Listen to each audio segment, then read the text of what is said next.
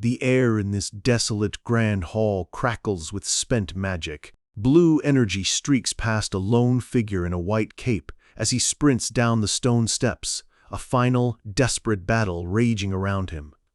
His wish, born from this chaos, could change everything, and he's not alone. A monstrous beast, eyes burning with crimson fury, unleashes a roar that shakes the very foundations of the hall. Its jaws gape wide, saliva dripping from dagger-like fangs, promising a brutal end. But this mage is far from helpless. High above, colossal swords of pure blue energy, crackling with lightning, materialize from a swirling vortex of magic.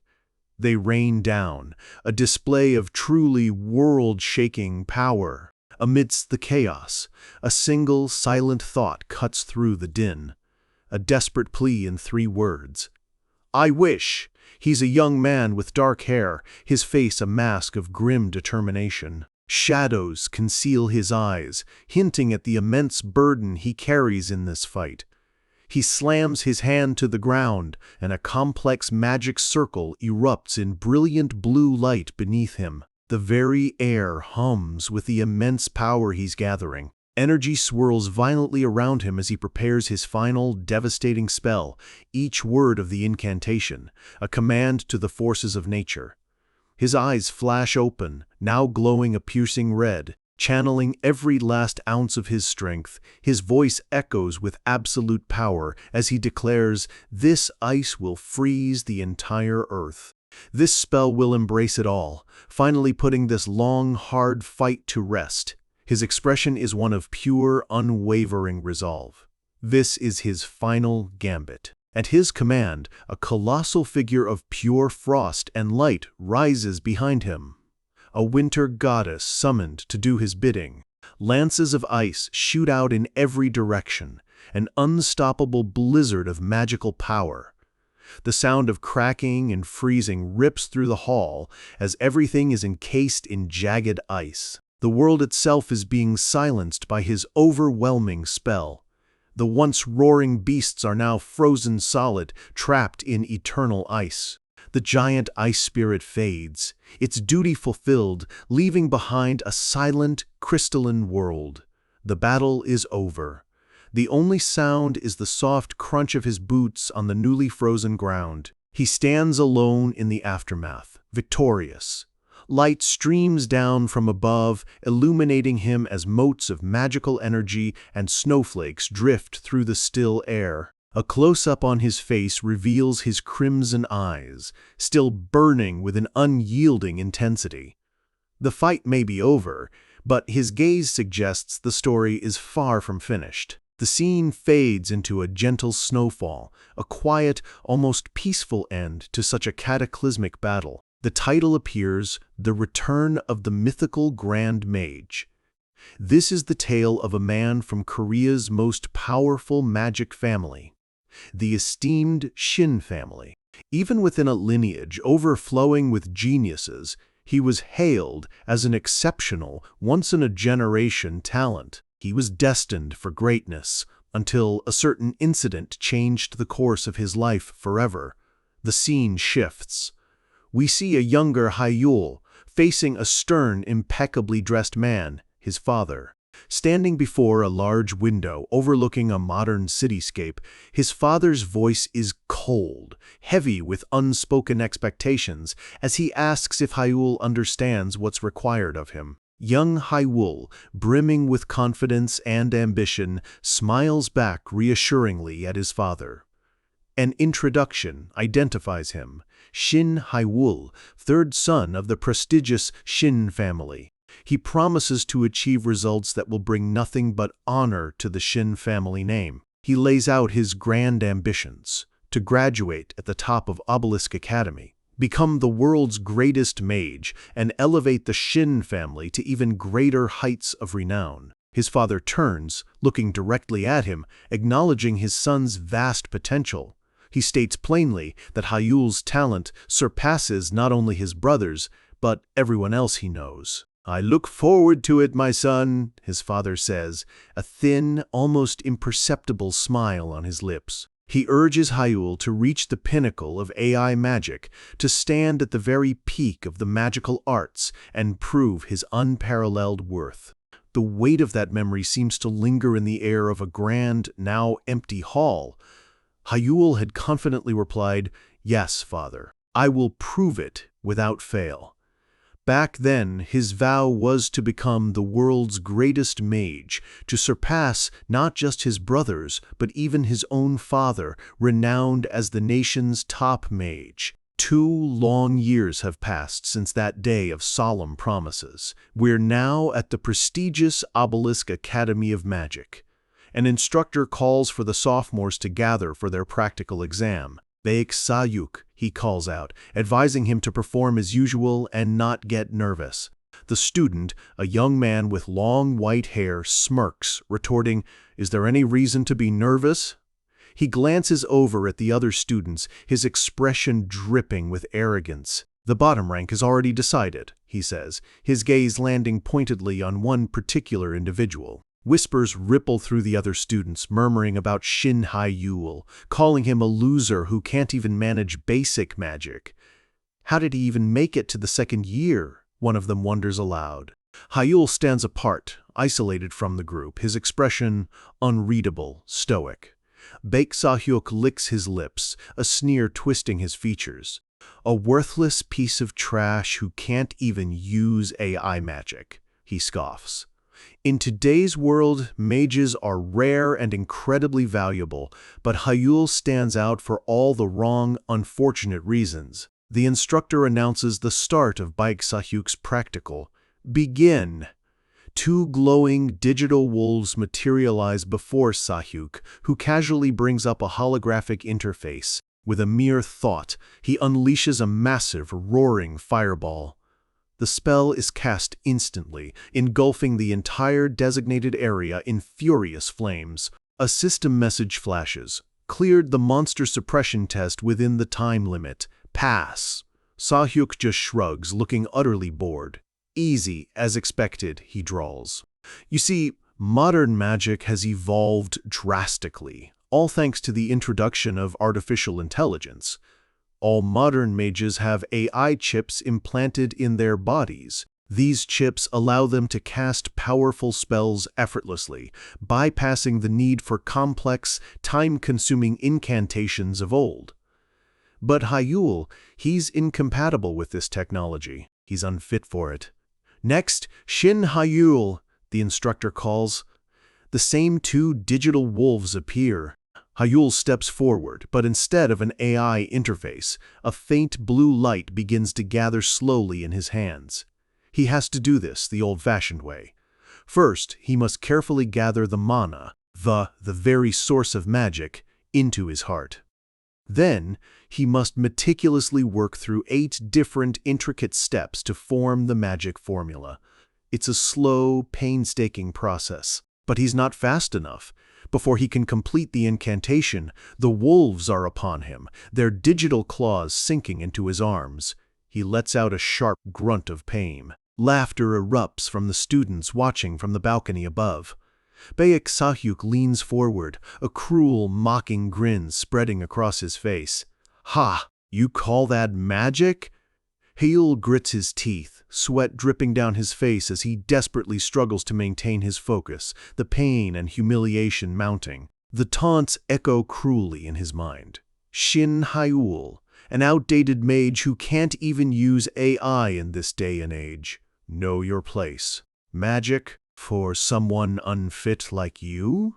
These are the biting words that have haunted him relentlessly for 2 long years. "Shin Hyul," the instructor shouts, his voice sharp with alarm. But it's already too late. An explosion of black smoke erupts where he was standing, the simulation overloading from his failed attempt. Hyul is thrown violently to his knees. The system delivers its cold, hard verdict, flashing across the display. Monster suppression. Tease time exceeded. Fail. The word hangs heavy in the air. The crowd of students bursts into open, mocking laughter. Sayuk covers his mouth, barely able to contain his glee at Hyul's public failure. Hyul is on the ground, his hand clenched tight on the dusty floor. "I failed," he thinks, the words laced with a deep, bitter frustration and utter exhaustion. But then, as he looks up, his frustration seems to melt away, replaced by a look of fierce, almost wild determination. A small, slightly crazed grin even touches his lips. "But at least my incantation speed has improved from before," he thinks. For him, even in this crushing failure, there's a sliver of progress. He reflects on his arduous journey. The moment he was deemed unfit for AI, his father instantly gave up all his high expectations of him. It was worse than simply being disowned. His father even sent him medicine pills, specifically designed to permanently destroy the mana circle in his heart, to erase his ability to use magic forever. However, Hyul had absolutely no intention of giving up on his dreams, on his magic. He chose a different path, a harder one, to break through using traditional magic, an art now considered obsolete and forgotten. The major downside is that he can only learn this ancient magic through old, dusty, hard-to-find books. Back in his cramped room, surrounded by towering stacks of ancient books, he lets out a weary sigh. "Damn, wouldn't it be great if these old magic textbooks were in e-book format?" he grumbles, leaning back against his cluttered desk. "I'm seriously running out of space for all these books." As his eyes scan the organized mess, they land on one particular unfamiliar book. It's ornate, with a strange, intriguing symbol on its cover. "Huh?" he wonders aloud, a flicker of curiosity in his eyes. "Did I even buy a book like this?" He reaches out and picks it up, his fingers tracing the ancient, worn cover, feeling the texture of ages past. He opens it, carefully flipping through the yellowed, fragile pages. "It's pretty old, but it looks fancy and expensive," he mutters to himself, intrigued. He squints at a page, trying to decipher the text. It's written in a strange, unfamiliar script. What does it say? The handwriting's too bad to read. He stares at the mysterious symbols, completely baffled. "Huh?" He tries to sound out the words, slowly piecing together the sounds. "Ray Bell," he murmurs, and then a spark of recognition lights up his face, a slow, excited smile spreading across his lips. "Bataneo?" "Oh, it's been a while," he says to himself, a note of genuine awe creeping into his voice as the name sinks in. He knows that name, Ray Bell Bataneo, a legendary figure, the very first Grand Mage of humanity, the first emperor of the Magus Empire of Bataneo, and, by all accounts, the creator of all magic. He vividly remembers being a small child, lying on the floor, completely absorbed for hours in the biographies and tales of this great, mythical mage. But as he holds the ancient book, it suddenly begins to shake in his hands. A faint, ethereal light starts to emanate from its aged pages. The light intensifies rapidly, growing into a brilliant golden glow that erupts powerfully from the book. Hyul grits his teeth, struggling to hold on to it as an unknown power surges through it. "What's this?" he stammers, dropping the book as it floats into the air, bathing the entire room in a blinding, overwhelming light. He's completely overwhelmed, instinctively reaching out a hand as if to stop it, his face a mask of pure shock, disbelief, and dawning confusion. This light is his last coherent thought as the world around him is utterly consumed by the brilliant, golden, and mysterious energy. Inside that blinding, all-consuming light, an ancient and powerful voice echoes directly in Hyul's mind. Speaking of a shared constitution, of being able to hear this voice when others cannot. The book continues to flare with a brilliant golden light, its pages flipping rapidly on their own, as if animated by some unseen magical force. A vision floods Hyul's mind. A mysterious hooded figure, undoubtedly the legendary Ray Bell Bataneo, floats in a cosmic void, holding the very same book. Hyul is paralyzed, caught in the grip of this immense power, realizing the voice is emanating from the book itself. His thoughts drift back to his life so far, remembering himself standing with his back to his jeering classmates. At that time, he had no idea that what he considered a curse, his unsuitability for AI magic, was actually the greatest stroke of luck he could have ever hoped for. The scene flashes back to the academy grounds, immediately after his failed practical exam. The instructor addresses the few students who didn't pass, informing them about mandatory remedial classes. Nearby students begin to whisper, one feigning surprise that anyone failed, another openly snickering that, of course, it was that guy, the one even AI had rejected. Hyul stands close by, his face a stoic mask, hearing every cruel word. He felt utterly powerless in those moments, forced to simply endure the constant mockery and the deep, biting isolation. He had no inkling then that this was the very moment his life was about to take a drastic, irreversible turn, that he was on the verge of being revived in a way he couldn't imagine. The painful memory fades, and we return to Hyul's room. The mysterious book lies on the floor, still pulsing with a soft, magical light, the space around it glittering as if reality itself is subtly being rewritten. The next day dawns, showing the grand, imposing exterior of the Obelisk Academy under a clear, bright blue sky. Inside the bustling academy cafeteria, the air is filled with the chatter and laughter of students eating their meals. But amidst all the noise, one figure sits conspicuously alone. It's Hyul, quietly eating his meal by a large window, seemingly lost in his own world, the events of the previous night weighing on him. Suddenly, a friendly voice breaks his solitude. "Eating alone again today?" A young man with light brown hair tied in a small bun and a cheerful smile walks up with his tray. Hyul doesn't seem surprised by the interruption. He looks up from his meal and simply says, "Yeah, you came." The young man sits across from him, his eyes already drifting towards Hyul's plate. "Oh, that looks good too," he remarks, leaning in for a closer look with genuine interest. This friendly, somewhat cheeky guy is Sunchan. Sunchan happily digs into his own food. Hyul narrates internally that even though Sunchan might sometimes look a bit clueless or goofy, he's actually a bona fide genius in his own right. He's ranked within the top 10 of the entire academy and impressively became a powerful three-circle magician at the young age of just 18. His skill is undeniable. Sunchan playfully tries to swipe a piece of meat from Hyul's plate, exclaiming, "If you're not eating that, give it to me!"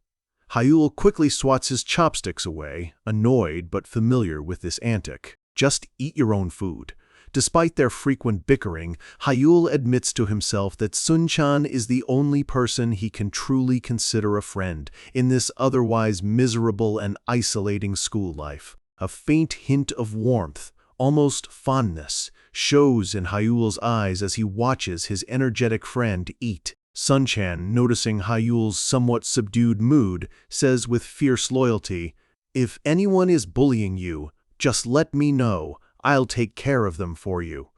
Hyul shakes his head. "No, I'm good." He then decides to change the subject. "I found a weird book yesterday," referring to it as an original, one-of-a-kind volume. He explains that it's a strange book where every single page after the third one is completely, mysteriously blank. Hyul tells Sunchan it's about Ray Bell Baitaneo and speculates that other students might have tampered with it, mentioning how it shone and he even heard voices when he opened it. Sunchan is immediately intrigued. It even used magic? Someone went to a lot of trouble. So what's it about? Hyul leans back, a slightly mischievous look on his face. It's about him leaving his magic to his successor, or something along those lines. He then adds the crucial, intriguing detail. Apparently, if you don't have the same constitution as him, you can't even open the book. Sunchan's face lights up with genuine excitement and curiosity. "Oh, that sounds interesting. Can I try opening it too?" Hyul's expression turns deadly serious, the earlier levity gone. "Oh, and the last page says, He begins, his tone heavy. He looks Sun-chan straight in the eye and delivers the shocking part. It says you need to die first. Sun-chan just stares back, utterly confused and taken aback. What? Hyrule clarifies the book's insane instruction, not just to die, but to specifically create a mana circle in your brain instead of your heart, a concept unheard of and dangerous. Sun-chan explodes. That's no joke. A mana circle in your brain? It's telling you to kill yourself. He's completely horrified and immediately wants to verify this unbelievable claim for himself. Hey, let's check the book first. Later that night, they are back in Hyule's dimly lit dorm room, the atmosphere tense with anticipation. Sun-chan takes the ancient book. Is this it? Hyule confirms the strange condition. Only those who share Ray-Bell's unique constitution can supposedly open it. Sun-chan grips the book tightly and pulls with all his considerable strength, grunting and straining. But it's no use. The book remains stubbornly sealed. He can't get it open. Defeated, he hands it back to Hyule. It won't open. It's not budging an inch. Is this maybe some kind of locking spell? Sun-chan eventually gives up, frustrated. I don't know. Forget it. I'm done with this mystery. He says goodnight and leaves Hyule alone with the enigmatic grimoire. The moment the door clicks shut, Hyule picks up the book. For him, it opens with absolutely no effort, the pages fluttering open as if welcoming their rightful reader. This confirms his growing suspicion. He flips to one of the pages that had previously been blank and stops, astonished. Glowing golden script is slowly, magically materializing on the page right before his eyes. This page was definitely blank before. The vision of the hooded Ray-Bell Bateneo returns, his voice echoing in Hyule's mind once more. To my successor. If my guess is correct, sighed, you are probably using a mana circle located in your heart to cast magic, like most. An image of a modern city at night appears, bustling with ordinary people going about their lives, unaware of the magical undercurrents. The voice continues its explanation, stating that for ordinary people, using the heart as the center for mana is perfectly normal and standard. But for you and me, the book explains through the voice, it is not the correct way. Hyule reads, his expression a mixture of profound shock and a dawning, terrifying understanding. Suddenly, the book flies out of his hands, hovering ominously in the air before him. What? He yells, startled by its abrupt movement. The voice of Ray-Bell Bateneo gives him its grave ultimatum. If you accept my will and are truly prepared to be my disciple, to inherit my legacy, you must first destroy the mana circle currently residing in your heart, and then you must create a new mana circle within your brain. The command is absolute, and a powerful swirling golden energy begins to gather around Hyule's head. After that is done, the voice continues, its tone unwavering. Open this book once more. The vision ends abruptly, and the book clatters heavily to the floor. Hyule is left trembling, his mind reeling. What a terrible joke, he mutters, trying to process the insane demand. He knows the immense risks. Mana is toxic to the brain. If it enters, the mind collapses. In the worst-case scenario, it leads to certain brain death. He clutches his head, overwhelmed by the implications. This clearly means it's telling me to die, and quickly. He throws himself onto his bed in despair, staring at the book on the floor. A silent, impossible, yet compelling invitation. Who in their right mind would do something like that? The next day, desperate for some kind of logical explanation or reassurance, Hyule approaches his instructor. Student Shin Hyule, what's going on? The instructor asks, noticing his troubled student. Hyule hands him the ancient book, asking him to check it. The instructor takes the book, examining its cover. Is this written in some kind of ancient script? He muses. He runs a hand over the cover, acknowledging its age. It certainly does feel like it's quite old. So, what specifically do you want me to check about this book, Hyul? The instructor inquires. Hyul's voice is hesitant, almost nervous. Just try to open it for me, please. He quickly adds, trying to sound casual. And, could you also check if it's sealed by some kind of magic? There's a weird rumor going around among the students about it. The instructor sighs, gently chiding him for listening to baseless rumors instead of focusing on his studies. Nevertheless, he agrees to check, closing his eyes to concentrate and sense any magical enchantments. After a few moments of careful examination, he hands the book back to Hyul. He found no trace of any magic or seal on it. With a final piece of advice to forget the rumors and focus, he leaves. Hyul watches him go, his mind racing, a dangerous idea solidifying. Even a high-ranking, experienced mage couldn't open it. Then, he thinks, a desperate, wild hope sparking in his eyes as he clutches the book tightly. There's a real possibility it could be true.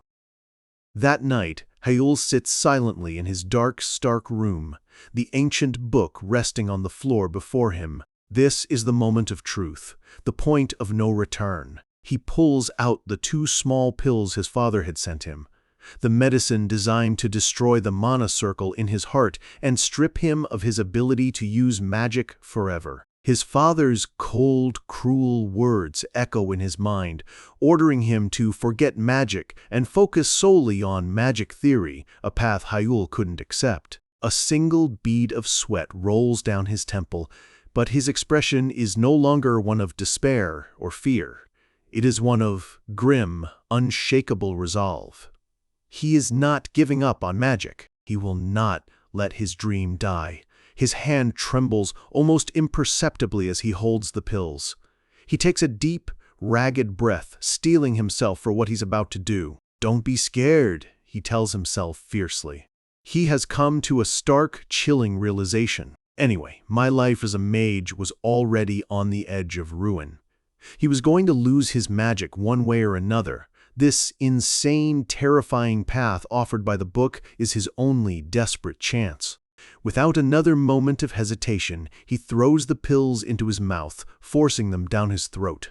A searing, burning sensation immediately spreads through his core, and a dark, ominous red energy pulses visibly from his chest. As his consciousness begins to fade rapidly, one final crystal-clear thought rings through the encroaching darkness. I am going to die today. But this isn't an end he fears. It's a gamble, a desperate leap of faith for a new beginning, a chance to be reborn as the mage he was always meant to be. His eyes fly open, wide with sheer agony, as a dark, malevolent red energy courses through him. Ugh! He chokes out, his body convulsing. It's a pain beyond anything he's ever imagined, beyond any words. It just hurts, an all-consuming torment. He collapses heavily to the ground, clutching his chest. He can feel it happening. The very core of his being as a mage, the mana circle intricately linked to his heart, is shattering, breaking apart. He recognizes this agonizing sensation. This pain, it's the death of a magician. But even as his old, familiar power shatters into nothingness, a new, vibrant energy begins to swirl around his head. He grits his teeth, focusing all his will through the overwhelming agony. From this moment on, he's attempting the forbidden challenge, to circulate mana through his brain. His thoughts cling to the ancient book, his last, desperate hope. Until now, he was merely surviving day by miserable day.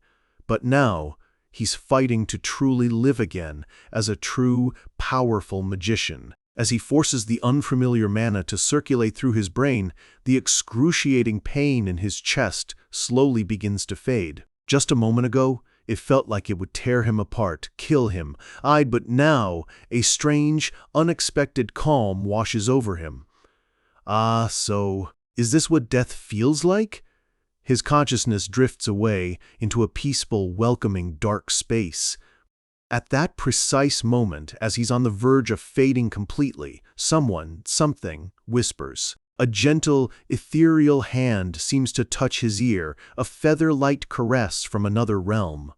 A voice, ancient and soft, echoes in the vast void around him. "Can you hear me, child of future generations?" It's not a human voice. It's the subtle, resonant voice of mana itself. Heo finds himself floating weightlessly in a beautiful, breathtaking cosmic space.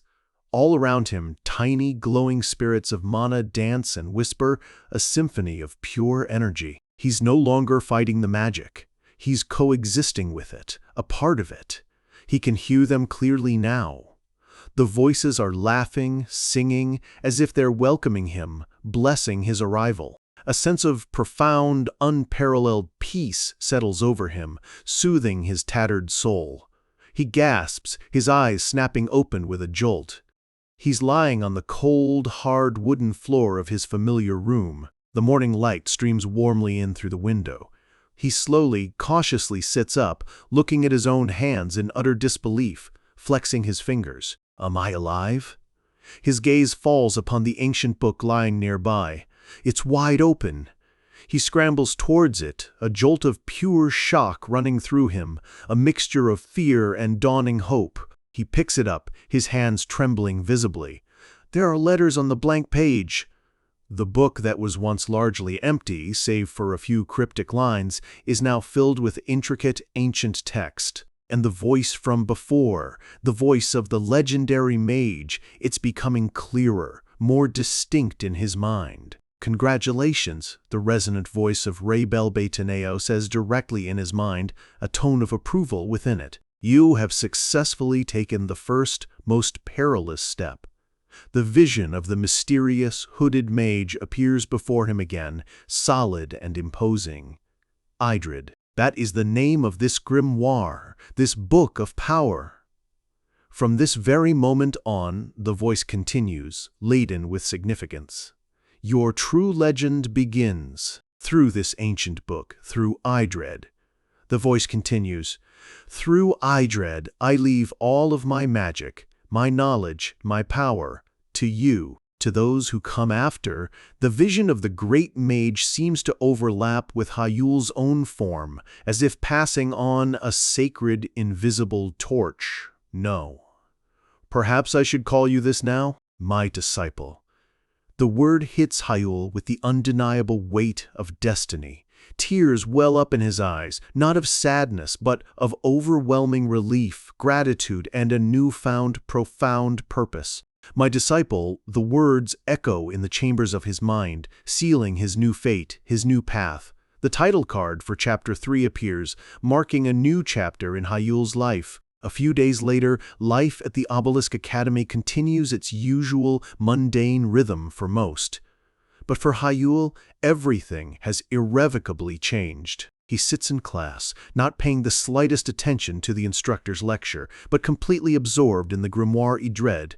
A small, almost unconscious smile plays on his lips. Who knew learning magic could actually be this fun? The ancient book holds a veritable treasure trove of knowledge, forgotten secrets of magic long lost to the modern AI-dependent world. The previously indecipherable crude drawings and ancient script begin to make perfect sense to him now, revealing profound, fundamental truths about the nature of magic. The first crucial lesson, mana possesses a will of its own. For most people, when raw mana enters the brain, the two wills, the person's own consciousness and the inherent will of the mana clash violently, inevitably destroying the delicate brain tissue. This is precisely why mana is considered a dangerous toxin to the brain. But Hyul is different. For him, the inherent will of his brain doesn't clash with the will of mana. Instead, it blocks it, refusing to accept or be overwhelmed by mana's will. In other words, his brain doesn't get destroyed by the influx of magical energy. A look of sudden, profound understanding dawns on his face as he touches the back of his neck. So that's why I had a natural resistance to those AI chips that directly interfere with brain function. It all makes terrifying, exhilarating sense now. His perceived unsuitability was never a curse. It was actually a unique, extraordinary gift. Just then, the instructor's voice cuts through his thoughts, calling for the class's attention. And then everyone, the instructor, an older man with a severe, imposing expression, addresses the class. You all know that there's a midterm evaluation for second years, correct? This midterm will have a significant new rule added. The students murmur amongst themselves, a ripple of curiosity and apprehension spreading through the room. A new rule? Hayul looks up from his precious book, a flicker of uneasy concern in his eyes. A sly, almost cruel smile spreads slowly across the instructor's face. Starting this year, any students who do not meet the newly established standard, will be expelled. His eyes, glinting with a hint of malice behind his glasses, seem to be looking directly, pointedly, at Hayul. The instructor adds, almost as an afterthought, with a dry chuckle, "This new rule was personally proposed by the esteemed head of the Shin family." Hayul flinches visibly, his own father, actively working against him. His classmates, led by the ever-arrogant Baik Sayuk, begin to whisper excitedly amongst themselves. It's finally time to get rid of the defective ones, the dead weight. The instructor throws his head back and laughs, a harsh, unpleasant sound, clearly enjoying the drama. It seems there's at least one borderline student right here in my class. Hayul's expression hardens into a mask of cold determination. He knows exactly who this punitive new rule is designed for. Father. The silent accusation hangs heavy in the air. Later that day, as the sun begins to set, casting long shadows across the academy grounds, Hayul walks with a new, steely resolve in his eyes. He leaves the familiar confines of the academy grounds and heads purposefully into the bustling city. He arrives at a commercial AR training center. The rental simulation training facilities in the city are way too expensive, he thinks to himself, a grimace on his face. He checks the prices displayed on his phone. A staggering 200,000 won per hour? Damn, even this price feels incredibly heavy now.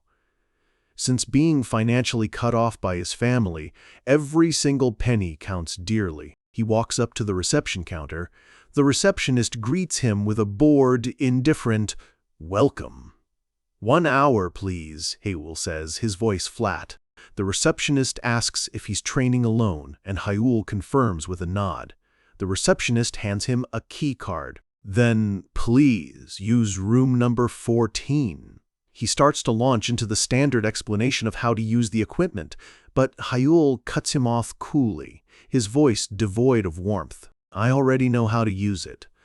As Hayul walks away towards the designated room, the receptionist suddenly recognizes him. That guy, isn't he Shin Hayul from the Shin family? A noble son who was publicly labeled as unfit. How unlucky for him! Meanwhile, Hayul enters the training room and calmly initiates a wolf challenge quest. In an instant, the simulation activates, plunging him into a virtual forest. He's immediately surrounded by a circle of 10 glowing digital wolves, all of them snarling and ready to attack. He reaches out a hand, calmly feeling the familiar, yet now profoundly different flow of mana around him. It may be a low-rank monster, but taking on 10 of them at once isn't exactly easy. He recalls the data he'd seen. The average Obelisk Academy clear time for this specific challenge is around 12 minutes and 33 seconds. But as he gathers mana into his palm, something feels incredibly different. A torrent of brilliant blue energy swirls around his hand, far more potent and powerful than anything he could have summoned before his transformation. A wide, almost feral, excited grin spreads uncontrollably across his face. This is incredible. Is this my true, unsuppressed power? He wonders in sheer awe, feeling the raw energy thrumming within him. Unbelievable, he finally, truly understands the fundamental difference. While other wizards rely on AI implants to circulate mana solely through their hearts, he can now circulate it through his entire body. using his brain as the sophisticated command center. Thanks to this newly forged infinity circle in his brain, his previously suppressed, shackled magical power has finally been unleashed in its full glory. He's surrounded by a veritable whirlwind of pure magical energy, a power level far beyond anything he could have possibly imagined just days ago. But the wise voice of his new master, Rey Bel Betaneo, echoes calmly in his mind. My disciple, do not be surprised or complacent by something of this rudimentary level. You still have a very long and arduous way to go. The ethereal, hooded figure of Rey Bel appears beside him in the simulation, a ghostly, guiding mentor. The Infinity Circle, he explains, is merely the foundational bedrock of the true Bieneo-style magic. The voice elaborates that this ancient and powerful magic is about controlling and shaping it with the vivid images formed and held within your mind. This is the very first book, the first principle of Betaneo-style magic, the heart's intent. This is the crucial first step on a long journey, and Hayul has just successfully taken it. He clenches his fist, a confident, knowing smirk now gracing his lips, ready and eager for whatever comes next. Back at the front desk of the training center, Hayul is leaving. The receptionist calls out a polite, standard, "Thank you. Please come again." The receptionist sighs wearily, stretching his tired muscles. I just want to go home already." As he starts his routine cleaning and tidying up for the end of his shift, a random thought crosses his mind. Now that I think about it, I wonder how that fallen genius, Shin Hayul, actually used to train before all this. Idle curiosity gets the better of him. He decides to quickly check the day's training logs on the main computer. His eyes go wide, and he stares at the screen in utter, dumbfounded disbelief. At the very top of the ranking for the Wolf Challenge, Shin Hayul Wolf Challenge, 6 minutes, 37 seconds. He can't believe what he's seeing. This is international competition level speed. How is it even remotely possible for an officially declared unfit person to set a record like this? He smacks the monitor in frustration, convinced it must be broken. This damn hunk of junk, it's broken again, isn't it? Meanwhile, Hayul walks calmly through the darkening city streets at dusk, a newfound, quiet confidence evident in his stride and a small, knowing smile playing on his face. He clutches the ancient book Idred tightly, his key to a future he once thought was irrevocably lost. This was, unequivocally, the beginning of a legend. Hayul takes a moment, reflecting on his new, vibrant power. The Infinity Circle. He remembers clearly how, when he was first forming his mana circle in his heart, it was a real, arduous struggle, a constant battle. But the ancient records within Idred's book describe a completely different, almost alien kind of magic. The book's core philosophy is disarmingly simple, yet incredibly profound. Mana is your arms and legs, your heart, and your mind. Simply, move as you wish. Hayul ponders this cryptic statement, thoroughly confused. What does that even mean, he wonders, frustration creeping in. Trying to find true enlightenment from such vague, philosophical words seems like an impossible, almost cruel task. It feels like there's a crucial thought hidden just out of his mental reach, something he can almost grasp, a fleeting shadow he can't quite hold on to. In advanced magic studies, this frustrating barrier is famously known as the Wall of Enlightenment. It's a formidable obstacle that countless mages throughout history have faced when they confront the very limits of their understanding and their magic. Unsure how to possibly break through this infamous wall, he decides to focus on the basics for now, building a solid foundation. He sits in deep meditation, diligently circulating mana through his entire body, following the instructions precisely as they were written in Idred's ancient book. A peaceful blue energy swirls gently around him, but a sliver of doubt creeps into his mind. Is this really going to be enough? He wonders, a single bead of sweat rolling down his tense face. The path forward feels uncertain, shrouded in mystery. He gets completely lost in his intensive training. By the time he finally regains his focus, he realizes, with a start, that he's been circulating mana for 10 exhausting hours straight. Normally, such an extended period of mana manipulation would leave him so drained he'd pass out, but strangely, he feels surprisingly fine, even somewhat energized. He looks out the window, sighing as he sees the first light of dawn breaking. It's already morning. As he arrives at the academy, looking somewhat disheveled, a cheerful voice calls out to him. "Good morning, Hayul." It's his friend, Ji Sunchan, waving happily from across the courtyard. Sunchan immediately notices his friend's worn-out, almost haggard expression. "Hey, why do you look so completely drained again? Are you okay?" He puts a supportive, concerned hand on Hayul's back. Hayul just grunts in response, still feeling the lingering strain of his intense, all-night training session. He thinks to himself that being constantly, acutely aware of his mana circulation isn't an easy feat. He's impatient, eager to master his new brain-centered mana circle and use it skillfully, instinctively.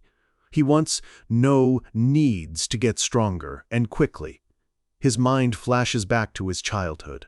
When he first achieved the second circle at the remarkably young age of only 12, everyone hailed him as a prodigy, a once-in-a-generation talent. His father, especially, had such incredibly high hopes for him back then.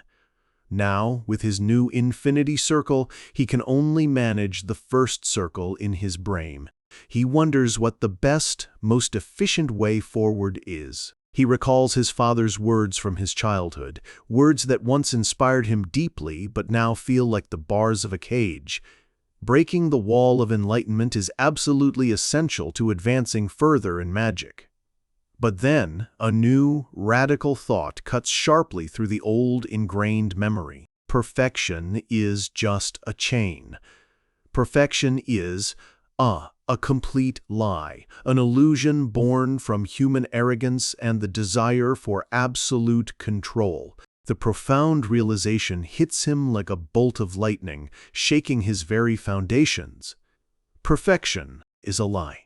The very thing he was meticulously taught to strive for, the ideal he chased relentlessly, was the wall itself, the barrier to true understanding. He sits on his bed, the ancient book open before him, and closes his eyes, focusing his entire being. And then he feels it. A true, unadulterated connection to the mana, to the magic. Mana is his arms and legs. He raises a hand, and brilliant blue energy flares instantly to life around it, moving as a natural, seamless extension of his own body, his own will. Mana is his heart and mind. He simply imagines fire, and a flickering flame ignites in his palm, born from pure thought, from raw imagination. It's imperfect, a little unsteady, but it's undeniably his. A true, unfettered imagination, that's what allows for instantaneous spellcasting that doesn't even require a single word of incantation. He looks at the dancing flame in his hand, a wild, triumphant grin spreading across his face. He's done it. He's broken through. He understands the fundamental difference now. Modern AI magic uses shortened, pre-programmed, rigid incantations to activate spells, relying on technology. That method certainly has consistency, but it's inflexible, restrictive. The ancient approach described by Baitaneo, Dud, is about freeing one's thoughts, about tapping into the limitless wellspring of pure creation. A spell that can even change its shape, its form, its very nature, freely and fluidly. He tests his newfound, exhilarating power, and the single flame in his hand multiplies, transforming into a flock of fiery, majestic phoenixes that dance and soar around him. It's a spell that completely ignores the rigid, algorithmic structure of modern magic formulas. A spell born of pure will and imagination. Though he's still only technically at the first circle with his new system, the raw, untamed power is physically exhausting, draining him quickly. But he clenches his fist, the fire swirling intensely around it, his red eyes burning with an almost manic excitement. I can't believe I can actually use such impossible, incredible magic. He's actively breaking past the notorious wall of enlightenment, reaching with newfound confidence toward far greater, unimaginable heights. The legend, his legend, has truly, undeniably begun. The next day at the academy, the atmosphere is tense with unspoken anticipation. Hyul is sitting in the library trying to absorb more from Idrid when his instructor approaches him. "Shin Hyul, you have a visitor. Please follow me." Hyul looks up, confused and slightly wary. "A visitor for me?" The instructor nods curtly. "Yes, your father is here to see you." Hyul's heart seems to stop for a second, a cold dread washing over him. My father?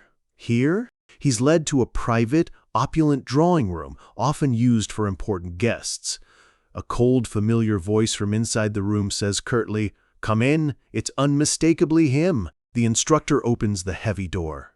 "I've brought Shin Hyul." His father's sharp, disapproving eyes glance over at him, a look of barely concealed disdain. Hyul stands tall, forcing himself to meet his father's piercing gaze directly. "It's been a while, father." His father dismisses the instructor with a curt wave of his hand, and the two are left alone in the heavy, charged silence. They sit in an uncomfortable silence for a long moment before his father finally speaks, his voice dripping with profound disappointment. "Seeing that you're still attending this school, it seems you haven't taken the medicine I sent you." Hyul doesn't flinch, his expression carefully neutral. "Yes, but recently," he begins, his voice steady, "I've made significant progress in my magic." He says it with a newfound, quiet confidence that surprises even himself. His father simply scoffs, a dismissive, derisive sound. "Progress?" Still foolishly chasing a hopeless, dead-end dream, I see. Hyul's eyes burn with a fierce, unwavering determination. "Yes, I am determined. Determined to become a grand magician who will lead this entire era." The two stare each other down, a silent, intense battle of wills raging between father and son in the quiet room. His father sighs, a sound full of weary pity. Hyul, you've already wasted an entire year on this folly. It's high time you faced reality, son.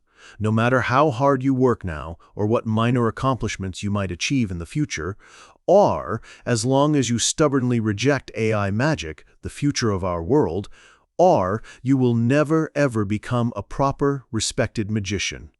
The words are sharp, calculated, meant to crush his spirit completely. His father continues, offering what he considers a hollow, magnanimous concession. He says, Hyul possesses a unique, if misguided, talent, and that if he just gives up on his pointless ideals and focuses on studying magic theory, he can still make some use of that talent, even as a misfit, an outcast. But Hyul cuts him off sharply, his patience worn thin. "As I have mentioned before, Father, I will not give up on magic.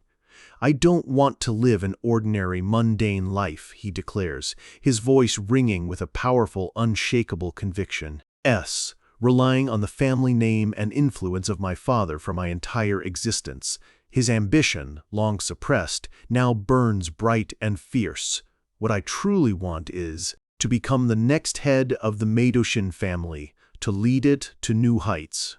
His father's expression hardens, his eyes narrowing. Becoming a grand magician or the head of this prestigious family isn't something you achieve with mere ambition and youthful arrogance alone. A small, confident smirk plays on Hyul's lips. "I will prove it to you." His father leans forward, intrigued despite himself, but deeply skeptical. "Prove it. You're not just talking about barely meeting the Academy's new verification standards and narrowly avoiding expulsion, are you?" Hyul stands, his posture resolute, and makes his bold, unwavering declaration. In this upcoming verification test, I will place within the top 10 students of my year. He raises the stakes even higher, his voice firm. And if I fail to do so, I will leave this academy immediately and devote myself entirely to studying magic theory, just as you've always wished. But if I succeed, he says, placing a hand over his heart, his gaze intense, I want you to acknowledge my talent as a true magician and promise me your full, unequivocal support. His father rubs his temples, a gesture of clear annoyance and exasperation. He assumes Hyul's recent minor achievement at the city training center is the sole source of this sudden, unwarranted, and foolish confidence. He stands, draping his expensive coat over his shoulders as he prepares to leave, the meeting clearly over in his mind. May, Maya, it not be another meaningless, fleeting accomplishment, he agrees to the terms of the wager, a subtle, chilling warning lacing his voice. Hyul watches him go, his expression unyielding, his resolve hardened. The challenge has been issued and accepted. A few days later, back in the familiar classroom, the instructor calls for attention, a formal announcement imminent. We are now announcing the test method for this crucial evaluation. The students immediately start whispering amongst themselves, a buzz of speculation filling the air. A one-on-one duel? Seriously? I was really hoping for a monster extermination match this time. The instructor confirms their worst fears, his voice booming slightly. The test method this time will be a single elimination tournament. In other words, a series of duels. Hyul gazes out the window, quietly processing the news. The demanding test will take place over 3 intense days. Across the room, Baek, Sahyuk, and his cronies are already snickering audibly, supremely confident in their own abilities and Hyul's inevitable failure. The instructor announces that, starting from the round of 16, representatives from external businesses and influential members of the Magic Tower will be spectating. He ends with a simple, almost dismissive, "Everyone, do your best. That is all." Hyul clenches his fist tightly, his red eyes focused with an almost predatory intensity. Now it's finally time to show everyone, especially his father, exactly what he's capable of. A fallen genius, cast out and forgotten, finally gets his chance for a comeback. But his very first opponent is the one person in the entire academy who wants to see him crushed, humiliated, and utterly destroyed more than anyone else. We open on the grand, imposing campus of Obelisk Academy, where the students are about to face their grueling midterm evaluations. Inside the echoing halls, the air is thick with anticipation and nervous, excited chatter. Students are gathered in anxious groups, all talking about the same thing. Some are shocked, even a little scared, to hear that the evaluation will be a series of duels, while others are buzzing about a persistent rumor that the legendary, almost mythical Magic Tower itself will be sending representatives to watch the proceedings. As Hyul walks calmly through the crowded corridor, he overhears snippets of the conversations.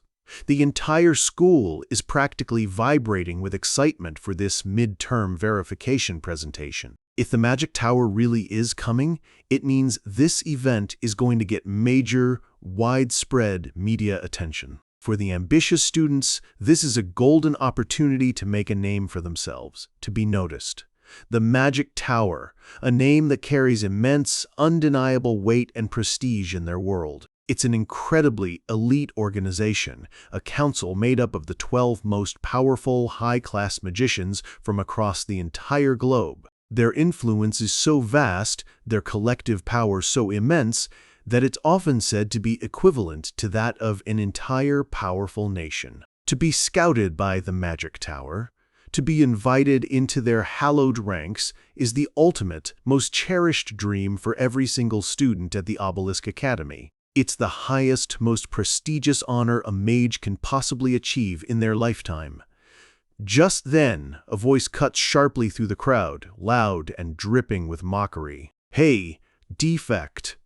A heavy hand claps firmly onto Hayul's shoulder. He turns slowly to see a familiar, sneering face, a student with striking white hair and a cruel, arrogant smile, flanked by his usual sycophantic lackeys. "How's your condition today?" he asks, his tone thick with fake condescending concern. Hayul's crimson-red eyes narrow slightly, his gaze cold and unreadable. He doesn't need to say a single word. His expression is one of complete, unimpressed disdain.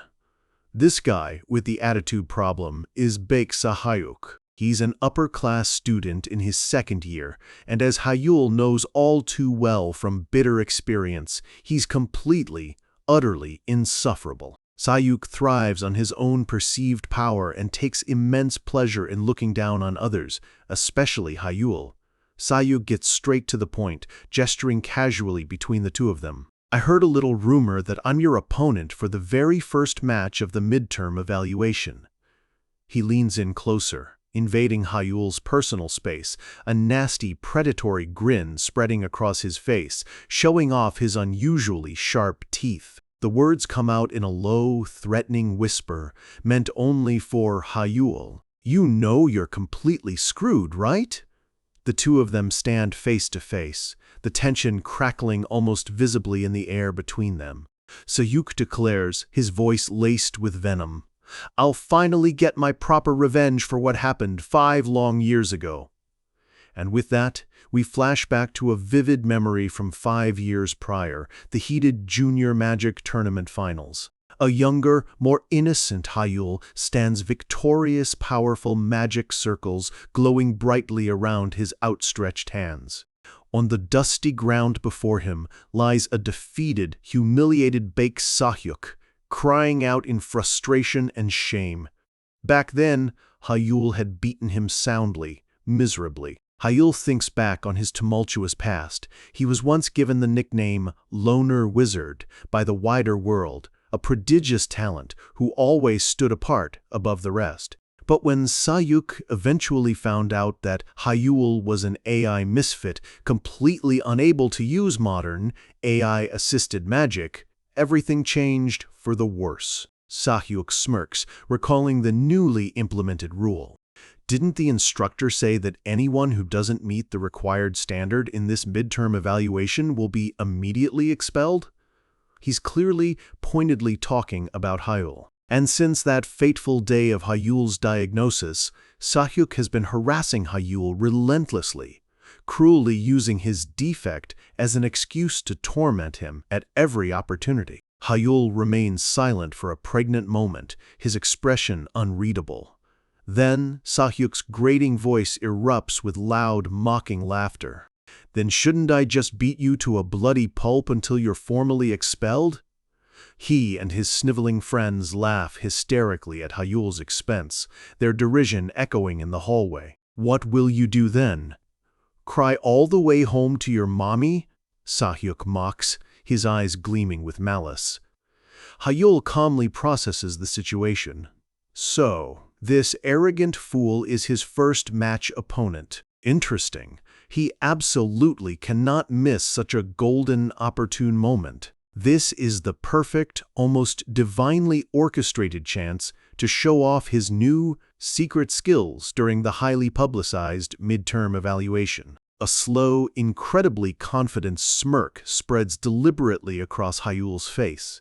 He finally speaks, his voice calm, collected, and dangerously sharp. "Huh? Isn't that exactly what's going to happen to you, Sahyuk?" Hayul thinks to himself, a glint in his eye. "I'll make the absolute most of this unexpected gift, Baek Sahyuk. You have no idea what's coming." Sahyuk's boisterous laughter dies abruptly in his throat. His eyes widen in sheer, utter disbelief. "What did you just say?" The other students nearby start murmuring amongst themselves, their gazes flicking back and forth between the two rivals. Sahyuk still can't quite believe what he just heard. Did Hayul, the defect, actually just threaten him? A prominent vein pops on Sahyuk's forehead as his initial shock rapidly morphs into unadulterated rage. He grinds his teeth audibly, a furious, unstable energy beginning to build palpably around him. Is this worthless jerk completely insane now? Are you actually crazy now, you good-for-nothing? Sahyuk yells, pointing an aggressive finger directly at Hyeol. You still don't understand the situation you're in? You defective, useless jerk? Are you looking to— Hyeol cuts him off smoothly, touching his own chin thoughtfully, as if pondering a complex puzzle. You know, you were all loud and obnoxious like this 5 years ago too, and you still lost quite miserably, as I recall. His crimson-red eyes seemed to glow with a quiet, unnerving intensity, a hidden power simmering just beneath the surface. Have you perhaps not improved at all in all that time, Sahyuk? Sahyuk is rendered utterly speechless for a moment, trembling with an almost uncontrollable fury. You insufferable little— For real? Hyeol lets out a small, deliberately mocking laugh, a sound designed to infuriate. Ah, sorry about that. He taps his own cheek innocently. Were you perhaps that upset about losing so badly to me, wimp, wizard bake Sahyuk? That derogatory nickname, one Hyeol himself coined years ago, hits a raw nerve. Sahyuk's face contorts with pure, unadulterated, murderous rage. Damn you to hell. In a sudden, violent flash, Sahyuk lunges forward and grabs Hyeol roughly by the collar, shoving him back against the lockers. This defective, arrogant jerk, he snarls, his face inches from Hyeol's.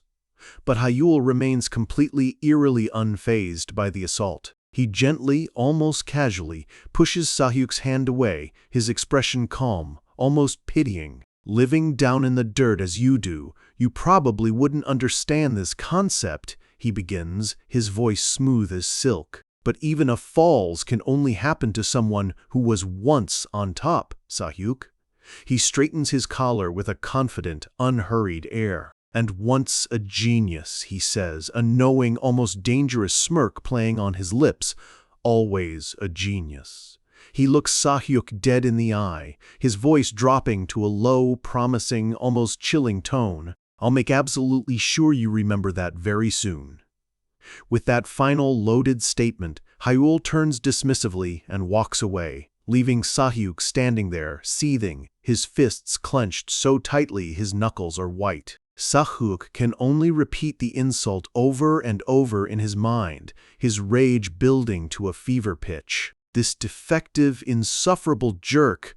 He glares daggers at Hyeol's retreating back, his face a mask of pure, unbridled fury. He vows silently to himself, I'll grind you down into dust and then burn those ashes until nothing remains. The ground beneath his feet seems to crackle with his raw, untamed magical energy. The very next day, the news is already spreading like wildfire. A hand holds up a sleek tablet displaying a major internet news article. The bold headline reads, "The Return of a Prodigy." Below it is a somewhat outdated picture of Hyeol from his younger, more celebrated days. The article hypes up his past as a phenomenal prodigy and questions dramatically if he can possibly make a comeback, framing his upcoming duel against the magic prodigy currently representing Korea. Baek Sahyuk, as a major, must-see event. Hyeol sits in his Spartan room, toweling his damp hair dry as he calmly reads the sensationalized article on his own device. He's not particularly surprised. He thinks to himself that the influential Baek Sahyuk family certainly has more than enough money and connections. It would be trivially easy for them to find a journalist willing to write flattering, biased articles like this. A small, chibi version of an enraged, comically fuming Sahyuk pops into his mind, and with his arrogant, showboating personality, Hyeol thinks with a weary sigh, I absolutely knew he'd pull some stunt like this. He stands up, looking around his otherwise empty room. In this midterm evaluation, thanks to Sahyuk's machinations, the public is now eagerly expecting the dramatic return of the fallen prodigy. A small, satisfied smile touches Hyul's lips. This is exactly what he wanted, what he had hoped for. The more the public's eyes are focused on me, the better it is for my plans, he thinks, a strategic glint in his eyes. Perfect. Suddenly, his phone starts ringing, vibrating insistently on the dresser. He glances at the caller ID, Father. His expression sobers instantly, the earlier amusement vanishing. He answers the call, his voice carefully neutral. Yes, Father. From the other end of the line, his father's cold, emotionless voice responds, I saw today's article. Hyul simply hums in acknowledgement, offering no further comment. Hyul tells him not to worry about it, that it's inconsequential. But his father cuts straight to the heart of the matter, asking sharply, Did you arrange for this article? We see his father standing in a lavish, opulent office, looking out over the city skyline. Hyul admits it without hesitation. Yes. He calmly explains his plan. I deliberately provoked Baek Sahyuk to draw the public's attention towards me and this evaluation. His father's voice is stern, laced with disapproval.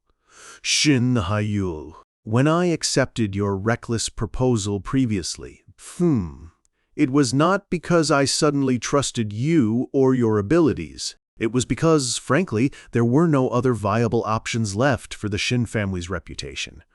His father continues, his tone thick with lingering doubt. And I still don't expect you to actually win.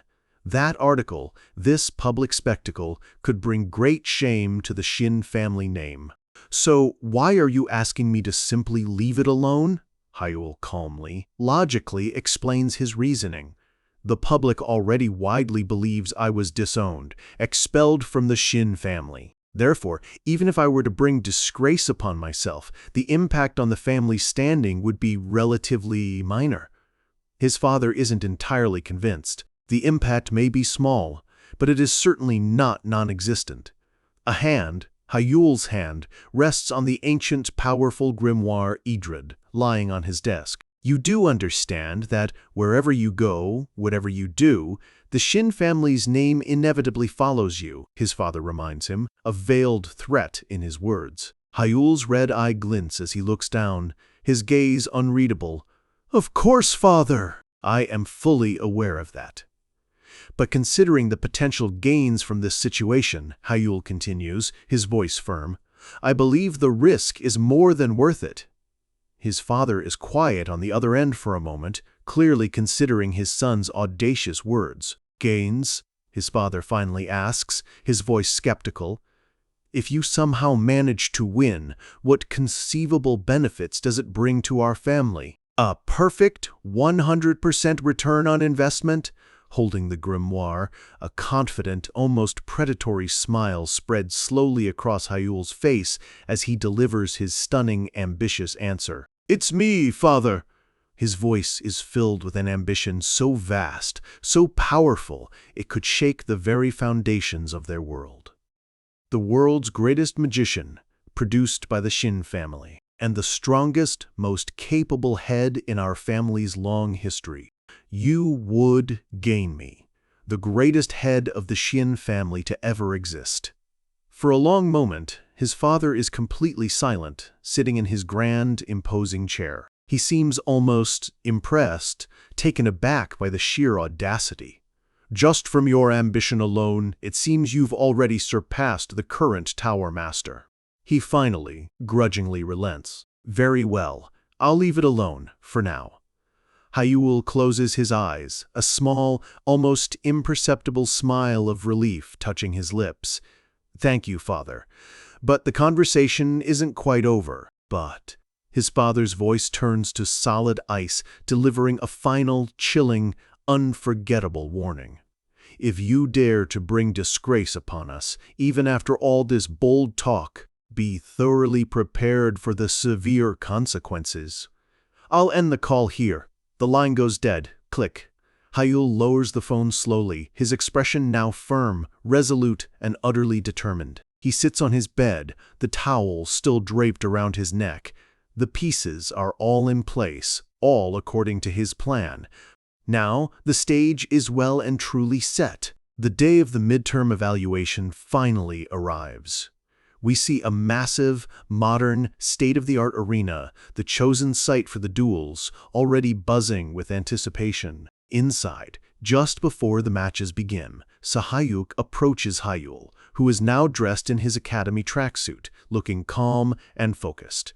The crowd is a noisy, indistinct blur in the background. Defect. Did you like the article I so generously wrote about you? Sahyuk taunts, his hands planted arrogantly on his hips. Being such a famous so-called prodigy, you're incredibly popular right from the very first day, aren't you? He covers his mouth with his hand, trying and failing to stifle a loud, mocking laugh. I just can't stop laughing, merely thinking about how utterly ridiculous it'll look when you lose pathetically without casting a single, solitary spell. Hayul just smiles back at him, a calm, almost serene expression, completely unbothered by the taunts. I think the one who will be losing today might actually be you, Sahayuk. Sahayuk is momentarily stunned, his brain struggling to process the confident rebuttal. What? Is he completely crazy? He thinks. Hayul places a hand on his chest in an exaggerated gesture of mock gratitude. Thank you, though, he says with a disarming grin, for playing right into my hands so perfectly. He leans in a little closer, his smile turning sharp, predatory, and undeniably dangerous. But you don't actually like me, do you? And frankly, I didn't care at all about a loudmouth nobody like you. So I'll make this quick for both our sakes. Don't hold it against me, all right? Sayuk is laughing again, but this time it's a strained, almost hysterical sound, a volatile mix of genuine rage and utter disbelief. You're really, truly insane, aren't you? Completely delusional. Hayul ignores him completely, slowly raising his hand, his gaze focused, sharp, and intensely unwavering. A dark, ominous speech bubble appears beside him, containing only two stark, chilling words: one circle. He points directly at the fuming Sahuk, his expression radiating absolute, unshakable confidence as he makes an utterly insane, almost unbelievable declaration. I'll beat you down with just a single, basic one-circle spell. The massive Obelisk Academy arena is buzzing. The fallen genius made a bold promise, and now, with everyone watching, it's time to see if he can deliver. The arena is packed, the air electric with student chatter. Down on the octagonal stage, Hayul and Sahyuk face off, ready for their duel. Hayul points right at his rival, his voice clear and strong, repeating his unbelievable claim for all to hear that he'll win using only first circle magic. A wave of disbelief ripples through the crowd. On stage, Sahyuk trembles, not with fear but with pure, unadulterated rage, his sharp teeth showing as he grits them. His face twists into a mask of fury. You, lowlife, he snarls, his voice dripping with venom, furious that a supposed piece of trash dares to mock him. Before the tension can boil over, a referee raises an arm and blows a sharp whistle, the sound echoing through the arena. The official announcement rings out: Obelisk Academy second-year midterm exam, first match. Begigi. With that single word, the duel is on. A confident smirk plays on Hayul's lips. He's more than ready. Title card: The Mythical Great Mage's Return. Sahyuk doesn't waste a single moment. He lunges forward, his hand outstretched, magical energy already crackling around his fingertips. A furious scream rips from his throat as he shouts for Hayul to die, calling him a piece of trash. He unleashes his full power right from the start, his specialty, explosion magic. A massive torrent of fire and destructive energy erupts from his hand, hurtling straight towards Hayul. The AI implant on the back of Sahyuk's neck glows brightly, channeling the immense power required for such a devastating spell. He held nothing back. This is a powerful third circle spell, far beyond what's normally needed for a simple academy duel.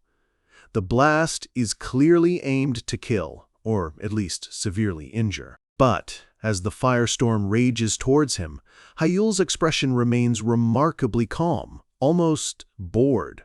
A massive explosion rocks the entire stage, sending smoke and debris flying everywhere. The sheer force of the blast reverberates through the arena, shaking the stands. Sahyuk stands back, laughing manically, certain of his victory. The students in the crowd look on in shock. He gloats that Hyul got what he deserved for acting cocky.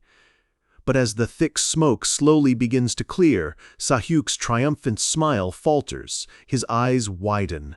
Something is terribly wrong. There, standing calmly in the middle of the scorched crater, is Hyul. The smoke dissipates around him, revealing him to be completely untouched. Not a single scratch on him, not even a speck of dust on his clothes. Sahyuk is in utter disbelief, thinking it can't be possible. Panicking now, Sahyuk desperately gathers his magic again, screaming that Hyul should try this one, refusing to accept what he's seeing. He unleashes a relentless volley of fireballs, a furious barrage of explosive spells raining down on Hyul's position. Hyul simply raises a hand. A sphere of water materializes instantly in his palm, swirling with calm, controlled energy. A simple, basic first circle spell. With a casual flick of his wrist, the water transforms into a massive, flowing shield, effortlessly intercepting every single incoming fireball. The flames sizzle and die as they hit the water barrier, completely neutralized. Sahyuk stares, his mind reeling in shock. He can't believe his specialty spell, explosion magic, was blocked so easily. Up in a luxurious VIP box overlooking the arena, a man with light brown hair watches the duel intently, a thoughtful, intrigued expression on his face. He murmurs that this is strange. He thinks to himself that even if it's just a first circle spell, casting it instantly like Hyul did should be utterly impossible by modern standards. His assistant, a professional woman with glasses, looks at him with concern, questioning why he would reschedule important Blue Tower matters just to watch this student's match. She asks if he knows something specific about Hyul's magic. The man simply replies, no.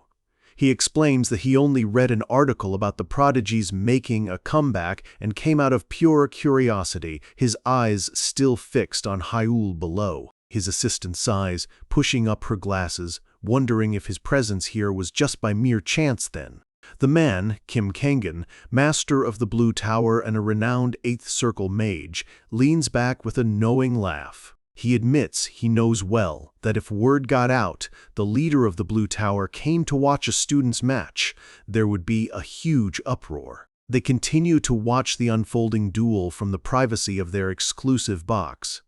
He adds that using the VIP room is precisely to avoid such a commotion. Suddenly, his attention is caught by a slight movement at the door of their VIP room. He turns to see his assistant letting someone else in and remarks with mild surprise that another person has arrived. Down in the arena, Sahyuk is completely losing his composure. He frantically wonders what is happening, shocked that his powerful third circle explosion was blocked by a mere first circle water spell. He looks at Hyul, who stands there calmly amidst the dissipating steam, utterly unfazed. Sahyuk starts to sweat, a cold, creeping dread washing over him as he realizes Hyul's casting speed is abnormally, impossibly fast. Hyul smirks, as if reading Sahyuk's mind, and asks if he's curious about his casting speed. "Shut up!" Sahyuk roars, his composure completely gone. He lunges again, his face a mask of pure desperation, screaming for Hyul to just die already. He unleashes another massive volley of fire, pouring all of his remaining magical energy into this desperate, furious attack.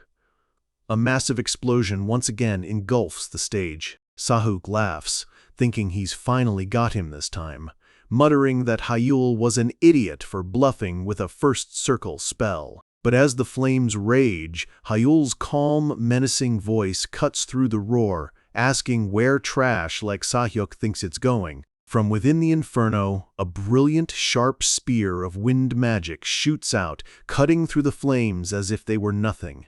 The spear flies directly at Sahyuk. He throws his head back in terror, yelling, "What?" His eyes widen in shock as the spear narrowly misses him, slicing through the air. He has no idea how Hyul did it, wondering when he could have possibly cast Wind Spear.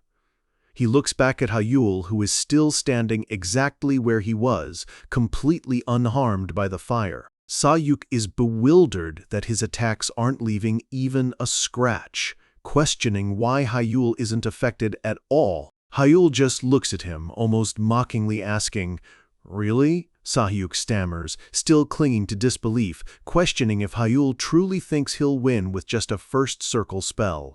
A wicked, confident grin spreads across Hyul's face as he materializes a swirling wind spear in his own hand, replying, "Yeah, obviously." The spear of pure, condensed wind energy hums with barely contained power in Hyul's grasp. Sahyuk growls in frustration and hastily conjures a defensive magic circle just in the nick of time to block the incoming spear. The impact shudders through his entire body.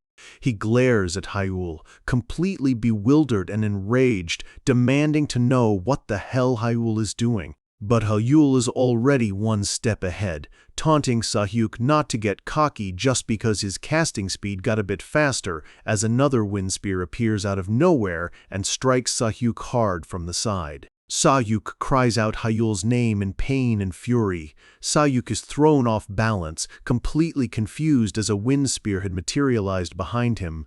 He screams, asking what Hyul did. Up in the VIP box, even the powerful Kim Kangan and his assistant look visibly surprised by this display. Hyul stands with his arms outstretched, wind magic swirling around him as if it's a natural extension of his own body. He raises a finger, looking down at his increasingly defeated opponent, and asks if Sahyuk still doesn't get it.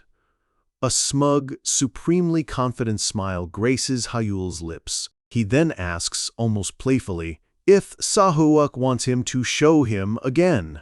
With Sahyuk completely disoriented, Hyul stands with wind magic swirling around him. He looks down at his defeated rival with a condescending smile, asking again if Sahyuk understands and if he should show him once more. He raises a hand and the wind magic begins to coalesce, forming into sleek, deadly spears. The wind spears Hyul creates are unlike anything Sahyuk has ever encountered. They seem to have a life of their own. Sahyuk stumbles back, his mind racing, wondering if those are even real. Wind spears, because they shouldn't be able to split and reform like that. Hyul's voice cuts through his thoughts, calm and chilling, confirming, "Right, it shouldn't. But I can do it." With a simple gesture, not one, but 4 shimmering wind spears materialize around Hyul, all aimed directly at Sahyuk. Hyul tells him to try and block this, his voice devoid of emotion, stating that this time, it's 4 spears. The spears shoot forward with incredible speed. "Barrier!" Sahyuk yells in desperation, slamming his hands down. A defensive magic circle glows brightly on the ground, creating a shield in front of him. He braces himself for the impact as the spears slam hard into his barrier, the force of the collision crackling violently through the air. He grinds his teeth, desperately trying to hold on, thinking that even if it's just a one-circle spell, as long as he blocks it well, he might survive. But then, something utterly impossible happens. One of the wind spears suddenly veers off course, changing direction in midair. Sahyuk grunts in pain as the stray spear hits him hard from the side, bypassing his shield completely. His eyes widen in horror as he realizes one of the wind spears struck him from a bent, unexpected trajectory. Hyul watches him, a finger raised as if he's conducting an orchestra of destructive magic. He calmly asks Sahyuk if he's sure he wants to stand there looking dazed. The other spears continue to whirl around Hyul, ready to strike at any given moment. He reminds Sahyuk that the match has only just begun. Title card: The Mythical Great Mages Return. The wind spears dance gracefully through the air, their movements fluid and completely unpredictable, yet entirely under Hyul's precise control. Damn it, this bastard. Sahyuk curses, scrambling painfully to his feet. He knows he can't stay put. He thinks he just needs to move out of the wind spear's range and create some distance. He starts running, desperately trying to get away. For any normal mage, a simple first circle spell would have a very limited effective range. He thinks with a contemptuous sneer that if he creates enough distance, that pesky, unpredictable attack surely won't be able to reach him. Hyul watches him run, a knowing, almost amused smile on his face, commenting that it's a good decision. In that case, Hyul trails off, a new plan forming. Hyul brings his hands together, focusing his magical energy. The swirling wind spears around him begin to merge, drawing towards each other. The 4 individual spears combine into one massive, supercharged projectile. What? Sahyuk screams as he looks back, seeing the giant, terrifying spear rocketing towards him at incredible speed. He doesn't have nearly enough time to react. The spear slams into him with overwhelming, devastating force, and he cries out in agony. Up in the VIP room, Kim Kanjin leans forward, his expression a mixture of profound shock and burgeoning awe.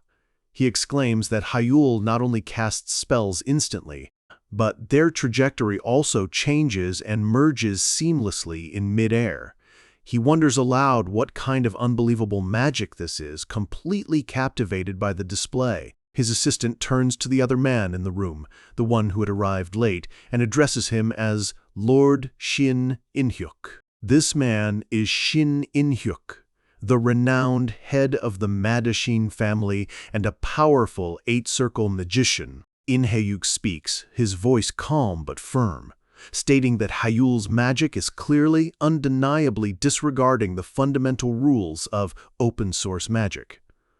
A quick explanation appears, detailing open-source magic. It's the standardized system all modern mages use. Every spell, like the example Reverse Cutter, has predefined unalterable stats, a maximum effective range, a maximum speed, and a very limited number of possible trajectory adjustments. These rules are absolute and unbreakable. If a target is out of range, the spell simply won't reach. If a trajectory is altered once, it absolutely cannot be changed again. Open-source magic only works according to its strictly defined effects. This is precisely why modern duels are often like a mental game of chess, where mages predict each other's moves based on a shared library of known spells. Reacting flexibly within these rigid, unyielding rules is the key to victory. It's less about raw, untamed power and more like strategically using a predefined game skill. But Batenio-style magic, the ancient art Hyul wields, Hyul's magic completely ignores all the limitations of the modern restrictive system. It's fluid, creative, adaptable, and utterly unbound by established rules. Down on the shattered smoking stage, Sahyuk struggles painfully to his knees, panting heavily for breath. The floor around him is cracked and broken from the force of Hyul's attacks. He wonders in disbelief if he's really struggling against just a one-circle spell. Hyul walks calmly towards him, his hands casually tucked in his pockets. He tells Sahyuk that he's underestimating one-circle spells far too much. He continues, explaining that even if Sahyuk exhausts himself using powerful 3-circle spells, Hyul kneels down, conjuring a simple sphere of water in his hand. He states that all it takes to kill someone is a single ordinary pen. Sahyuk stares at the seemingly harmless water spell, his eyes wide with a mixture of confusion and growing fear. The same applies to magic, Hyul continues, his voice even. A grand, flashy spell isn't a necessity to end a life. He then thrusts his hand forward, and the sphere of water envelops Sahyuk's head, instantly cutting off his air supply. Sahyuk gasps and chokes as the water fills his mouth and nose, coughing violently. Hayul stands up, explaining calmly that the Academy's battle uniforms are protected by the safety barrier spell, known as Safety Zone. He looks down at the struggling, suffocating Sahayuk, pointing out that right now, that safety spell doesn't seem to be doing him any good at all. Sahayuk thrashes weakly on the ground, rapidly suffocating. Just like the Academy's protective barrier is useless against this kind of insidious attack, his own powerful offensive spells were utterly useless against Hayul. The crowd watches the brutal display in stunned, absolute silence. Hayul stands over his defeated, gasping rival, completely and undeniably victorious. He turns to the referee, his voice calm, and states that he thinks the result of the match is pretty clear now.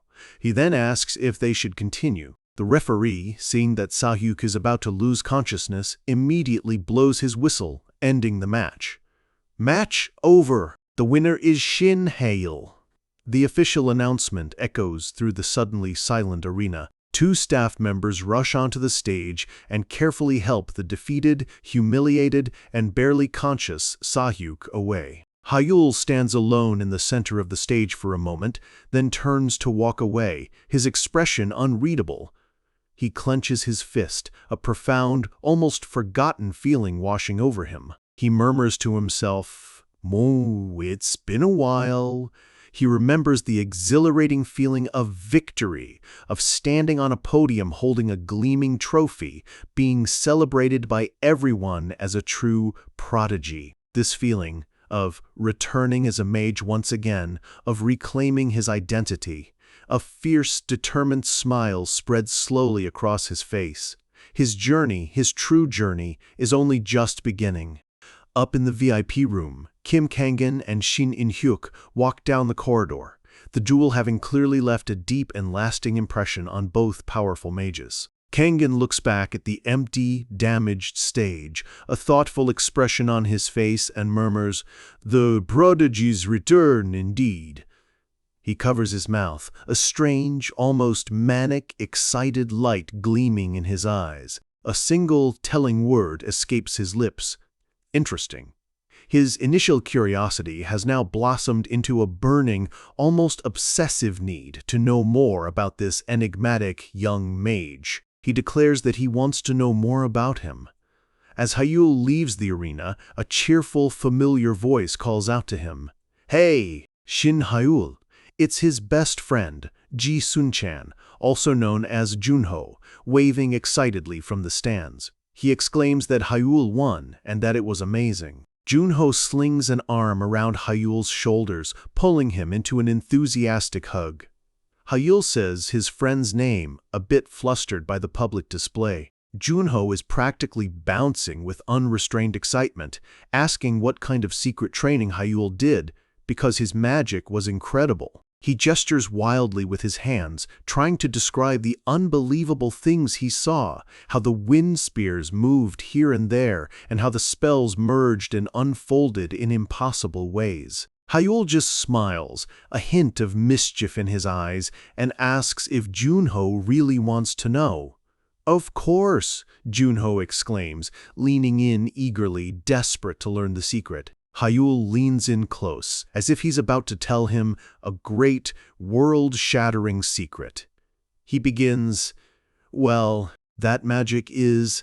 He then pulls back with a cheeky, playful grin, tapping his own lips mischievously, and declares, "A secret." Back in their room, Junyo has an arm slung around Hayul as they look at a phone screen. Hayul asks if Junho saw the breaking news article titled "The Prodigy's Return," which includes a video of his match and the interview he did right after.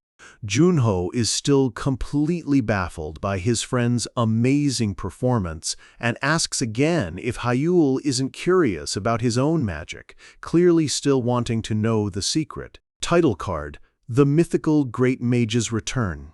We flash back to moments right after the duel. Hayul is completely surrounded by a mob of reporters, all shouting questions at him, the main one being what exactly was the instant cast magic he showed them. A camera focuses on Hayul's calm face as a reporter asks how he cast magic instantly. Hayul, ever the strategist, turns the question back, asking if they're referring to how he altered or combined the wind spear's trajectory. Before Hyul can answer further, a new authoritative voice cuts in from the side, offering to answer the question for him. Hyul's eyes widen slightly in genuine surprise at the unexpected interruption. Kim Kangan, the master of the Blue Tower, strides forward confidently with his assistant, a confident smile on his face. The reporters gasp, recognizing the famous Ice Demon King. Kangan addresses Hyul directly, saying he watched Hyul's recent match with great interest. He puts a friendly, reassuring hand on Hyul's shoulder, then turns to the stunned reporters, announcing his belief that Hyul used the fourth circle spell, memorize. The crowd murmurs, the word echoing among them as they try to recall the spell. Memorize? Kangan conjures a small, controlled flame in his hand to demonstrate the concept he's explaining. The reporters look on in awe, impressed by the demonstration from such a renowned mage. Kangan explains that memorize is a spell allowing mages to prepare spells in advance and cast them instantly when needed. A reporter asks why such a useful spell isn't more widely used. Kangan winks playfully, explaining that memorize has drawbacks, as it can only store spells 3 circles below the user's actual level. He turns back to Hyul, asking with a sly, knowing grin if he was correct. Hyul quickly catches on to Kangan's clever maneuver, realizing this is the perfect cover story. He nods in agreement, confirming that Kangan is right. Hyul thinks to himself that he was wondering how to explain Beitaneo-style magic, and Kangan provided just the help he needed. He and Kangan share a knowing laugh, both playing their parts perfectly for the cameras. A reporter, quickly putting the pieces together, asks the million-dollar question, if this means Hyul's actual skill level is at 4-circle magic. Why, yes. Kangan declares with a booming, hearty laugh, giving Hyul a firm, congratulatory pat on the back, proclaiming that he guarantees it. The press erupts into chaos. The flashes from their cameras go off like a lightning storm. This is a massive scoop. Being at a 4-circle level at his age is comparable to the Tower Lords themselves, and since the Blue Tower Lord himself confirmed it, there's no room for doubt. Back in the present, Junho is still trying to process the incredible news from the video. He asks Hyul, completely stunned, if he's really a 4-circle mage. But the reporters in the video weren't finished. Another one shouts, asking how Hyul explains ignoring the fundamental rules of open-source magic. Kangan just smiles mysteriously, as if thoroughly enjoying the unfolding chaos and speculation he's created, and says, as for that, Hyul's voice from the video cuts in, offering to explain that part himself. He steps forward confidently, a subtle smile on his face, stating that ignoring the rules of open-source magics is surprisingly simple. I modified the spell formula. The reporters go completely silent. Even the great Kim Kangan looks genuinely surprised by this astounding claim. Modifying the spell formula? Kangan's eyes widen in disbelief at the audacity of the statement. That's considered impossible in the current magical era. Modifying a spell formula is like trying to add flight functions to a car. It's a feat of unparalleled genius that no one in the modern era has ever successfully accomplished or even claimed to. Kangan thinks back on Hyul's past, wondering what his future could have held if he weren't deemed AI incompatible.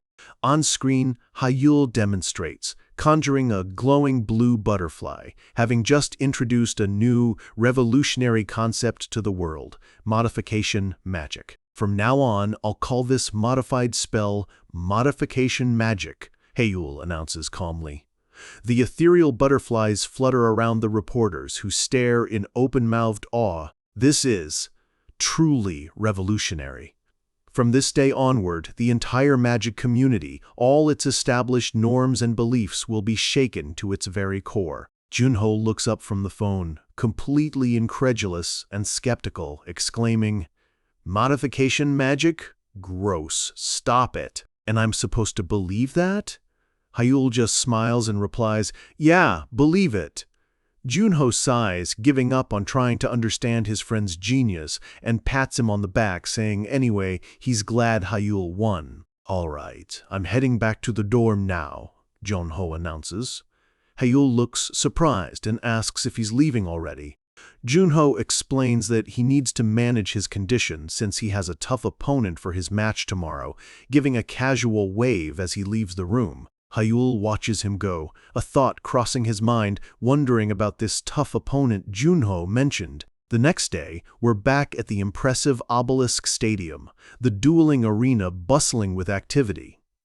Junho stands on the stage, his expression tense and completely focused, ready for his match. Across from him, his opponent steps gracefully into the arena, exuding an air of quiet confidence. Hyul, watching intently from the stands, realizes who it is, thinking that the tough opponent Junho mentioned was him, then correcting himself as he sees it's not a him at all.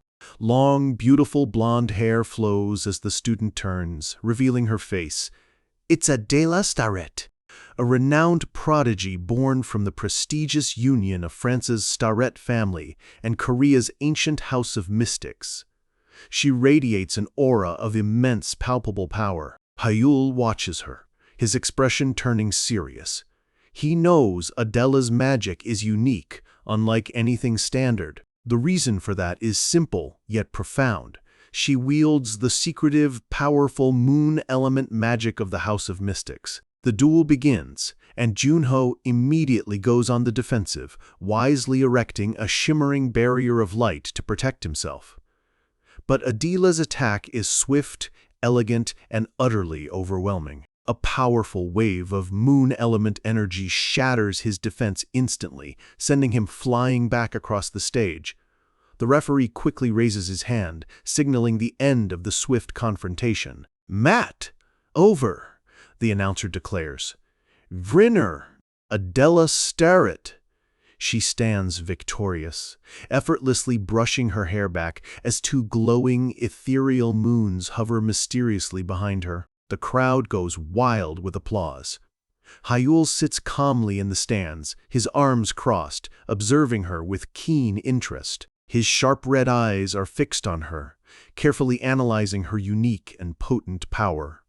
Her magic seems to blend both light and dark elements, creating a shining, ethereal moonlight. It's a secret, family-specific magic, not registered in the open-source system, meaning its range, power, and specific features are completely unknown to outsiders. Hyul thinks to himself that it's only natural for Junho to find facing her so incredibly difficult. Then he notices something unexpected. Wait! Adela is looking up from the stage, her gaze fixed directly, intently on him in the stands. Her piercing blue eyes meet his across the vast expanse of the stadium. He wonders if she's really looking at him right now, and why.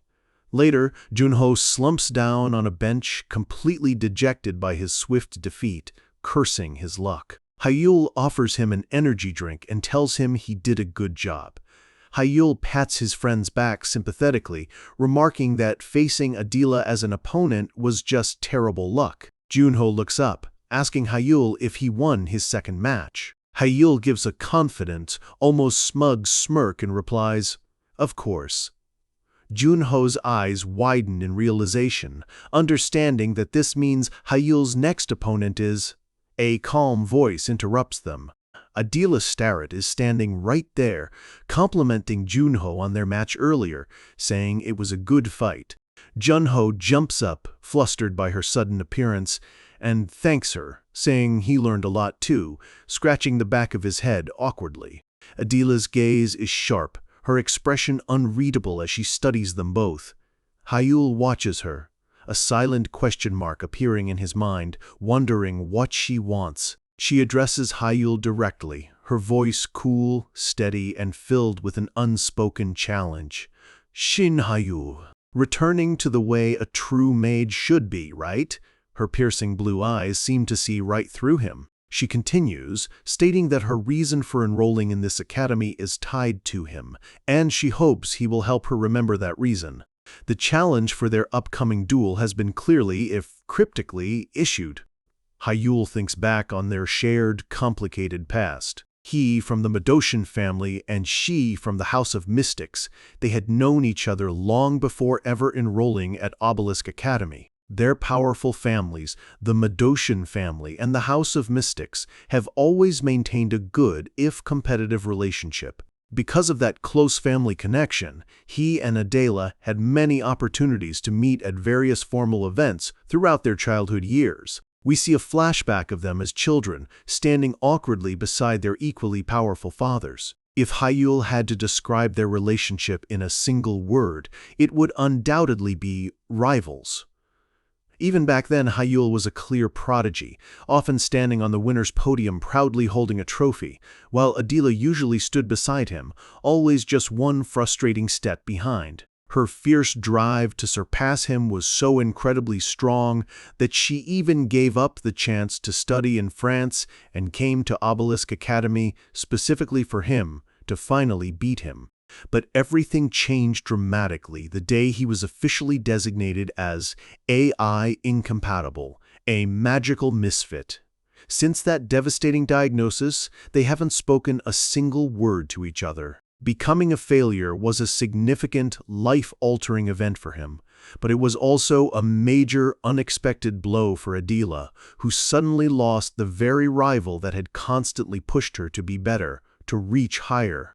Hyul looks after her retreating figure, a thoughtful, somewhat melancholic expression on his face.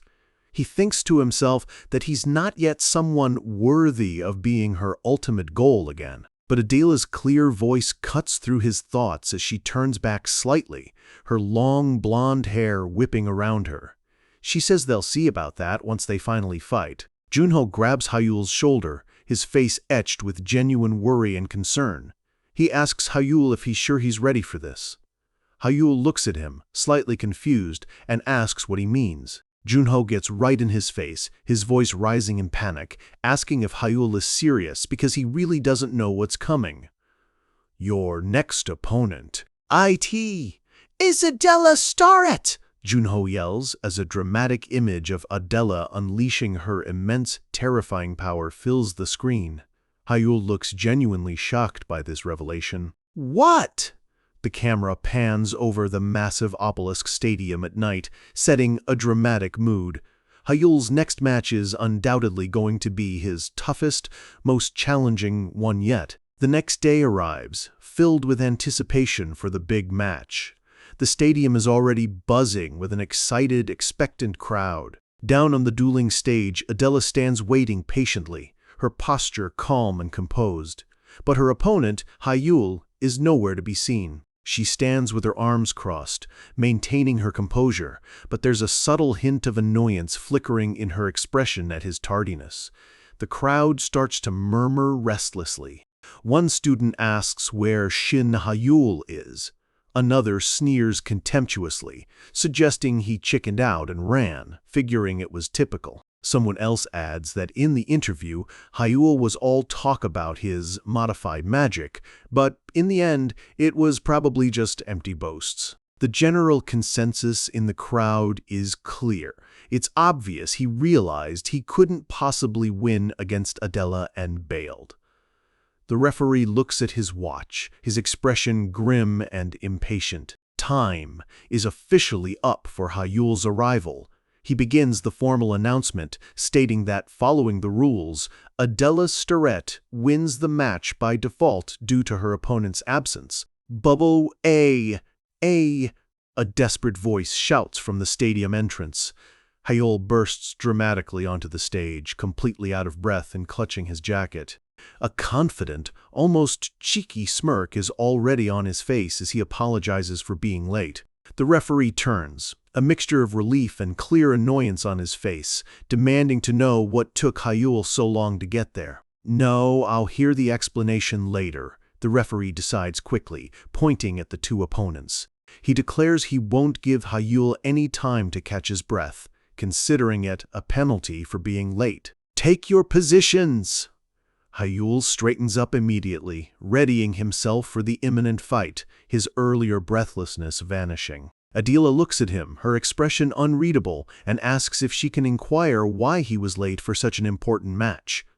Hayul smiles sheepishly, replying that it was nothing major. He begins to gather his magic, a vibrant blue aura swirling around him, and explains cryptically that he was just making some preparations. Preparations?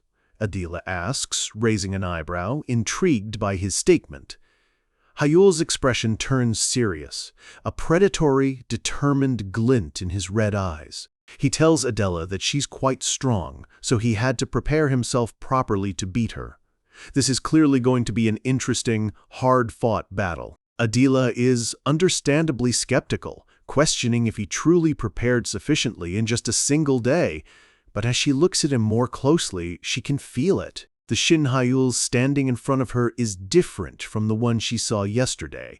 The aura around him is more potent, more controlled, more dangerous. A spark of genuine excitement ignites in her eyes. She asks if she can finally expect to see his true, unbridled power. Hayul holds out a hand, the blue magical energy swirling intensely around it. He tells her to let him say this in advance. "You'll have to go all out right from the very start," he declares, issuing a challenge of his own. "MATHBEGN!" the referee bellows, and the duel is instantly underway. Adela doesn't hesitate for a single second. She immediately goes on the offensive, her hand slicing sharply through the air. "A flame revolver!" she incants, unleashing her attack. A sphere of intense, roaring fire forms rapidly in her palm, radiating heat. She fires a rapid, deadly volley of powerful fire bullets, each one streaking like a meteor towards Hayul. Hayul throws his arm up, shouting a single powerful word, "Wind!" A massive, swirling gust of wind erupts forcefully from him, meeting the incoming fire bullets head-on. The spells collide violently in a series of fiery, concussive explosions. But Adela is already casting her next spell, seamless and efficient. She slams her hand firmly on the ground, calling out, "Earth! Needle!" The stone floor of the arena cracks and shatters beneath Hayul from the force of her magic. A massive, sharp spike of earth shoots up violently from beneath Hayul's feet, aimed to impale him. The powerful attack launches him high into the air, sending him flying backwards uncontrollably. Adela is already moving, a confident, predatory look on her face. She knows that being in midair, he can't possibly dodge her next attack. Her eyes gleam with focused power, ready to strike the decisive blow. She raises her hands, a massive, intricate magic circle appearing behind her as she chants her next powerful spell. AERO impact. Hayul, suspended helplessly in the air, knows exactly what's coming. He recognizes this as an attack aimed at a defenseless opponent in midair. Even if you know it's coming, there's usually no way to avoid this kind of aerial assault. Most people, most mages, would certainly think that, but while still airborne and vulnerable, Hayul shouts, "Barrière!" He twists his body with surprising agility, casting a defensive spell directly beneath his feet. The crowd gasps in collective shock and disbelief. They exclaim that he used defensive barrier magic while in midair, something considered impossible. No way. Adela watches in utter disbelief, wondering what that is. Hayul actually flipped the barrier horizontally and used it as a makeshift platform to stop his fall. She stares at him, her mind reeling, thinking that Shin Hayul is still the same with that unique, unorthodox magic sense. Hayul lands gracefully on the ground, completely unharmed. He thinks to himself that the House of Mystic's secret moon element magic is formidable, and to counter that, he'll need to use everything he has. And to make this happen, he reaches a hand dramatically towards the sky, his eyes blazing with fierce, unwavering determination and a hint of something truly epic. "Yes, Evan bring the sun itself into this battle," he declares, his voice ringing with power and an almost insane level of confidence. Adela grunts, momentarily thrown off balance and confused by his bizarre, seemingly nonsensical statement. She shields her eyes as an intense, blinding light suddenly floods the entire arena. It's the sunlight! She instantly realizes what he's doing, that an attack is imminent and she needs to react fast. Hyeol is now positioned high in the air, directly in front of the blazing sun, his silhouette making it almost impossible to look at him clearly. Adela knows she has no other choice but to defend against whatever he's planning. Title card: The Mythical Great Mage's Return. Great Shield! Adela yells, thrusting her hands forward with force. A massive, translucent barrier of pure light forms instantly in front of her. At the exact same moment, Hyeol dives down from the sky, shouting his counter, Aero! He summons a powerful, concentrated gust of wind, skillfully shaping it into a sharp, cutting blade. He slams his wind spell directly into her great shield. The impact rocks the arena, a massive explosion of raw magical energy erupting violently between them. Hyeol grunts from the sheer force of the collision, his teeth gritted from the strain of the impact. He thinks to himself that using a basic first circle spell against her powerful third circle defensive spell is a clear sign that Adela is being understandably cautious. The immense force of the impact sends him hurtling uncontrollably through the air once more. But he skillfully uses the momentum, twisting his body in mid-air to land perfectly on the ground, his hand touching the stone floor for just a split, crucial second. Adela watches him land, her expression completely focused, thinking that now it's her turn to attack. She dashes forward with incredible speed, ready to press her advantage and go on the offensive. But as she moves, she suddenly feels something wrong, a restriction around her feet. She looks down in surprise to see crystalline structures erupting rapidly from the ground, wrapping tightly around her ankles. She recognizes it as Earthbind and wonders in shock when he could have possibly cast it. She realizes it in an instant, a flash of understanding. He must have cast the spell the very instant he landed. She thinks, stunned by his speed, that he's incredibly fast, and her eyes can barely keep up with his swift movements. Hyeol doesn't give her a single moment to recover from the surprise. He's already moving, rapidly closing the distance between them. His hands begin to glow with a vibrant blue magical energy as he prepares his next spell.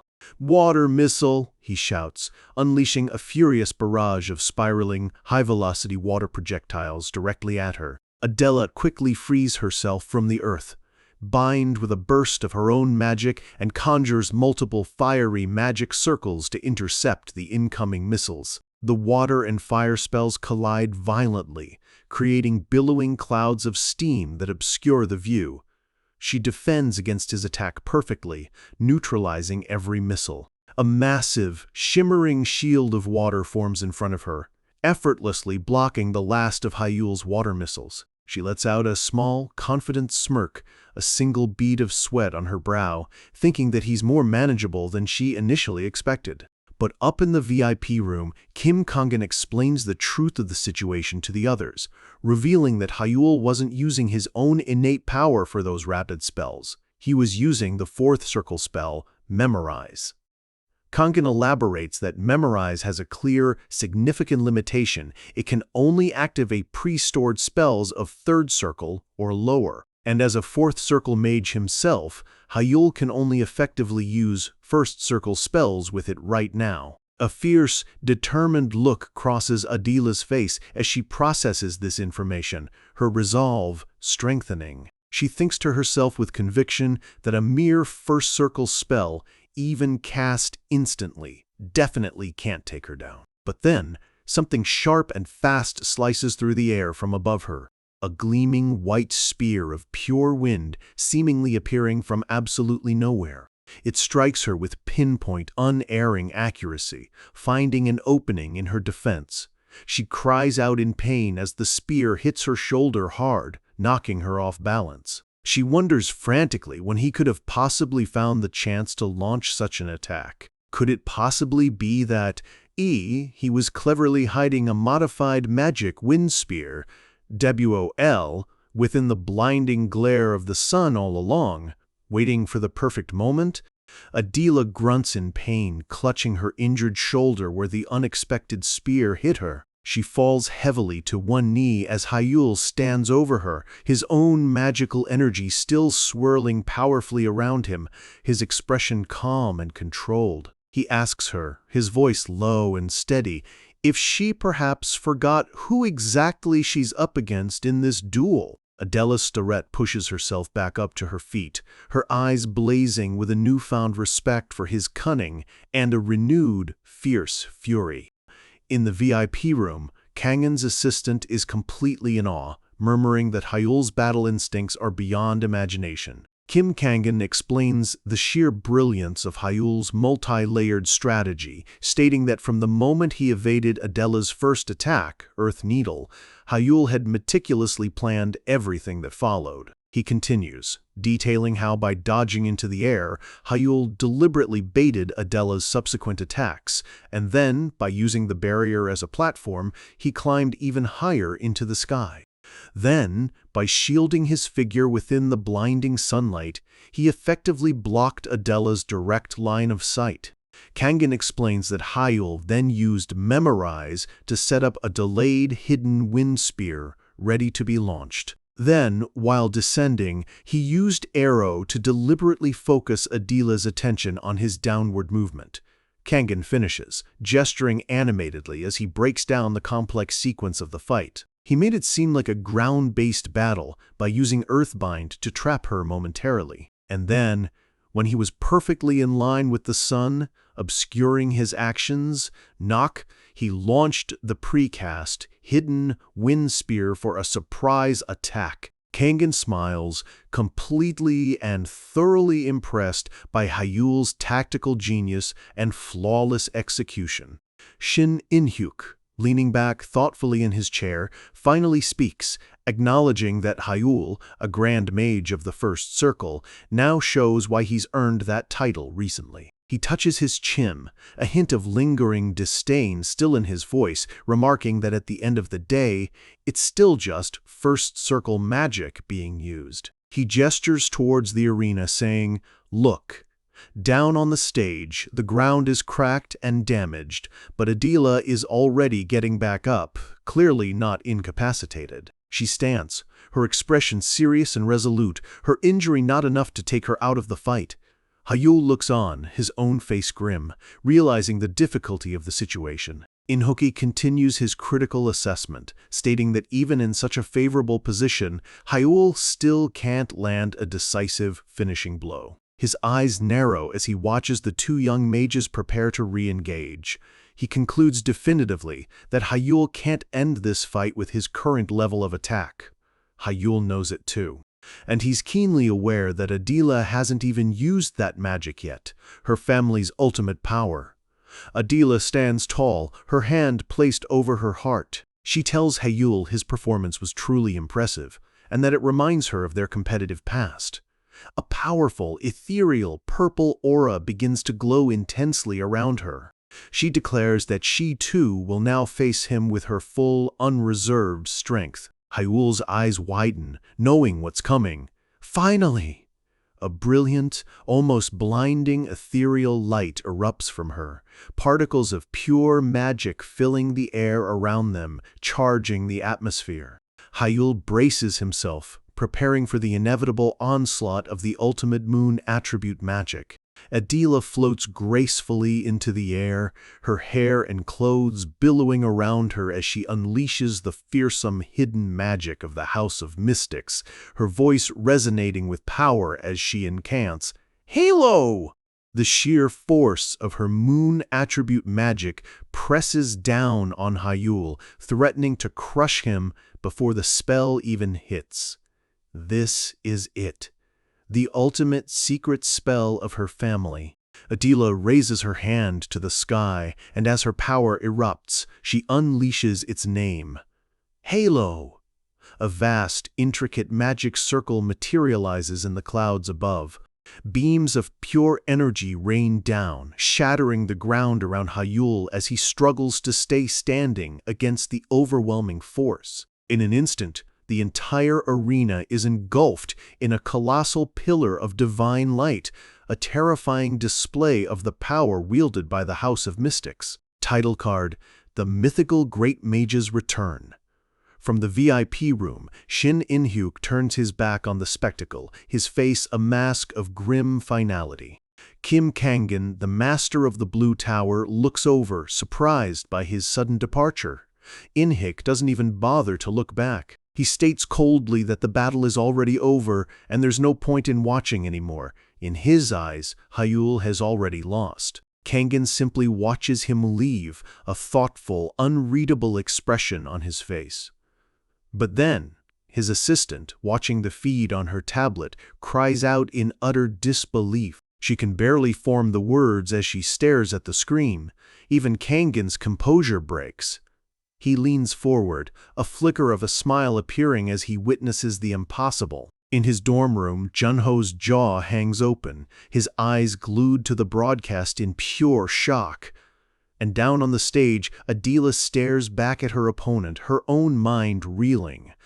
This couldn't be happening, because standing firm against her ultimate spell, Hyeul has summoned his own cataclysmic power. A massive, fiery magic circle erupts behind him as he unleashes a roaring torrent of flames called Flame Vulcan.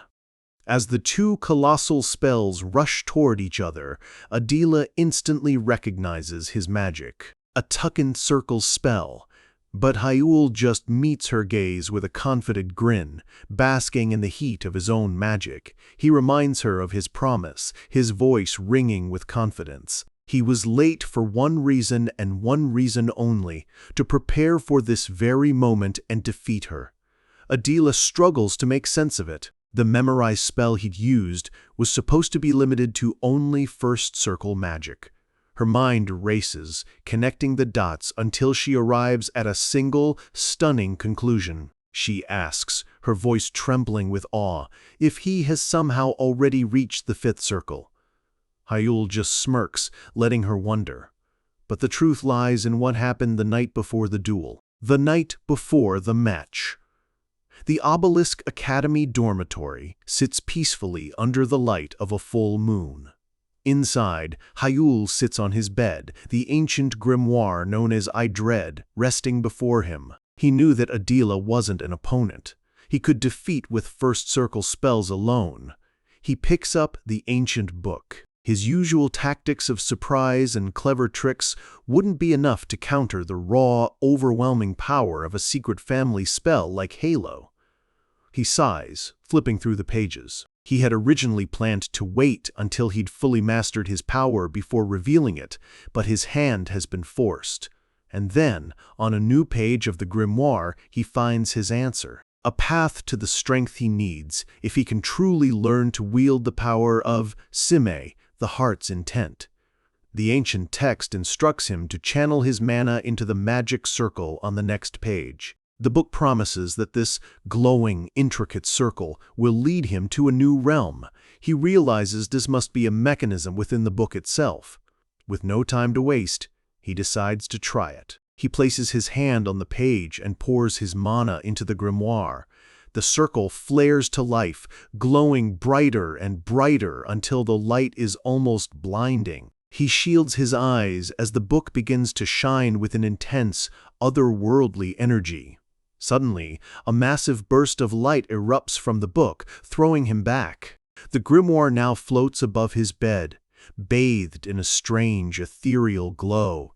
When the light finally subsides, Hyeul finds himself somewhere else entirely. He rubs his eyes, groaning from the rough landing. As his vision clears, he can only let out a sound of pure awe. He's standing in a vast ancient library. Towering bookshelves stretch endlessly in every direction, reaching for a ceiling he can't even see. He has no idea where he is. Then, a calm, ethereal voice echoes through the silence, welcoming him to the page of the first trial. Hyeul spins around, searching for the source of the voice. Floating before him is a girl with white hair tied in large, doll-like buns and glowing yellow eyes. She introduces herself as Alpha, the guide who manages the first trial page. Hyul can only repeat her words in confusion. She confirms it, explaining that this grand library is a physical space that exists within the pages of the grimoire Aedred. Inside the book, Hyul looks down at the massive magic circle inscribed on the floor, his mind struggling to grasp the concept. This wasn't simple teleportation. He was literally standing inside a pocket dimension contained within his magical grimoire. A slow smile spreads across his face as the unbelievable reality of it all sinks in. Alpha continues her explanation, telling him that this trial will test whether his sime, his heart's intent, is fully realized. Her glowing yellow eyes seem to peer right into his soul as she says, "The instructions will be given once the trial begins. If he passes, pages 18 through 31 of the grimoire will be rewritten with the secrets of second circle magic. The path forward is clear. He has to pass this trial." With the explanation over, Alpha asks if he is ready to begin. Hyul clenches his fist, his expression hardening with resolve. There's no hesitation. He tells her to start right away. Alpha nods, closing her eyes as particles of light begin to swirl around her. She floats into the air, her voice echoing through the vast library as she declares that the first trial will now begin. To defeat a prodigy like Adela, Hyul knows he has to become something more. He has to pass this impossible trial, with everything on the line, to unlock a power lost to time. Inside the grimoire's mystical realm, the doll-like guide, Alpha, floats before him, her voice echoing as she announces the start of the first trial. A brilliant light flashes, and Hyul braces himself, his eyes wide.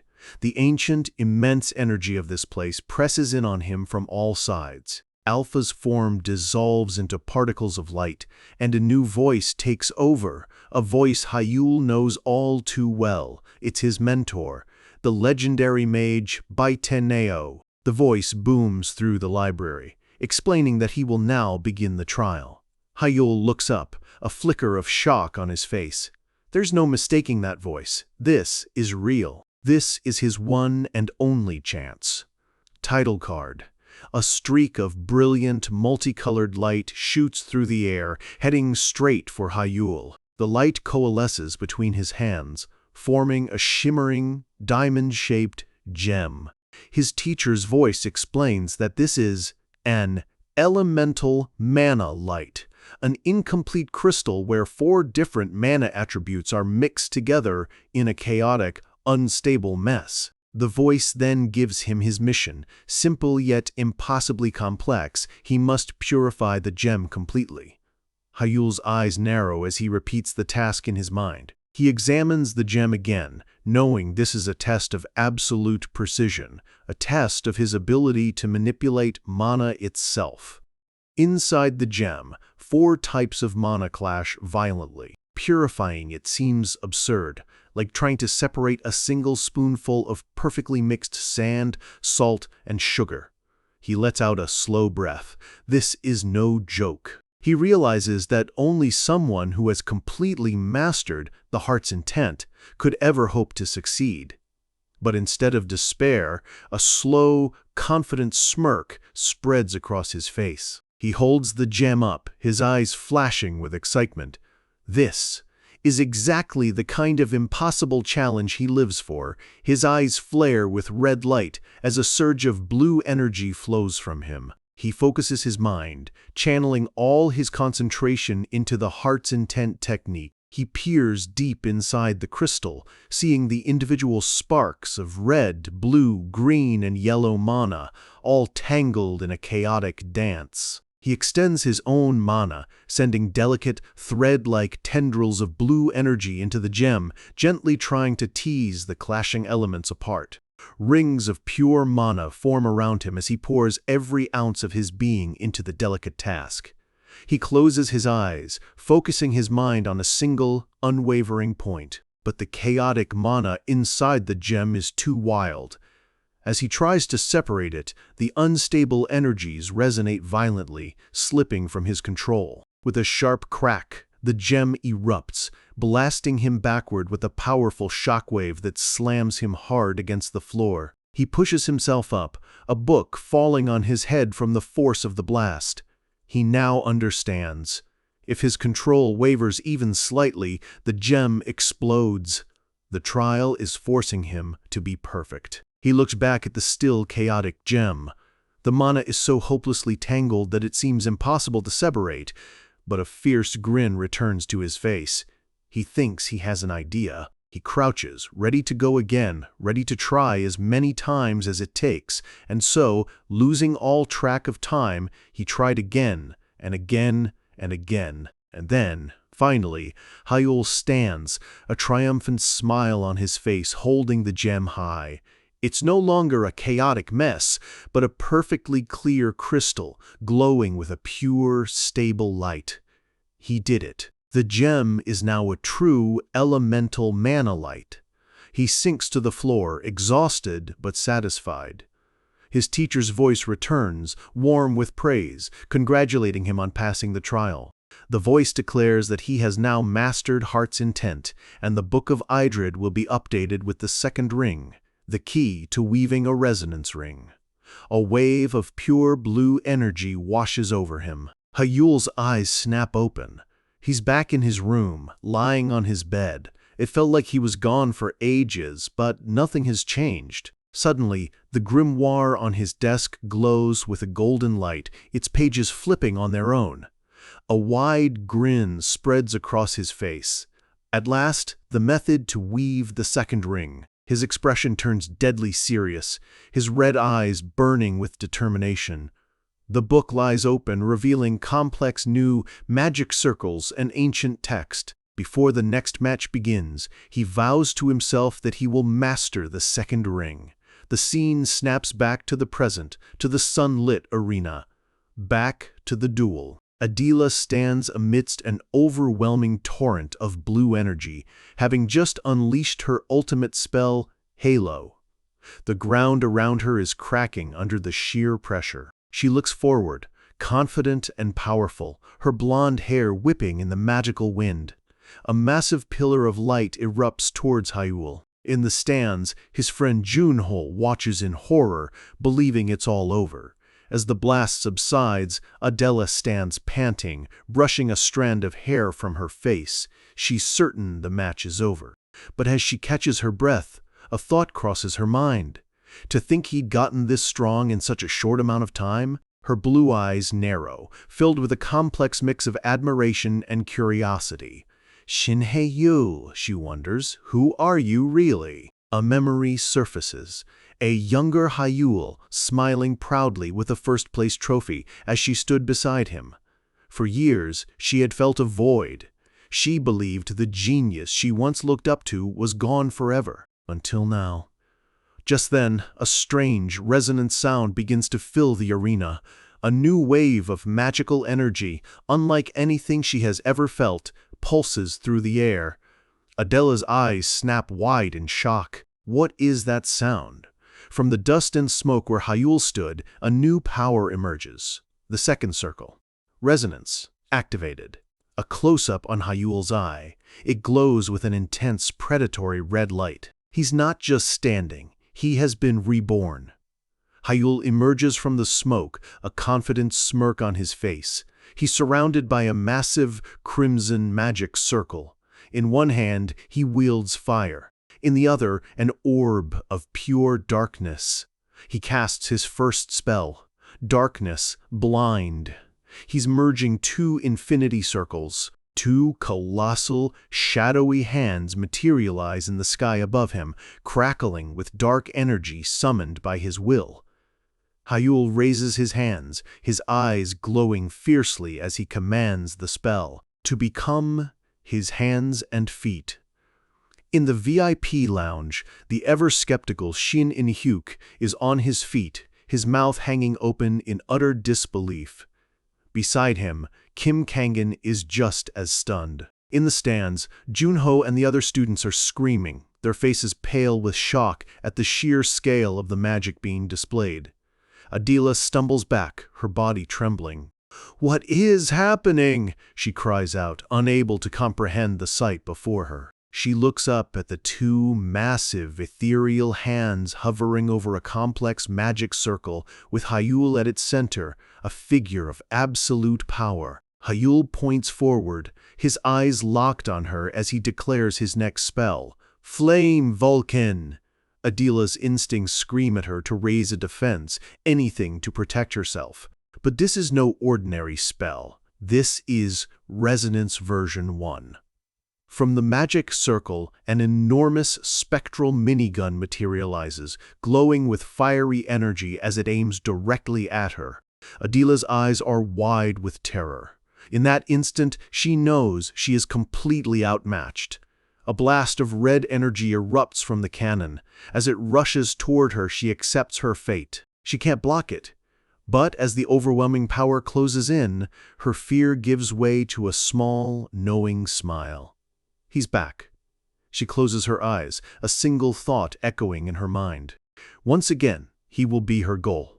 The Flame Vulcan unleashes a hellish barrage, streams of pure fire raining down upon the arena. The referee is thrown back by the blast, shielding his face from the sheer force of the explosion. Hyul lands gracefully on the ground as the spell's aftershocks ripple through the stadium. The VIPs can only watch in silence, their faces a mask of shock and awe.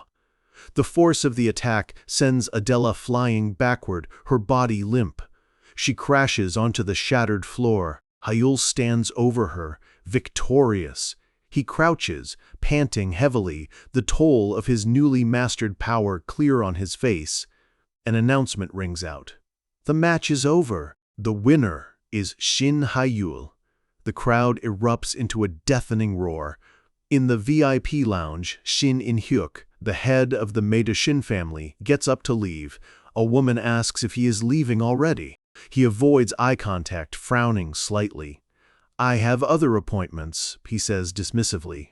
Kim Kangan, master of the Blue Tower, watches him go with a smug, knowing smirk. As In-hyuk walks away, Kangan calls out to his back, a silent thought finishing the sentence. "You're really not very good at lying, are you?" Down below, Hyul, surrounded by his friends, feels as if the old guard of magic has just been shaken to its core. Later, in a break room, Hyul is swarmed by his excited classmates, all chattering about his incredible victory. He leans back, taking off his jacket, feeling completely drained and exhausted. In his mind, he replays the final moments, analyzing his strategy. The second infinity circle, resonance, synced with the heart's intent, this amplified his magic. And he knew moon attribute magic was a hybrid of light and dark. By adjusting the dark element's intensity, he narrowed the attack's range and countered Halo with his own enhanced version of dark magic. He pictures the massive, dark hands he had summoned. After all, moon magic was a secret art unique to Adela's family. It wasn't something just anyone could use, but by briefly observing its structure, he had succeeded in performing the delicate mana manipulation needed to replicate it. He remembers the feeling of the new power flowing through him, the resonance circle.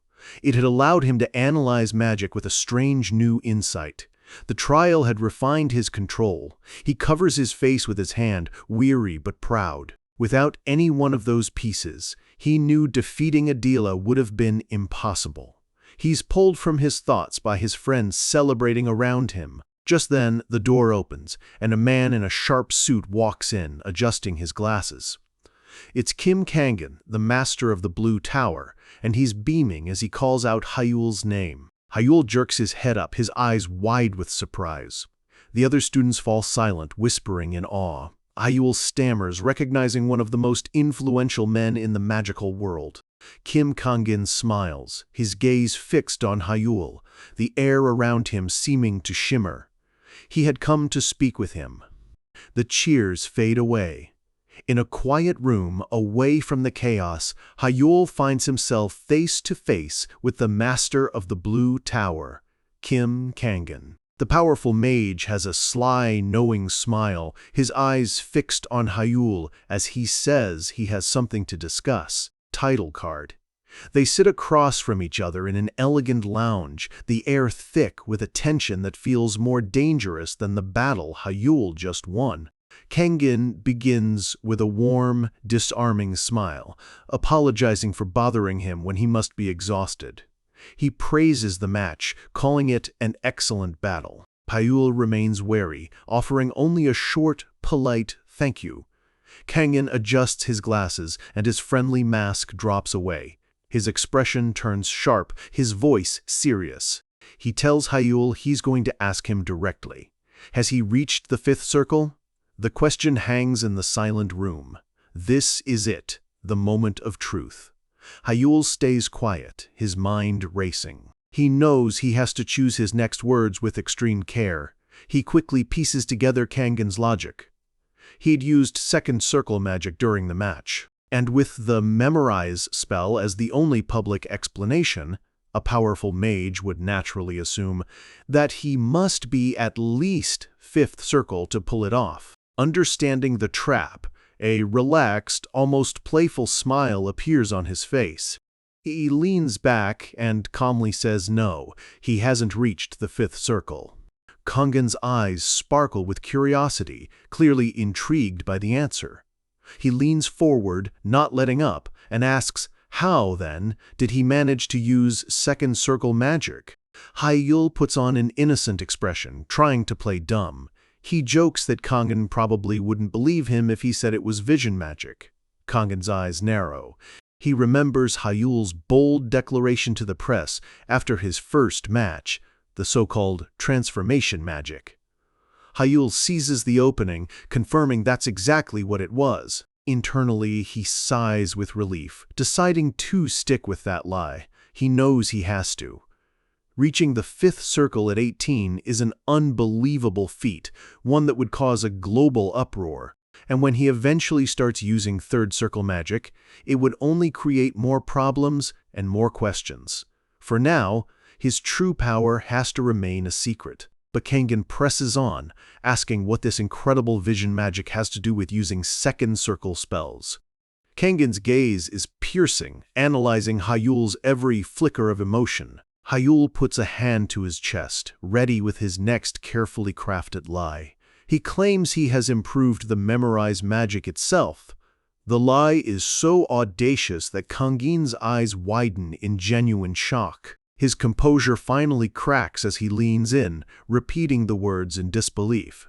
Then Kangin suddenly stands up and laughs, marveling at the sheer cleverness of the explanation. He stands over Hayul, a look of pure admiration on his face, calling him amazing. But then his expression shifts. The friendly atmosphere vanishes as his eyes begin to glow with a faint red light. With an intensity that makes Hayul uneasy, Kangin says he's impressed, placing a firm hand on his shoulder. To think he even fixed the weaknesses of memorize. Hayul can only offer a weak thank you in response. Hayul flinches. He sees it now. Kangin's eyes are glowing bright red, just like his own. A wave of energy washes over Hayul as Kangin uses a powerful skill to inspect him. The pressure is immense, a silent interrogation that feels like it's peeling back every layer of his being, seeing right through him. Finally, Kangin pulls back, a satisfied smile on his face. He removes his hand and the pressure vanishes. He confirms that he sees no sign of the mana lines typical of a fifth circle mage. He turns away, his back to Hayul, declaring that Hayul was telling the truth. He hasn't reached the fifth circle yet. The lie worked. Kangin faces him one last time, his friendly demeanor returned. He smiles, saying he'll explain everything to the reporters. He adjusts his glasses and leaves, but Hayul knows exactly what he just witnessed. That was no ordinary gaze. It was the legendary Red Jade's magic eyes. As Kangin leaves, Hayul quickly stands and bows respectfully, thanking him. He holds his bow until the door closes, ensuring the powerful mage is truly gone.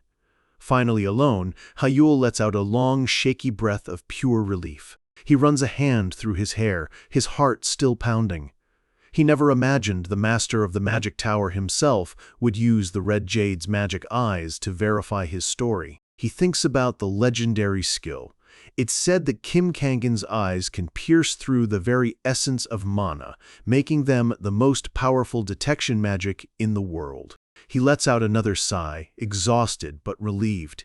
If he wasn't caught by a power like that, then perhaps his secret was safe. His Beitaneo-style magic, the power from his grimoire, is his greatest secret.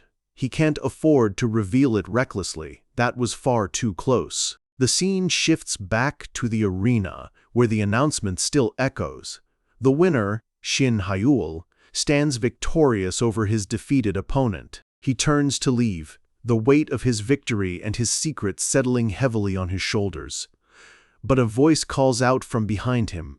It's Adela, already back on her feet and walking toward him. Hyul turns, surprised to see her.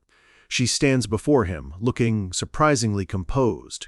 He remarks that he thought she'd be out for hours, but she calmly assures him that she's fine now. He asks what she needs. Adela looks him straight in the eye and makes a simple, direct request. She wants to get his feedback on their match. She still has a bandage on her cheek, but her eyes are clear and filled with a new determination. She adds that since he still has the finals, they can do it later if he's too tired. But Hyul grins, his energy returning. He tells her they'll do it now. He says that getting feedback will help him too, and invites her to follow him to the waiting room. As she follows, Adela knows there is so much to learn from him, from his strategy to his unique use of magic. She looks at the back of the boy walking ahead of her and makes a new vow. Someday she wants to be just like that. Hyul walks on, a small smirk on his face, as if he can feel the heat of her intense focus right through his back. Transition. The scene changes to a towering skyscraper, the headquarters of a major organization. Inside a lavishly decorated room, sunlight streams through large, ornate windows. A voice calls out Hyul's name. The scene flashes forward, or perhaps to a possible future. Hyul stands at a press conference, swarmed by reporters. The emblem of the Blue Magic Tower is everywhere, its authority backing his transformation magic story. The news is spreading like wildfire. Hyul's journey as a public figure, and all the danger that comes with it, has only just begun. A woman with flowing lilac hair stares at the screen where a smiling Hyul is being interviewed and mutters a curse under her breath. Her face twists into a furious snarl. She seethes, believing this should have all been over by now. She whirls around, her eyes blazing with anger. This is Shin, Sia, the eldest daughter of the Shin family. She demands to know if her brother is just going to stand by and let this happen. Her brother, Shin Jihan, just watches her with a calm, almost bored expression, a smug smirk on his face as he asks what, exactly, she expects him to do. Sheha's voice is shrill with panic. She's terrified they'll bring Hyul back into the family. She gestures wildly, her body trembling with rage and fear. She pleads with her brother, reminding him of how things were a year ago, how he, of all people, should remember. The memory of Hyul's past glory clearly terrifies her. The thought of going through that kind of treatment again is unbearable. But Jihan just turns to her, his voice smooth and reassuring, telling her not to worry. He glances at the screen, where an old image of Hyul flashes, holding a trophy high for a cheering crowd. A year ago, he admits, that kid might have been a prodigy. But now, he scoffs, pointing at the screen, now he's just a piece of trash who can barely handle second circle magic in a real fight. Jihan looks at her with utter disdain, as if the answer is obvious. She saw the matches, didn't she? But Se-ah isn't convinced. She argues that people are going crazy over how amazing he is. Jihan places a hand on her shoulder, his expression turning serious as he tells her to listen closely. He explains it to her like she's a child. All of Hyul's opponents were just third circle students. He points out Hyul's fatal flaw, his incompatibility with AI magic. The only reason he's winning is by using cheap tricks and forbidden arts. He takes a sip from his mug, his tone final. In the end, Hayul is still far weaker than any proper fourth circle magician. His skill level is pathetic, no matter how you look at it. Sea's panic finally subsides, replaced by a relieved, giddy look. She clings to his words, desperate to believe them. No matter how hard he tries, he's just crawling on the ground. An incompatible will always be an incompatible, she declares, her confidence fully restored. She bites her thumb, a flicker of worry still in her eyes as she wonders what would happen if, by some small chance, he ever became a real threat to the family succession. Jihan's eyes turn as cold and sharp as steel. Then, he says, they can simply deal with him. It won't be too late. His hand clenches and the mug he's holding shatters. His magical control is so precise that the shards hang in the air for a moment before falling. The dark liquid splashes onto the pristine floor. A stain, much like how they view their brother. Title card. The scene shifts back to Obelisk Academy, bathed in the warm orange glow of the setting sun. The day of the final match has ended. The arena is now empty, save for the lingering evidence of the destructive battle.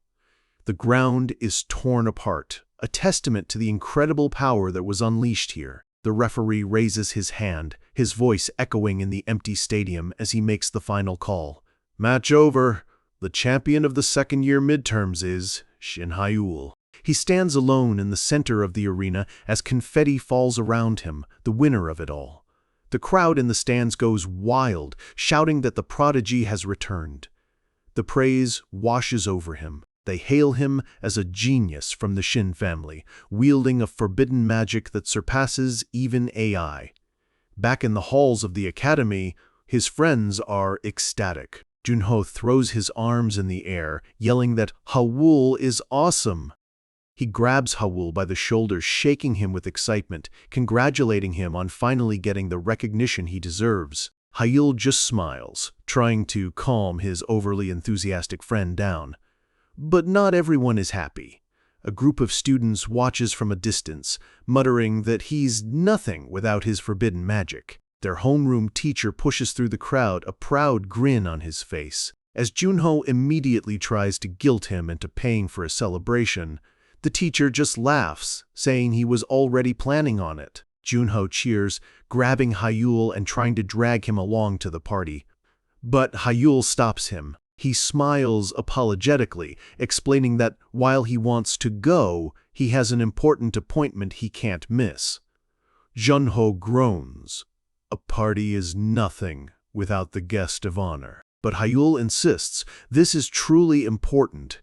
He watches his friends and teacher walk off without him, a pang of regret in his heart, because he has a very important promise to keep. The scene changes. Hayul, now in a sharp suit, stands in the city, looking up at the towering skyscrapers as the sun sets. His expression is grim, determined. The joy of his victory has been replaced by a heavy sense of duty. A sleek, black car pulls up to the curb.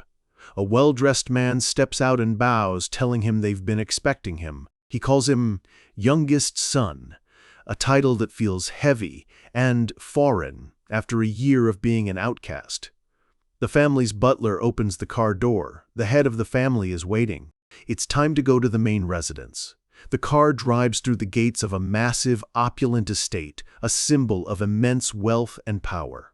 Hayul steps out and stands before the main house. It looms over him under the light of a full moon, just as cold and imposing as he remembers. He looks up at the familiar building, his face a mask of stone. It's been a year since he was branded incompatible with AI magic. A year since he rebelled against his cold father, moved into the dorms, and was forbidden from ever setting foot in this house again. He walks up the steps, the heavy doors swinging open before him. He steps inside, looking around the grand, empty foyer. Nothing has changed. It's just as he remembers. His footsteps echo in the silence as he walks across the polished marble floors. He stops before a set of massive, dark wooden doors. He knows what and who lies behind them. Father's study. The memory of his father's cold, disappointed face flashes in his mind, and he braces himself for the confrontation. A single bead of sweat drips down his temple. His eyes are filled with a mix of anxiety and grim resolve. He finally made it back. He raises a hand, his knuckles pale as he prepares to knock. Inside, his father sits at a large, imposing desk, silhouetted against a massive window showing the starry night sky. He looks up from his work, his expression completely unreadable. A single, cold command cuts through the silence. "Come in!" The doors swing open. Hayul steps inside, finally facing the man who cast him out. The bet is won. Now the real battle begins. The victory at the tournament was just the first step. Now, under the cold light of the moon, Hayul stands before the imposing mansion of the Shin family, ready for the real challenge, confronting the man who cast him out. He takes a deep breath, steeling himself for what's to come. He has finally made it back here. He stands before the massive doors to his father's study, a room he hasn't been allowed to enter for a full year. From inside, a single, cold command cuts through the silence. "Come in." Hayul opens the doors and steps inside, his voice steady as he greets the man before him. He bows his head respectfully, but there's no warmth in his greeting. His red eyes are sharp and focused as he says the word "father." The head of the Shin family doesn't even bother to look up from his papers, simply commanding him to sit down. Title card. Hayul takes a seat across the massive desk. The silence stretches on, heavy and suffocating, before his father finally speaks, his voice dripping with contempt. He always saw Hayul as nothing more than a failure. He gets up and paces, listing off Hayul's flaws like a prosecutor reading a list of charges. A casting speed 20 times slower than average, spells that vanish with a lapse in focus, an inability to multicast. He stops behind Hayul's chair, looming over him like a storm cloud, calling him a prime example of how useless and incompatibles could be. The words are meant to cut deep, to remind Hayul of his place. He continues his lecture, admitting that everyone acknowledged Hayul's raw talent, which is why he'd suggested he switch to AI magic in the first place. He returns to his chair with a dismissive look.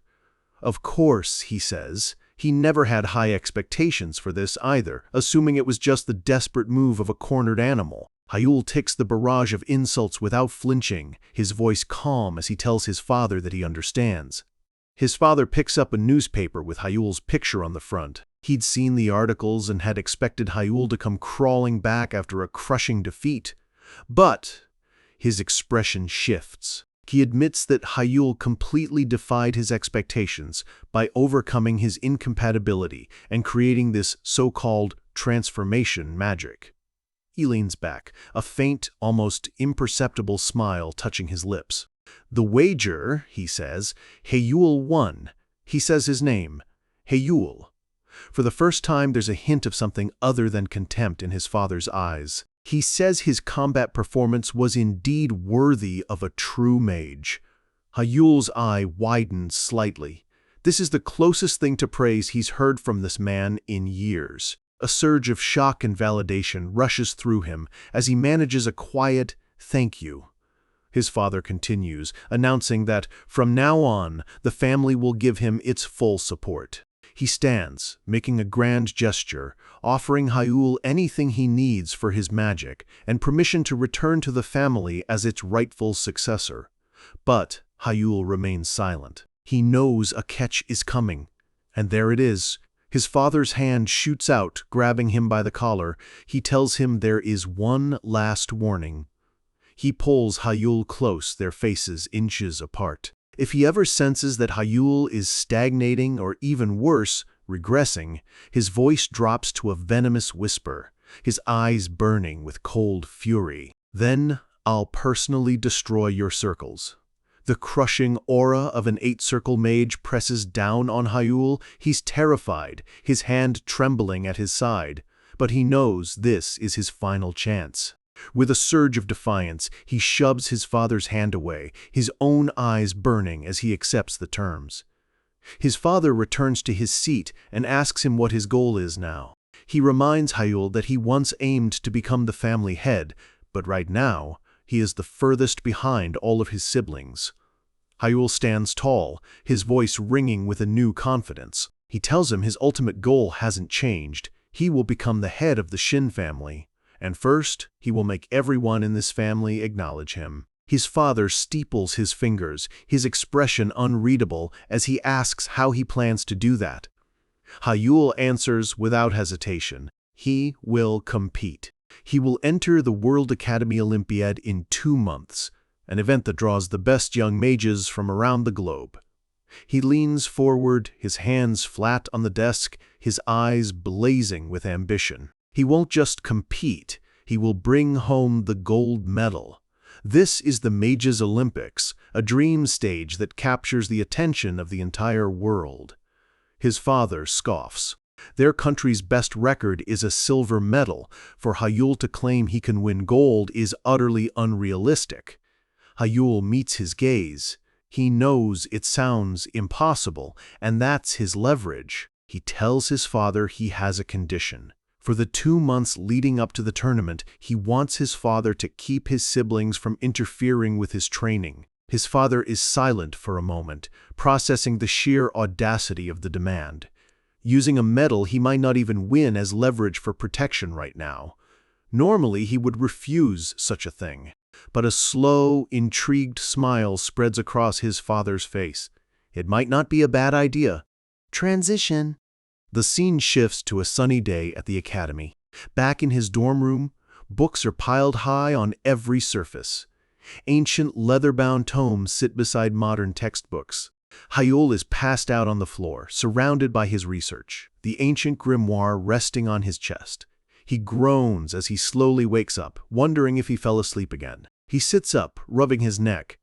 As soon as he got back from the estate, he started digging into the requirements for the second test. He'd passed the first trial, but to unlock the third circle, he has to clear the second one.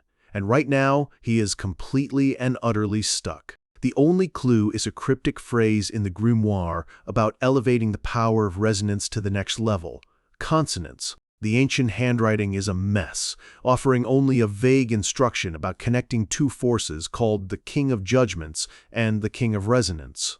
It makes no sense. He tries channeling his mana, but the red and blue rings of energy he summons just spin separately, refusing to connect. He looks at the diagram in the book, 2 perfectly interlocking infinity symbols. That's the goal, and he's nowhere close. He sits back, frustrated. This is far more abstract and difficult than the first trial ever was. Then, an idea strikes him. He needs to clear his head. He heads outside, into the bustling city. He walks along a bridge, hands in his pockets, trying to let his mind wander and find a new perspective. He takes a deep breath of fresh air, planning to grab some breakfast while he mulls over the problem of resonance. But as he's lost in thought, a flash of light in the distance catches his eye. Whatever it is, it's about to shake him out of his slump. A plastic bag smacks him right in the face, knocking his hat clean off. He stumbles back, clutching his face as a concerned voice asks if he's all right. Hyul looks up, still rubbing his smarting nose, and his eyes go wide. Standing over him, looking worried, is none other than his former rival, Adela Starrett. He can only stare, completely bewildered by the bizarre reunion. Title card. A little while later, they're walking together. Hyul, now holding a coffee she bought him as an apology, asks just what happened with the plastic bag. She explains, a little embarrassed, that she was just so happy about getting some banana milk that she was swinging the bag around, and accidentally launched it right into his face. She bows apologetically, but Hyul just waves it off, teasing her about her obsession with banana milk. She puffs out her cheeks defensively, proudly showing him a whole bag full of the stuff, declaring it the best drink ever made. Hyul can only sweat drop at her dedication. Transition. As they continue their walk, the mood shifts. Adela mentions that she heard he went back to his family home. Hayul nods, a slight smile on his face, confirming that he returned to the magic tower yesterday. Adila looks genuinely relieved. She then asks if his dream is still to become the head of his family's magic tower. Hayul stops, surprised she remembers. She reminds him that they used to talk about it often when they were kids. He looks out at the city, his expression thoughtful. He tells her no, that's not his dream anymore. Adila is shocked, immediately jumping to the wrong conclusion. She assumes he's compromised with reality. She figures that with so many powerful siblings, becoming the head must be too difficult. But Hayul just looks at her, confused by what she's talking about. He turns to her, a confident, ambitious fire burning in his red eyes. His dream, he says, is to become the master of all magic, to stand at the pinnacle of all mages. He corrects himself, his gaze intense. Not just mages. He wants to stand at the pinnacle of all magic towers. Adila is left utterly speechless, her banana milk forgotten in her hand, as he declares that this is his new goal. She can only stare, completely in awe. The pinnacle of all mages. It's a goal so huge, it's almost beyond imagination. A slow, impressed smile spreads across her face. His sheer audacity ignites her own competitive spirit. Following him, she thinks, is going to be intense. The scene shifts to that night, under a sky full of stars. Transition. We're back at the Shin family estate. Inside, Shin Se-ah is seething, biting her nail in pure frustration. She storms up to her brother Jihan, who is calmly enjoying a cup of tea, and slams her hands on the table. She demands to know why he isn't worried. Jihan just looks up, completely unbothered, and says that their father must have his reasons. He leans back, thinking. He can't believe their father set such a strange condition. His mind flashes back to the meeting. He and Se-ah stood before their father, asking why they'd been summoned. Their father looked at them, his expression grim, saying he knew their personalities well enough to know he had to give them a direct command. His words were simple and absolute, backed by a menacing red aura. For the next 2 months, do not interfere with Hayul at all. Both of them were stunned into silence. Se-ah was the first to break, her voice cracking with disbelief as she questioned her father. Jihan, ever the diplomat, stepped in and calmly asked for a reason, even as Se-ah looked ready to explode. Their father leaned forward, explaining his logic. Hayul had officially returned, but as a minor who had been away for a year. So he needed 2 months to adapt, a period of protection. Jihan held Se-ah's hand, trying to keep her from lashing out. Their father's eyes narrowed. He knew that the two of them, especially, would have kept a close watch on Hayul because of the competition for the headship. Jihan remained silent, knowing his father was right. He forced a pleasant smile, agreeing to the terms. With that, their father dismissed them, telling them to go and rest. Transition. Back in the present, as Jihan walks away, Se-ah runs after him, demanding to know why he didn't argue. She is still fuming with rage. Jihan pinches the bridge of his nose, a dark, frustrated expression on his face. He can't accept this either. He thinks aloud, trying to piece it together. Leaving Hayul alone because of a 1-year gap, it makes no sense. Their father would normally call that a disqualification, and the protection for being young doesn't apply to someone Hayul's age anymore. 17 is past the age of AI imprinting. So why? Why would their father say something so out of character? Se has a sudden, horrifying thought. Could it be that their father has already chosen Hayul? Jihan cuts her off. No, that can't be it. Hayul hasn't proven nearly enough for that. Then why? She asks, completely lost. Perhaps, Jihan muses, their father has seen some new potential in him. His mind flashes to Hayul's overwhelming magic. Maybe their father is interested in that mysterious power. Or worse, maybe the two of them made a deal. The implication drives Se-ah mad. She clutches her head, screaming in frustration at the thought of her brother making deals behind their backs. Jihan turns to her, his voice deceptively casual, and asks if he should call back the men he had following Hyul. After all, they wouldn't want to get caught by the Shadows. The Shadows, his father's personal intelligence unit. An elite team that handles infiltration, information, and anything else he commands. No one crosses them. Jihan looks out the window, his tone final. He has already withdrawn all of his own surveillance on Hyul. Seiya looks at him, her anger turning to confusion, asking what he's going to do. Jihan's eyes glint with a cold, calculating light. He's heading out. As he walks away, a sinister smile plays on his lips. He can't just sit by and do nothing for 2 months. If Hyul really made a deal with their father, it's a risk he can't ignore. He'll have to consult the Black Tower. The game has changed, and Jihan is about to bring a whole new level of danger into Hyul's life. At the prestigious Obelisk Academy, where power defines your worth, one student's victory is about to send ripples through the entire school. For the genius who was cast out, this is just the beginning of a whole new war. Inside a classroom, the instructor's voice cuts through the quiet anticipation, announcing that the midterm evaluations are officially over. The teacher stands before the class, a proud smile on his face, and asks for a round of applause for the first-place student who happens to be right here among them. And that student, he announces, is Shin Hyul. A low murmur ripples through the class as Hyul stands. All eyes are on him. The outcast turned champion as he walks to the front, his expression calm and unreadable. The teacher places a hand on his shoulder, congratulating him. He says that among all the 17-year-olds in the country, Hyul could now be considered the best.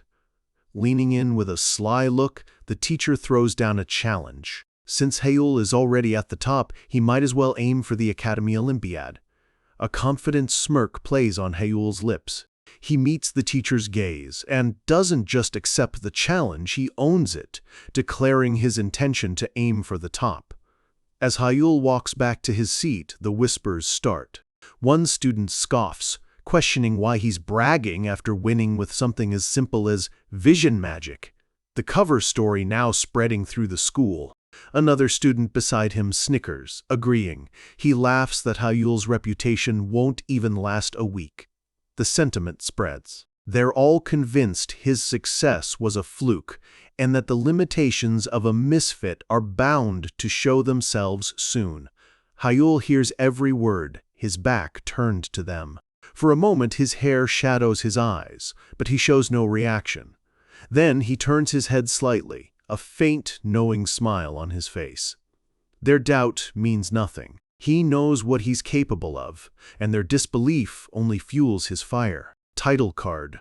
Later that day, Hyul's best friend Sun-chan stretches dramatically in the hallway, groaning that the day is finally over. He complains about the 8 long periods of theory lessons, but Hyul just smirks, reminding him that tomorrow is all practical training. Sun-chan whines that it's still too much. Hyul just laughs and lands a friendly fist bump on his chest, telling him this is why he needs to exercise. Sun-chan stumbles back dramatically, clutching his chest. Hyul gives him a look of mock disappointment, calling him a weakling. Fired up, Sun-chan points an accusing finger back at him, vowing that he'll work out and overcome his weakness. He glares back, shouting that when he does, he'll smash Hyul's head in first. Hyul's smile widens. He playfully calls his bluff, suggesting they hit the training room together after dinner. Sun-chan's confident expression instantly vanishes, replaced by a look of pure, dumbfounded shock as he freezes on the spot. Hyul gives him a deadpan look, asking, "What's with that face?" Sun-chan avoids eye contact, making a flimsy excuse about being in bad shape.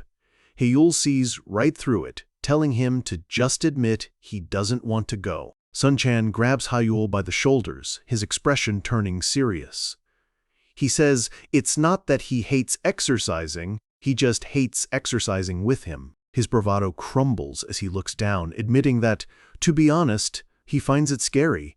It's the way people look at Hayul now.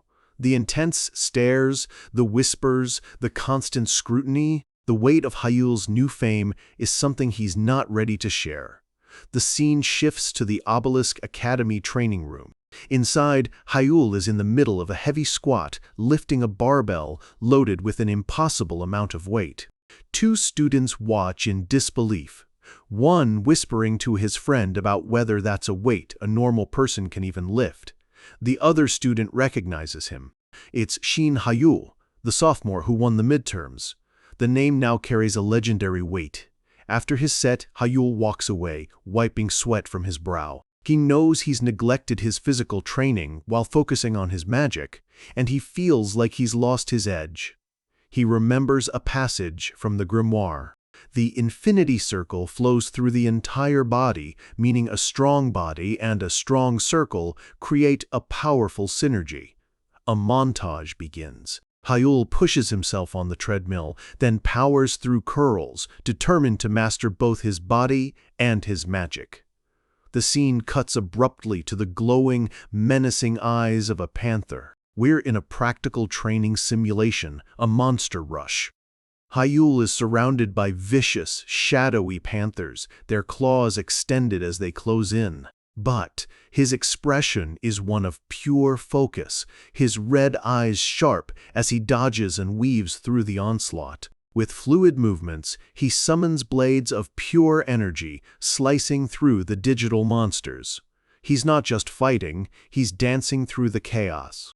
Another student isn't so lucky, brought to his knees as two panthers leap down to strike. Just then, a massive fireball erupts in Hayul's hand as he unleashes his signature move, Flame Vulcan.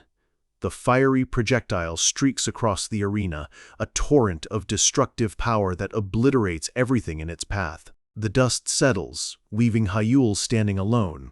A system voice announces his practical training is complete. The instructor looks at his tablet, a look of mild surprise on his face as he reads the results. Perfect, clear, full marks. Hayul just smiles, catching his breath and offering a simple thank you. Later, Hayul sits on a bench, reflecting. The stares and whispers of the other students are just background noise now. He looks at his hand. Thanks to the infinity circle, his physical abilities have jumped by about 1.5 times.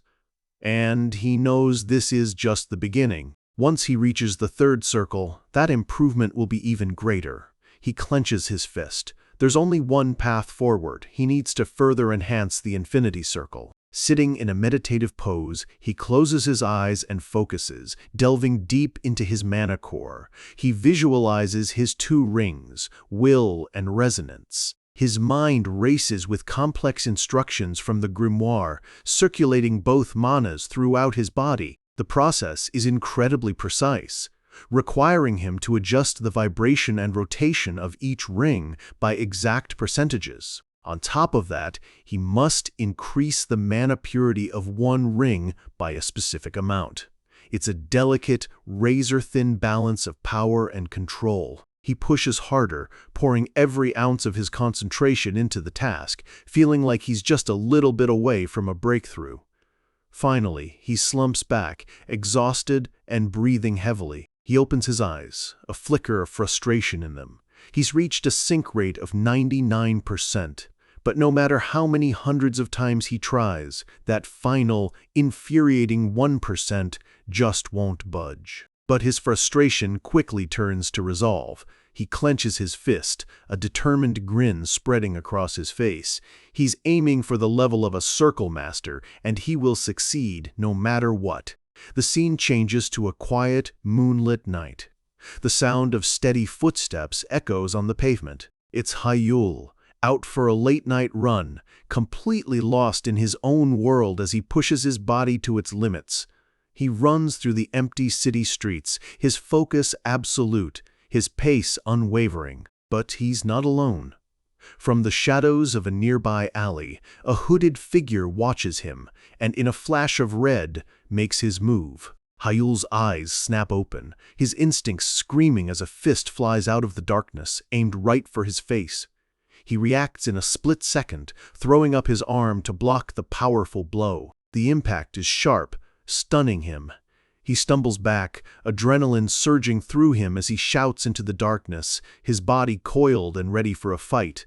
The hooded figure lands silently before him. Hyul's eyes widen in shock and disbelief as he recognizes the attacker's presence.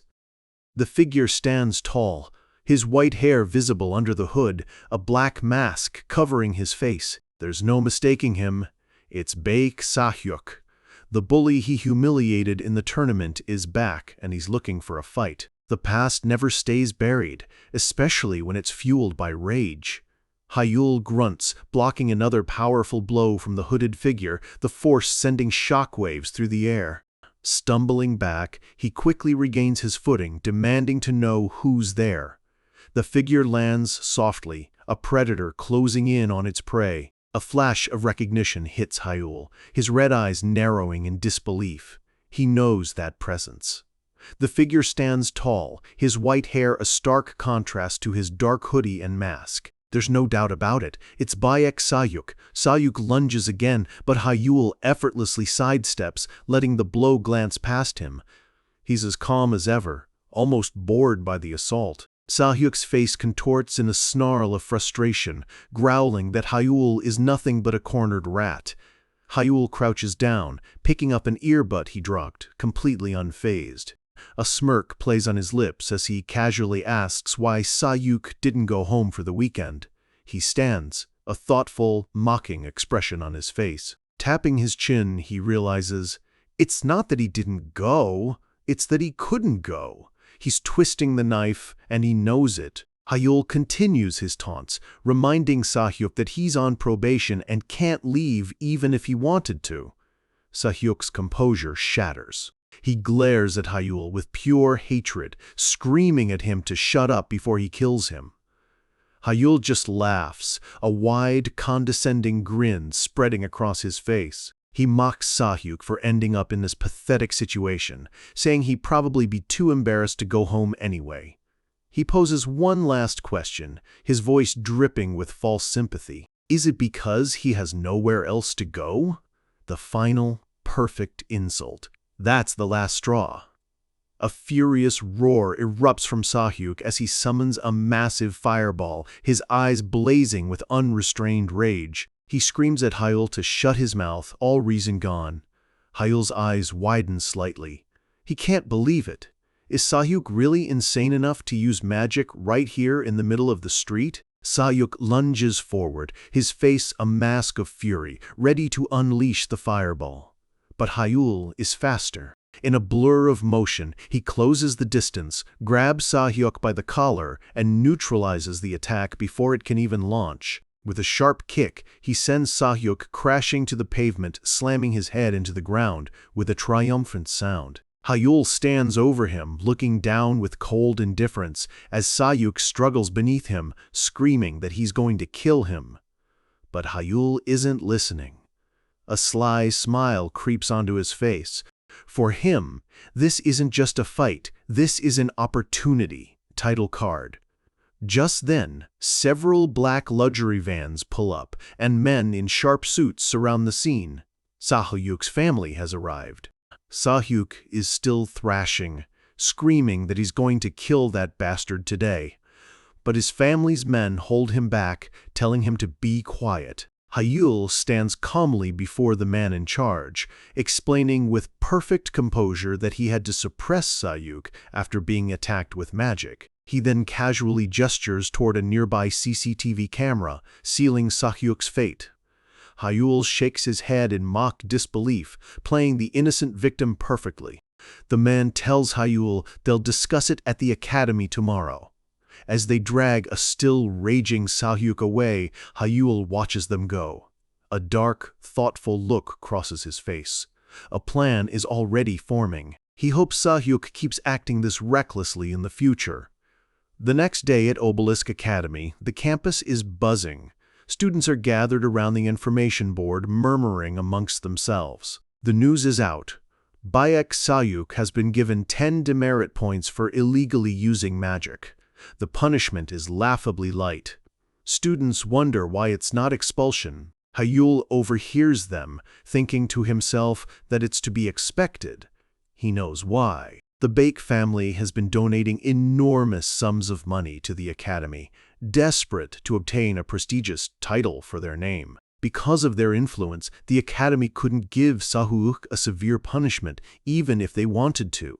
Hayul walks away from the crowd, a small smile on his face. He figures Sahyuk is probably getting a much harsher punishment from his own family. And he's right. Elsewhere, Sahyuk gets an earful from his father over the phone. Sahyuk stands on a balcony, meekly apologizing.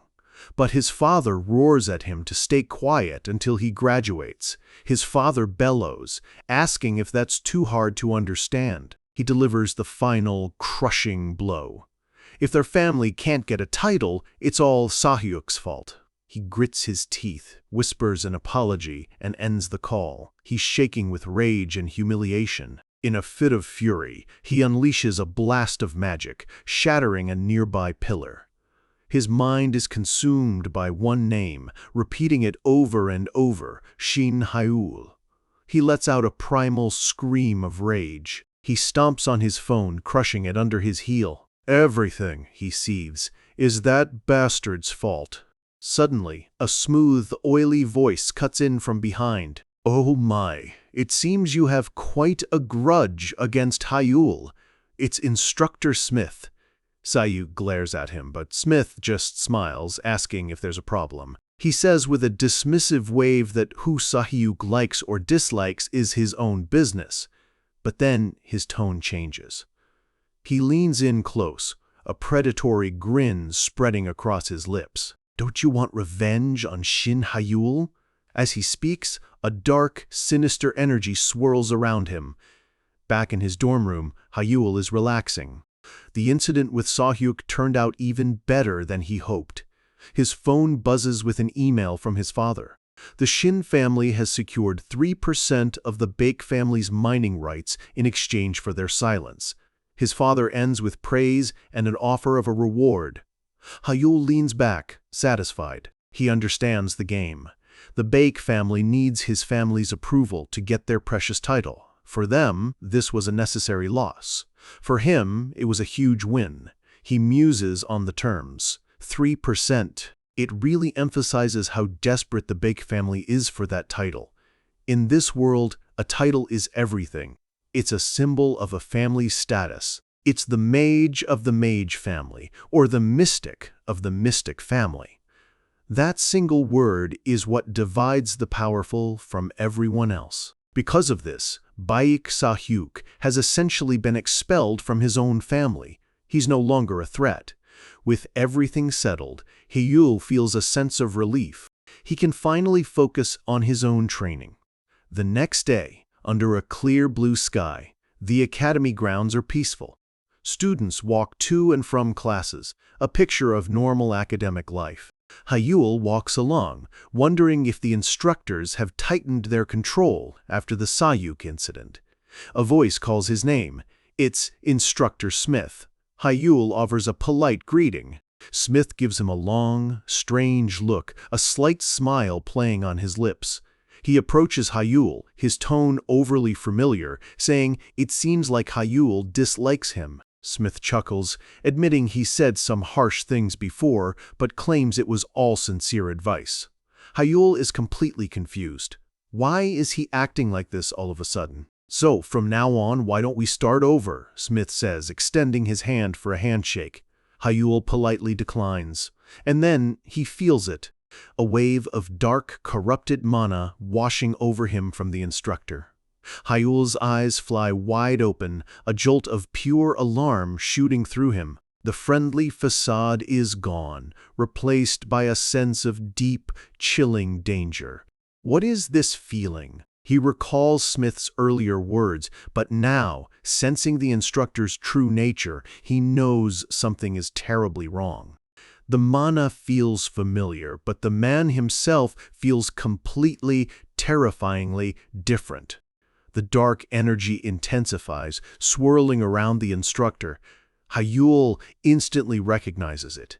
This ominous black mana, there's only one group that uses it. His eyes narrow. The Black Tower.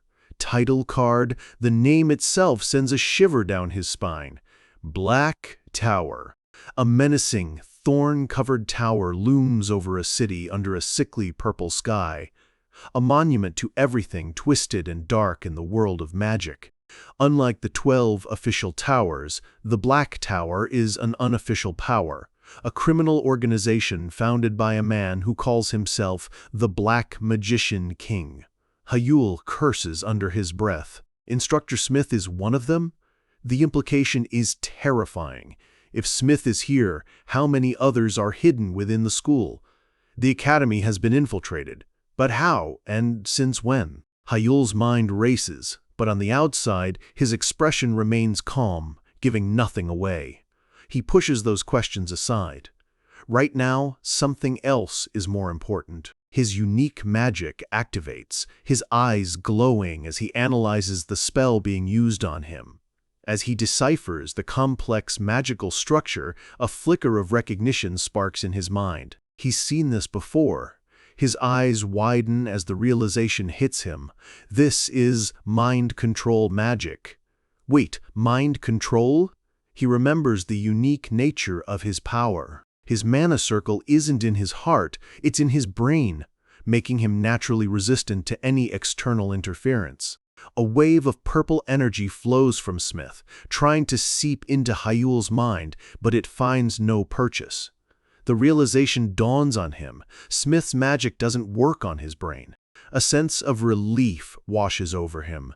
He closes his eyes for a second, a small, knowing smile on his face. Thanks to his unique constitution, he's completely safe. As other students walk by, laughing and chatting, completely oblivious, Hayul realizes that Smith and his masters still haven't figured out the true nature of his power.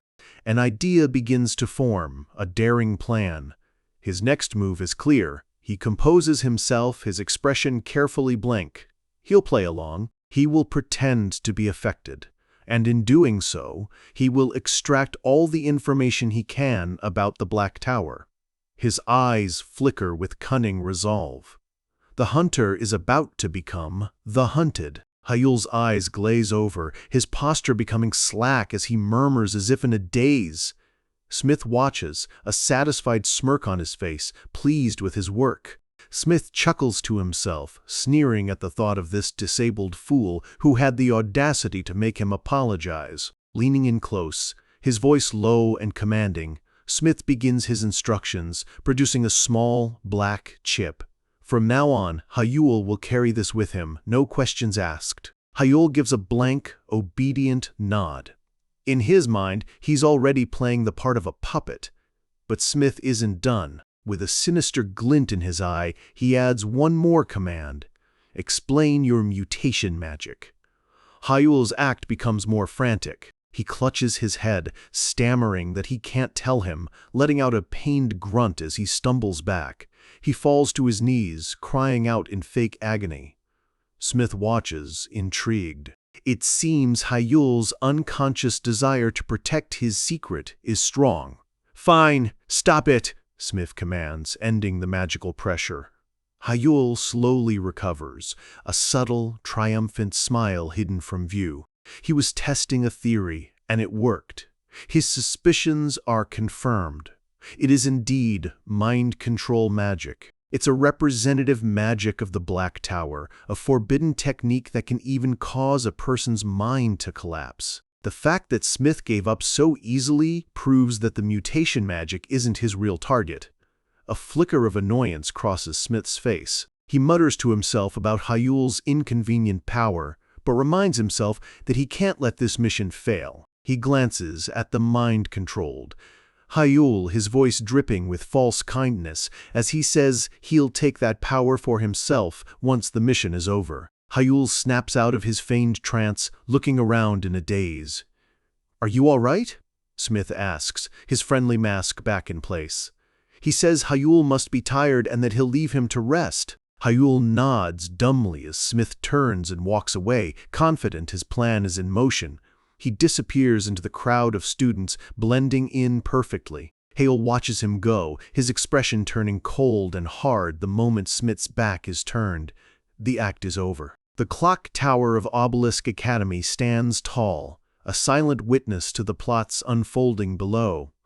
As other students head to the cafeteria, Haeul walks alone, lost in thought. He finds an empty bench in a quiet courtyard. He sits down, taking a moment to himself. He pulls out the chip Smith gave him, examining it closely. An illegal AI chip. The pieces of the puzzle click into place. Their goal is to frame him. He can already see the headlines. They're trying to drag his image through the mud, using accusations of cheating to ruin his reputation. He thinks it through. Smith doesn't have a personal reason to ruin him.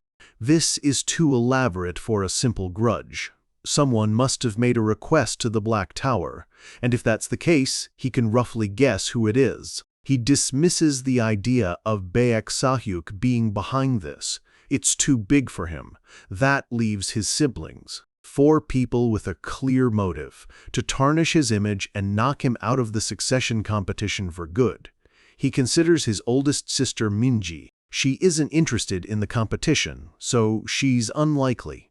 Then there's his older brother, Inhyuk. He's in the running, but he doesn't have the guts for something this bold. That leaves the ambitious and volatile Jihan and Sia. It must be one of them, or maybe both of them working together. Haeul clenches his fist. Capturing Smith is too risky. The Black Tower would just cut him off. He needs a different approach. His gaze falls upon a different, much more powerful tower in the distance, the Blue Tower. He arrives at the grand entrance of the Blue Tower, home to one of the most powerful mages in the country. A voice greets him from inside a lavish office. "Welcome, Haeul. It's Kim Kangin, the master of the Blue Tower." He stands with casual confidence, asking what Haeul wanted to tell him. Kangin's eyes narrow slightly, his sharp gaze assessing Haeul. Haeul meets his gaze, a slight smile on his face. Kangin seems calmer than usual. This is perfect. Now's the time to make his move. Kangin's patience is already wearing thin. He pinches the bridge of his nose, annoyed, telling Haeul not to be a burden. But Haeul knows it's now or never. He thinks that Kangin is just as the rumors say, and wonders what kind of research could have such a powerful mage this on edge. "Are you researching something?" Haeul asks directly. Kangin, surprised, admits that he is. He's studying a rather unusual magic stone. Haeul's interest is piqued. A magic stone? Kangin walks over to a box resting on a nearby table. He opens it, revealing a stunning, diamond-shaped crystal that glitters with a rainbow of colors. "Elemental manolite," he says, his voice a mix of reverence and frustration. A sly, knowing smile spreads across Haeul's face. What a rare opportunity! Kangin sits, gesturing for Haeul to do the same, ready to get straight to the point. He leans back, a curious smile on his face, asking what was so important that it couldn't wait. Haeul leans forward, a mischievous glint in his eye. He tells Kangin that he's a bit on edge and won't listen properly. So, before they get to the main topic, he has something to tell him. He looks Kangin dead in the eye, his voice firm and clear, and says he wants to talk about that magic stone. The elemental manolite. Kangin jumps to his feet, completely shocked, slamming his hand on the table. He leans over the table, his face a mask of disbelief. How does he know about it? Its name has never been revealed, let alone its existence. Haeul remains perfectly calm, warning Kangin to be careful. It's not like he planted a spy. "Then how do you know?" Kangin presses. Haeul leans back casually, reaching into his bag. "The reason," he says, "is simple." He pulls out a gem identical to the one in Kangin's box, holding it up as it glows with a soft, ethereal light. "I have one too." Kangin is speechless, his jaw dropping in utter astonishment. "Correct," Haeul says with a confident smile. "This is the perfectly crafted elemental manolite." Title card. Kanjin covers his mouth, his mind reeling. He asks, his voice trembling slightly, if Hyul by some chance crafted this gem himself. Hyul holds the gem up, its light reflecting in his determined red eyes. Yes, he confirms without a hint of hesitation. He crafted it. Kengan stumbles back, letting out a short, sharp laugh of disbelief. This is ridiculous. He thinks of the greatest magical engineers in the world, the elite crafters of his own tower, and even himself, one of the top 3 globally. None of them could craft this gem. And now, this ordinary high school student claims he did? The idea is absurd. Kangen narrows his eyes, a sly smile returning as he probes for more information, asking if Hyul just happened to possess it. Yes, Hyul lies smoothly, saying he figured the blue tower was the only place that could handle it. Kangen leans forward, his curiosity piqued, and asks how he got it. No comment, Hyul replies coolly, saying he was just lucky enough to find it and craft it. That's all he'll say. Kangen's eyes sparkle with amusement, exclaiming that Hyul must have incredibly good luck. Kangen leans over the table, his demeanor shifting to one of respect. He acknowledges a mage's right to keep their secrets. He won't press any further. Kangen's eyes light up with a childlike excitement as he eagerly asks if he can take a closer look. Hyul nods his assent. Kangen carefully inspects the gem, marveling that it's the only stone in existence to contain all 4 elements at once. He hands it back, asking Hyul what his purpose is for bringing it here. Hyul's voice turns serious. He wants to use it to craft an artifact. Kangen asks, what kind? Hyul clarifies that as long as it enhances elemental magic, anything will do. Kangen understands, but warns that high-quality stones require high-quality materials, and the fee will be hefty. He laughs, assuming Hyul's family will cover it. But Hyul cuts him off. He holds a finger to his lips, asking that this project remain a secret from everyone, including his family. Kangen chuckles, calculating the staggering cost. He asks if Hyul can handle this without his family's help. Hyul smiles. He has another way. Another method? Kangen is intrigued. Hyul leans forward, his eyes burning with intensity. He will craft the elemental manalite right here, right now, in front of the Tower Master himself. Kangen's eyes widen, a slow, delighted smile spreading across his face. He realizes what this means. Hyul is offering to hand over the crafting method. Both men erupt in laughter. The deal is struck. The payment will be more than covered. Then Hyul's expression turns serious once more. He has one more thing to ask. Kangen leans forward, asking if this has to do with the main topic. Hyul places the illegal AI chip on the table between them. Kangen picks it up, his expression shifting immediately. It's an illegal IL chip. Where did he get this? Hyul clenches his fist under the table, his composure hardening. A mage from the Black Tower at the Academy gave it to me, he explains, revealing the shocking truth. There are Black Tower mages hiding at Obelisk Academy, and he needs Kangen's help to deal with them. The scene shifts to a quiet night. The full moon hangs high in the sky. A sleek white car pulls up, and Hyul gets out. The driver, a woman with purple hair, warns him to be careful. Hyul gives a confident smile. We'll meet again soon, she says, her expression serious. Hyul watches the car drive away, a thoughtful silence falling over him. He walks down the empty hallway of his dorm. He flops onto his bed with a satisfied yawn.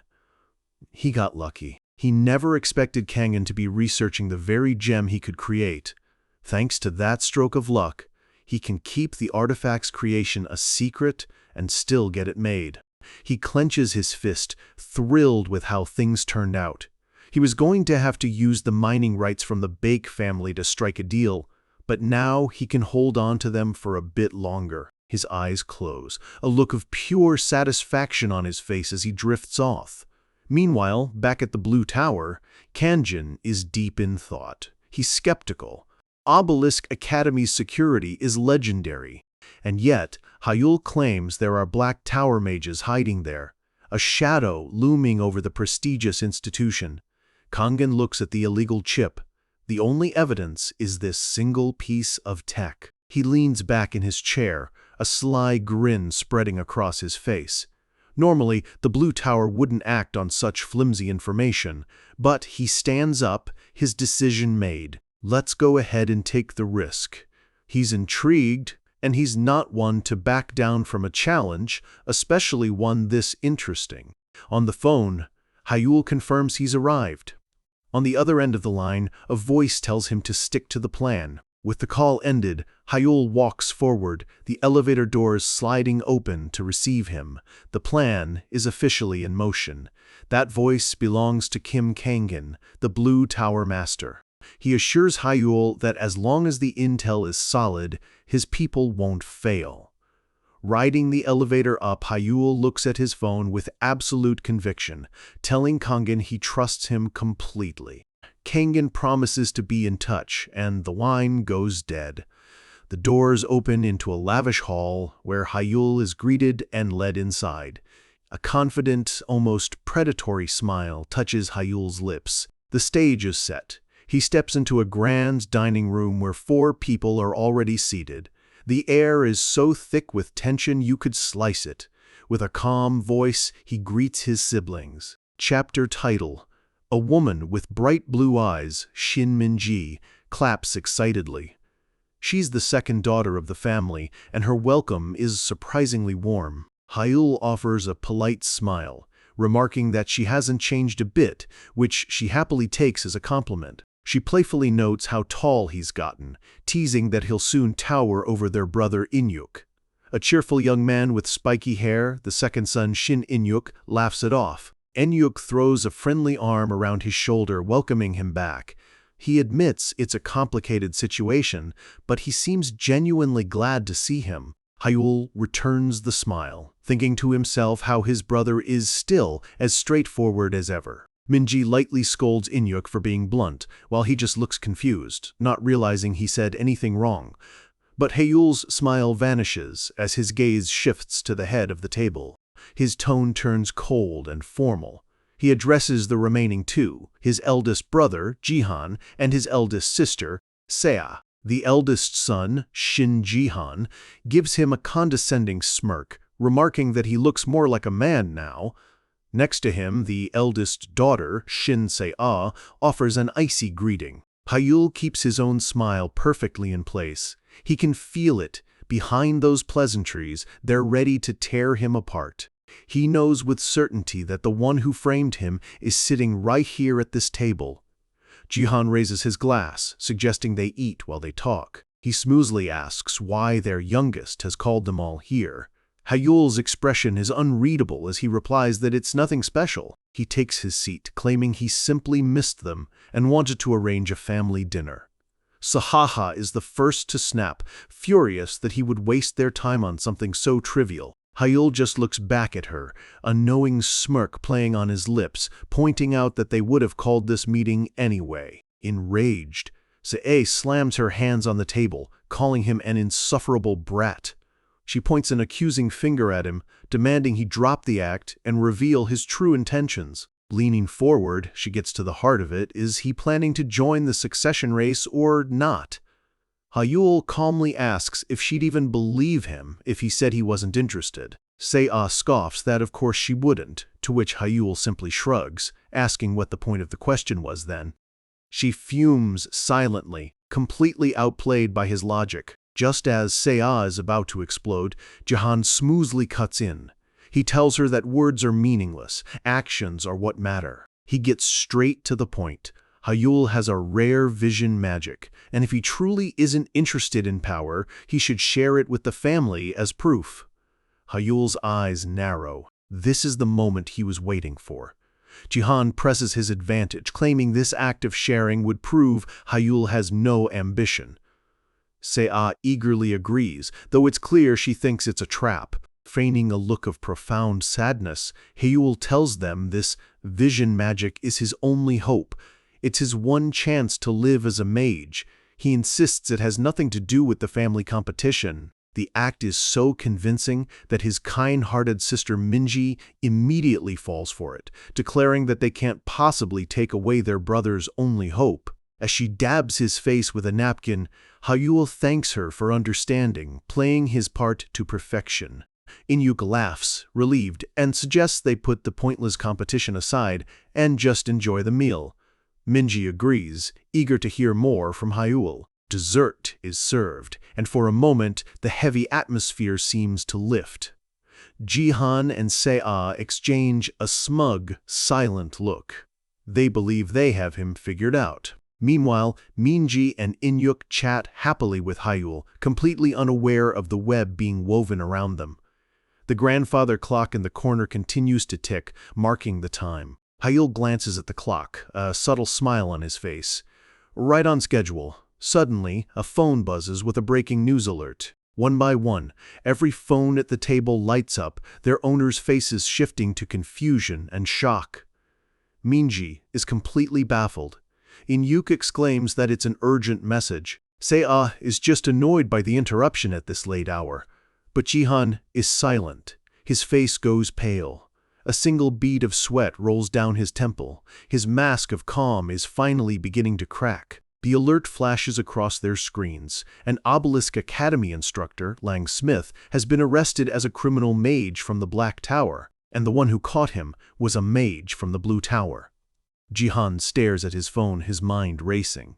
Hayul watches him from across the table, a cold, triumphant smile spreading across his face. Got you. Jihan is visibly sweating now, his composure shattered. Hayul's gaze locks onto him, his suspicions confirmed. It was you, Shin Jihan. Later that night, Hayul is back on the phone with Kangen, who confirms that his intel was spot on. Hayul reads the full report. At 10:31 p.m., Lang Smith was caught red-handed in the supply room, tampering with materials for an upcoming exam. The Black Tower's infiltration is now public. He stands tall, a look of deep satisfaction on his face. On the phone, an impressed Kangen asks how he knew Smith would target the training supplies. Hayul explains it was simple deduction. Since Smith had infiltrated the academy, Frustral, Koten Prustral, Shrakjol, it had them point, he'd other Simbra. So, in Jake's lied, looking at the schedule, the only real opportunity, Vem.1 Kopen Slas, was during the big survival exam on Friday. And to sabotage that, he'd have to tamper with the supplies after the afternoon inspection, which left only one possible window of time, the night before the exam. Tonight, Thursday night. Kangen is audibly amazed. Hayul explains that he had the Blue Tower monitor the supply room while he gathered his siblings to smoke out the person who hired Smith in the first place. The scene flashes back to the dinner table. Thanks to his two-pronged attack, not only was Instructor Smith caught, but he also confirmed Jihan's connection to the Black Tower. Hayul looks out at the city lights, a smug smile on his face. It was a flawless operation. Walking away, Hayul knows he still lacks concrete evidence linking Jihan to Smith, but it's only a matter of time. He'll dig until he uncovers the truth. Kangen's voice brings him back, admitting that the Blue Tower owes him one. Solving this case has been a huge boost to their reputation. When Kangen promises to return the favor, Hayul just laughs, saying he'll gladly accept it. Kangen laughs heartily, appreciating his honesty before signing off to handle the aftermath.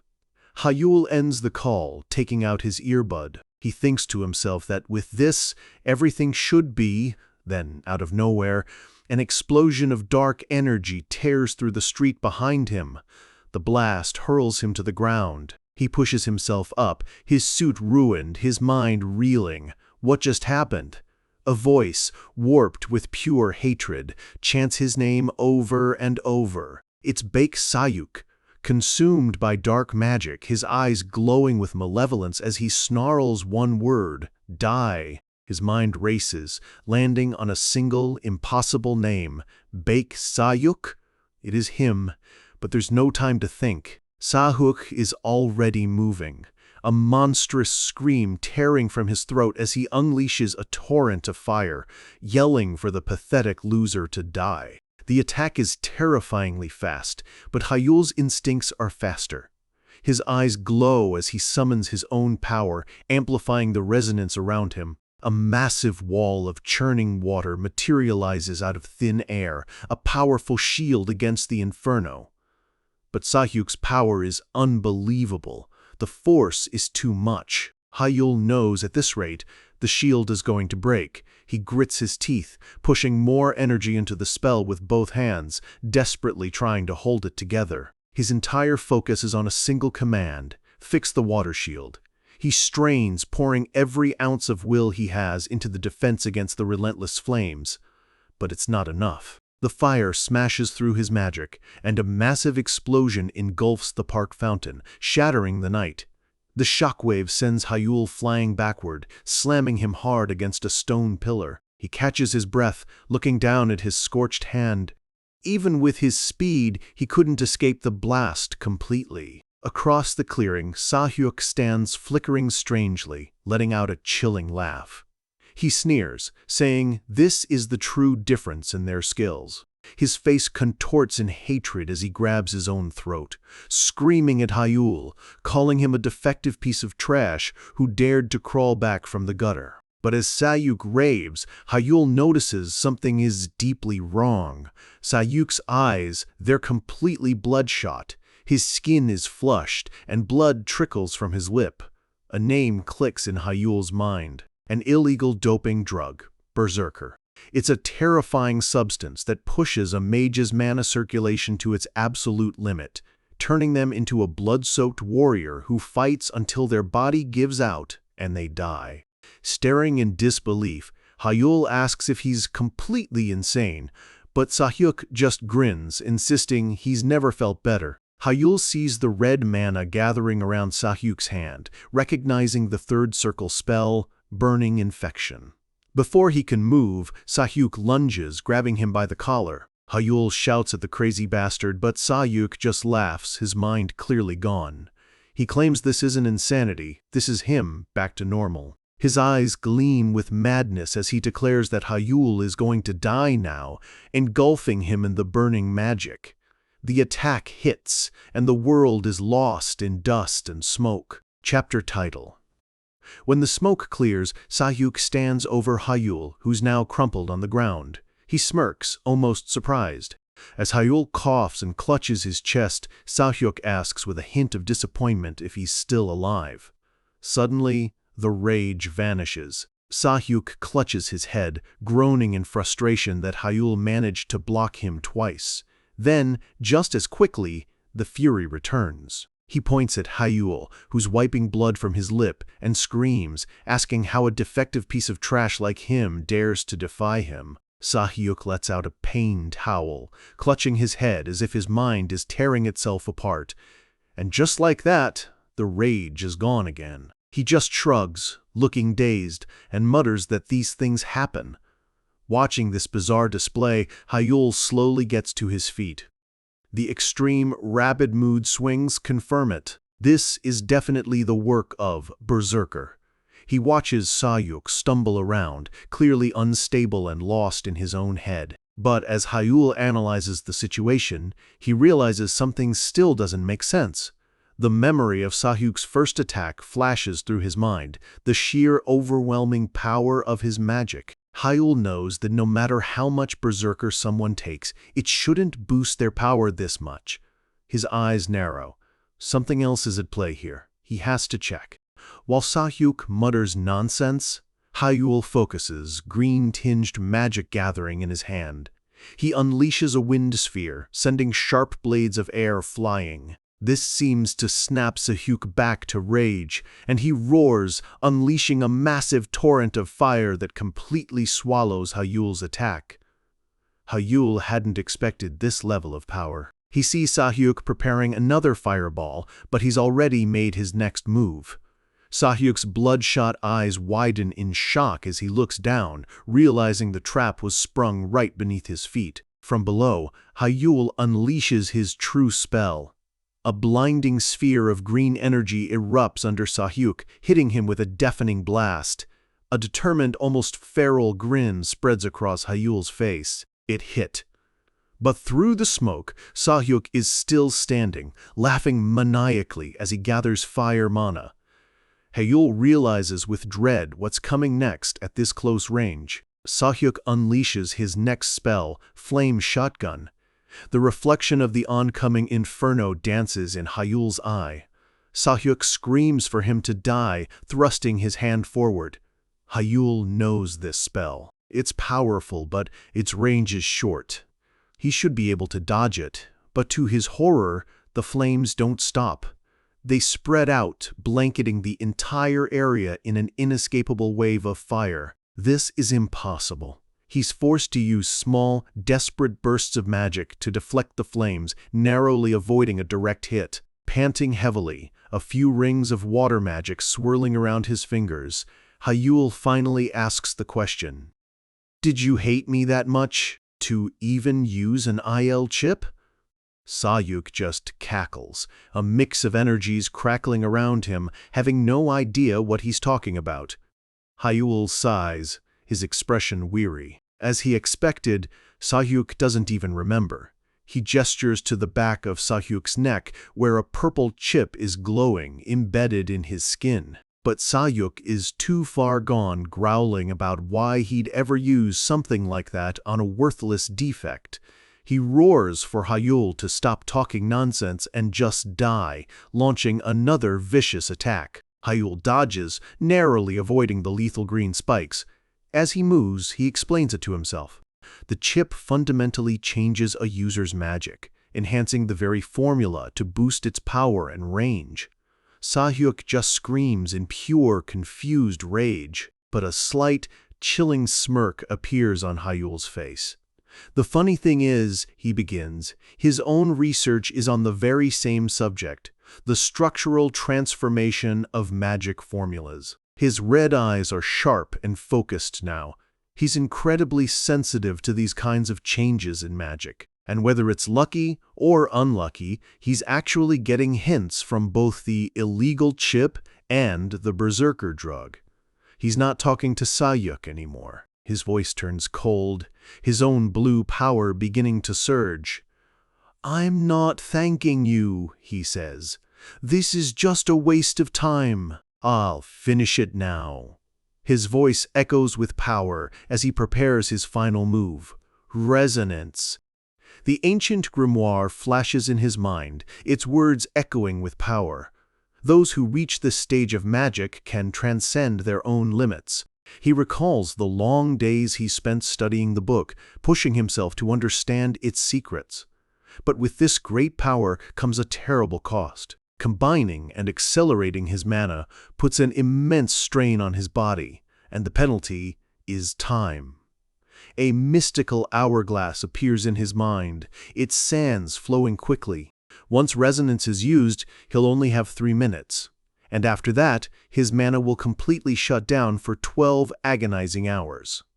Sahyuk, still delusional, just scoffs, asking if he's scared. Haeul closes his eyes, focusing his power. He only has 3 minutes. His eyes snap open, blazing with power. 3 minutes is more than enough. He slams his hand on the ground, and a new spell erupts from the earth. Massive, glowing spikes of rock shoot from the ground, tearing across the courtyard toward Sahyuk. Caught completely off guard, Sahyuk screams in agony as the spikes impale his legs, throwing him into the air. He stares in disbelief, blood dripping from his mouth. He can't understand how a piece of trash like Haeul could possibly use third circle magic. But Haeul, now brimming with confidence, just gives him a taunting smirk, tapping his temple as if to ask, "How do you think I did it?" Losing what little sanity he has left, Sahyuk gathers a massive fireball, screaming curses. Haeul just watches, unimpressed, thinking that his enemy isn't just bad at magic, he's bad at insults too. So cliché. As the fireball hurtles towards him, Haeul calmly raises a hand, conjuring another water shield. Sahyuk laughs like a madman, mocking him for trying the same move that failed before. But this time is different. The shield swirls into a powerful vortex, easily absorbing the flames. Sahyuk's laughter dies in his throat. Hyul stands completely unharmed. He calmly tells Sahyuk that if he had any sense, he would have realized from the first attack that this water shield was on a completely different level. He looks at his opponent with cold certainty, a confident smirk on his face. Sahyuk's magic can't even touch him now. Battered and broken, Sahyuk can only stare, muttering Hyul's name in disbelief. His disbelief turns back to pure, unadulterated rage. He screams Hyul's name into the night. He charges forward again, his mind completely gone. Then, a flicker of insane logic crosses his broken mind. He screams that Hyul must have used illegal drugs too. That's the only way he could be this strong. Hyul just looks at him with pity. "It's over. The world dissolves into darkness." Hyul's voice echoes, stating that Sahyuk brought this on himself. The ground turns to black, rippling water trapping him. Sahyuk looks around at the endless void, confused and terrified. Hyul tells him that if he'd shown even a moment of hesitation, things might have ended differently. Sahyuk thrashes wildly, screaming for Hyul to stop hiding and come out. He screams into the empty darkness, demanding a real fight. Hyul's voice responds, calm and commanding, binding him with earth and air. Suddenly, magical chains erupt from the void, wrapping around Sahyuk and restraining him completely. He snarls, trying to fight against the bindings. But the chains tighten, holding him fast. Hyul appears behind him, his voice cold. He tells him it's too late, and the only mercy he'll offer is a quick, painless end. Sahyuk screams that it's not over, that his life would have been perfect if it weren't for Hyul. But Hyul cuts him off, saying he would have just found someone else to blame.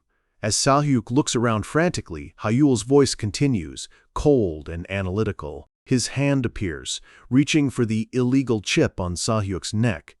He asks if Sahyuk knows why people don't use illegally modified AIs. A wave of purple energy shoots from Hyul's hand into the chip, and Sahyuk lets out a blood-curdling scream of pure agony. Hyul smirks, his eyes glowing. He explains that he just synchronized his own mana frequency with the overheated chip.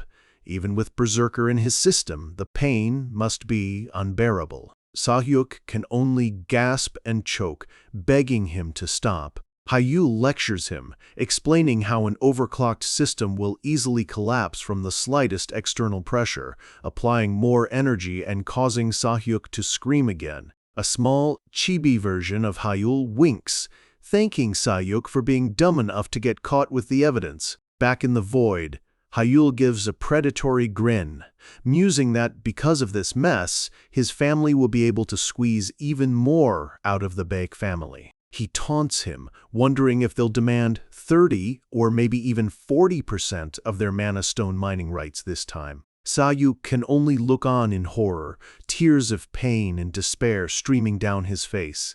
Leaning in close, Hyul says his goodbyes, mockingly thanking him for the gift.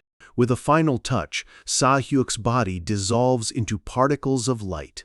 The illusionary world fades, and the particles disperse into the night. Back in the real world, Sahyuk lies unconscious on the ground as Hyul stands over him, his hands in his pockets. He calmly reaches down and picks up his fallen enemy's phone. He finds a contact and makes a call.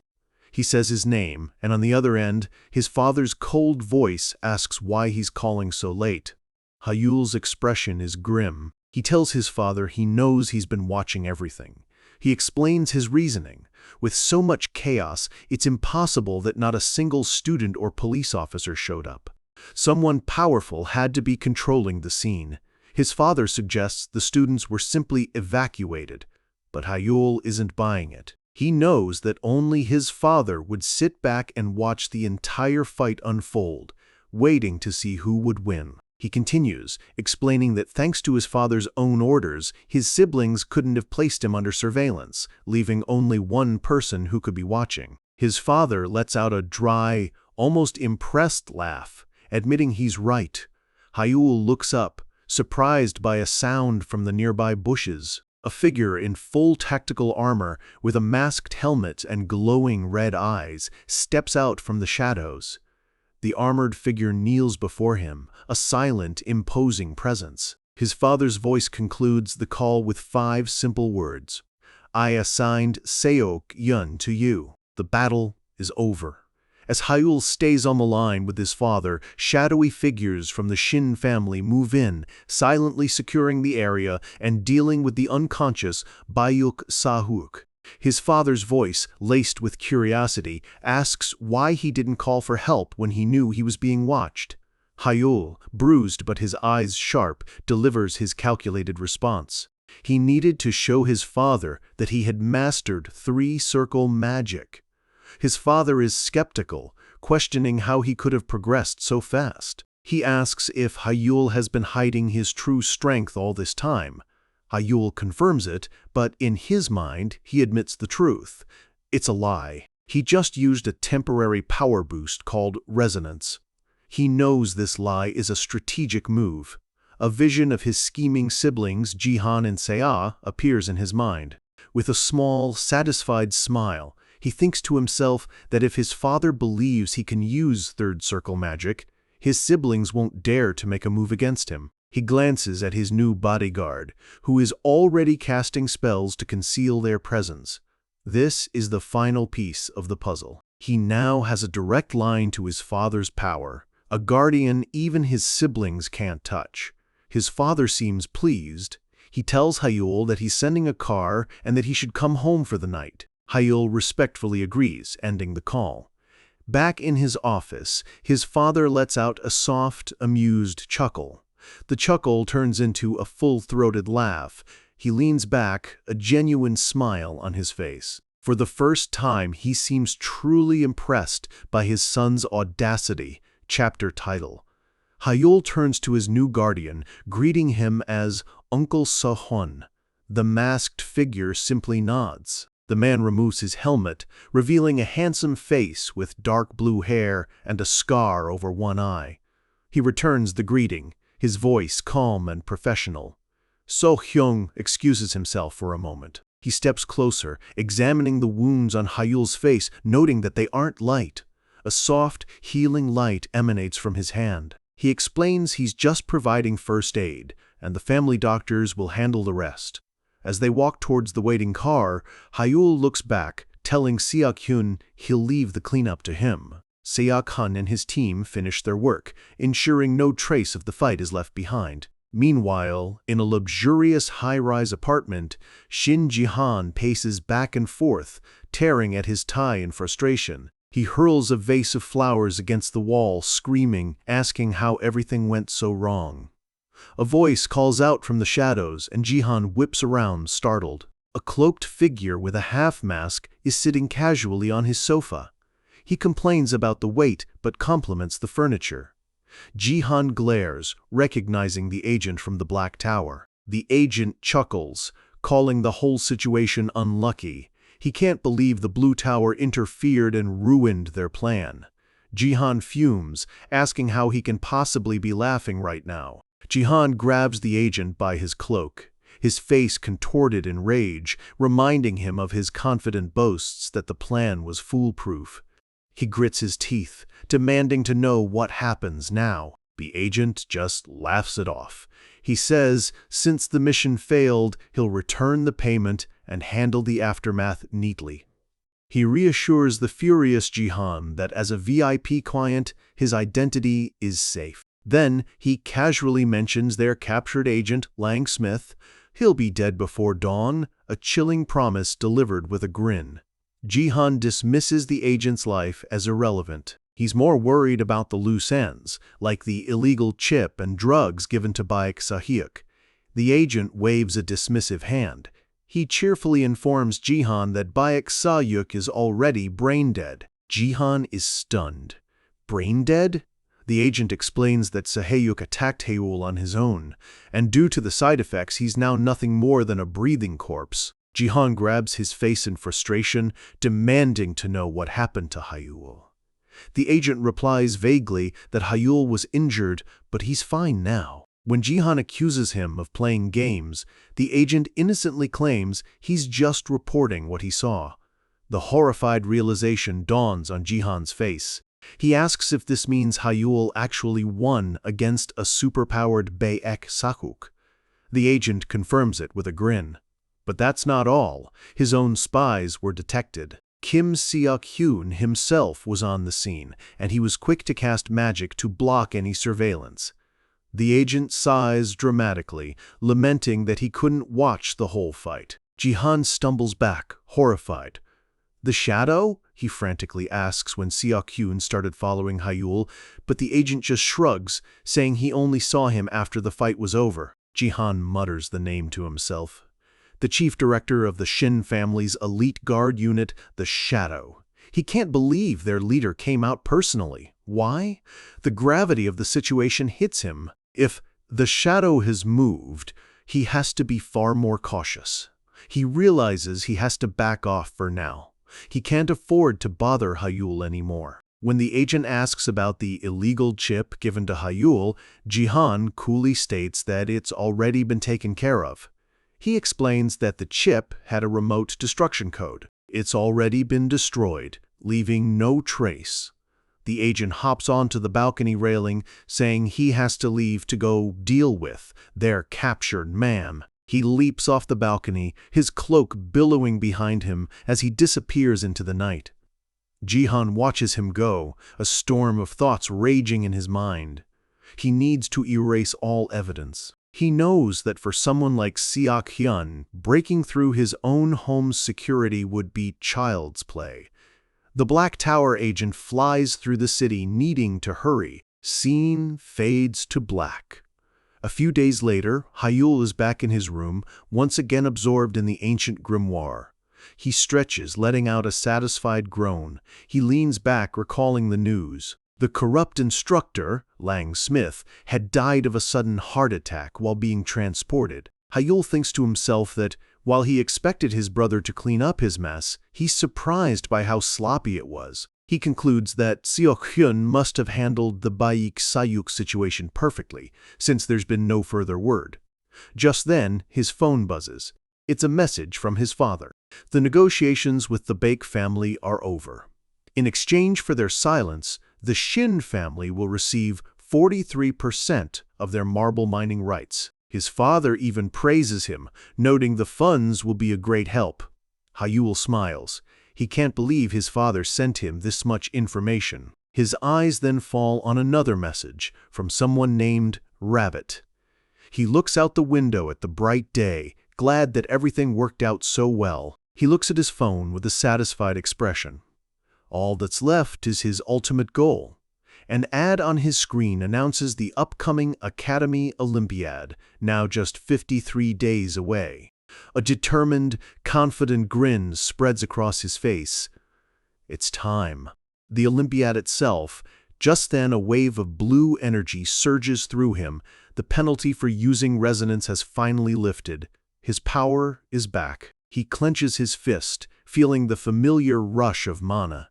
With his strength restored, his path is clear. It's time to master the third circle. His focus shifts back to the ancient grimoire, the key to his evolution. He holds the book, its energy swirling around him.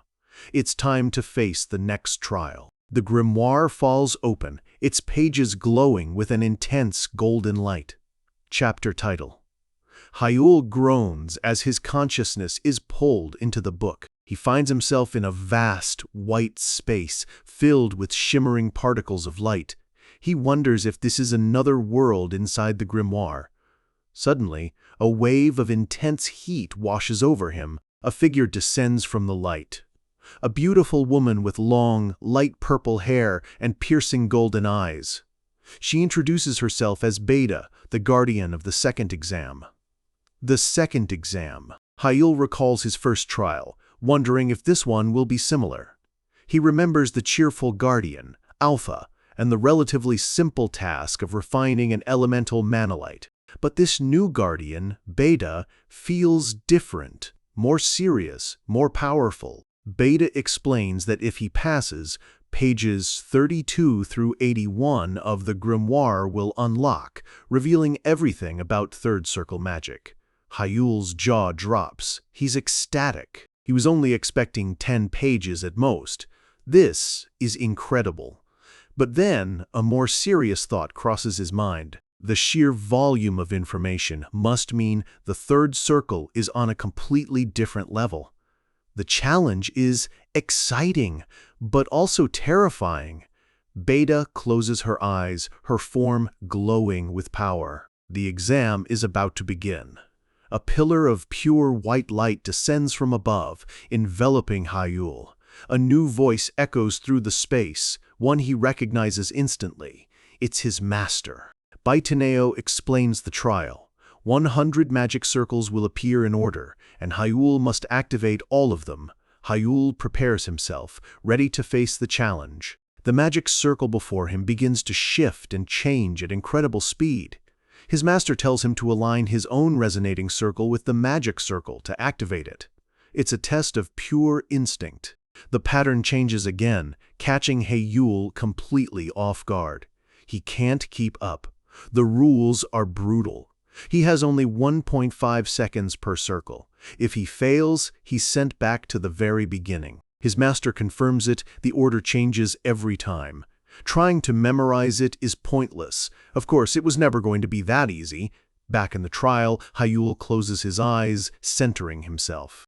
He focuses his mana, his hand glowing as he prepares to try again.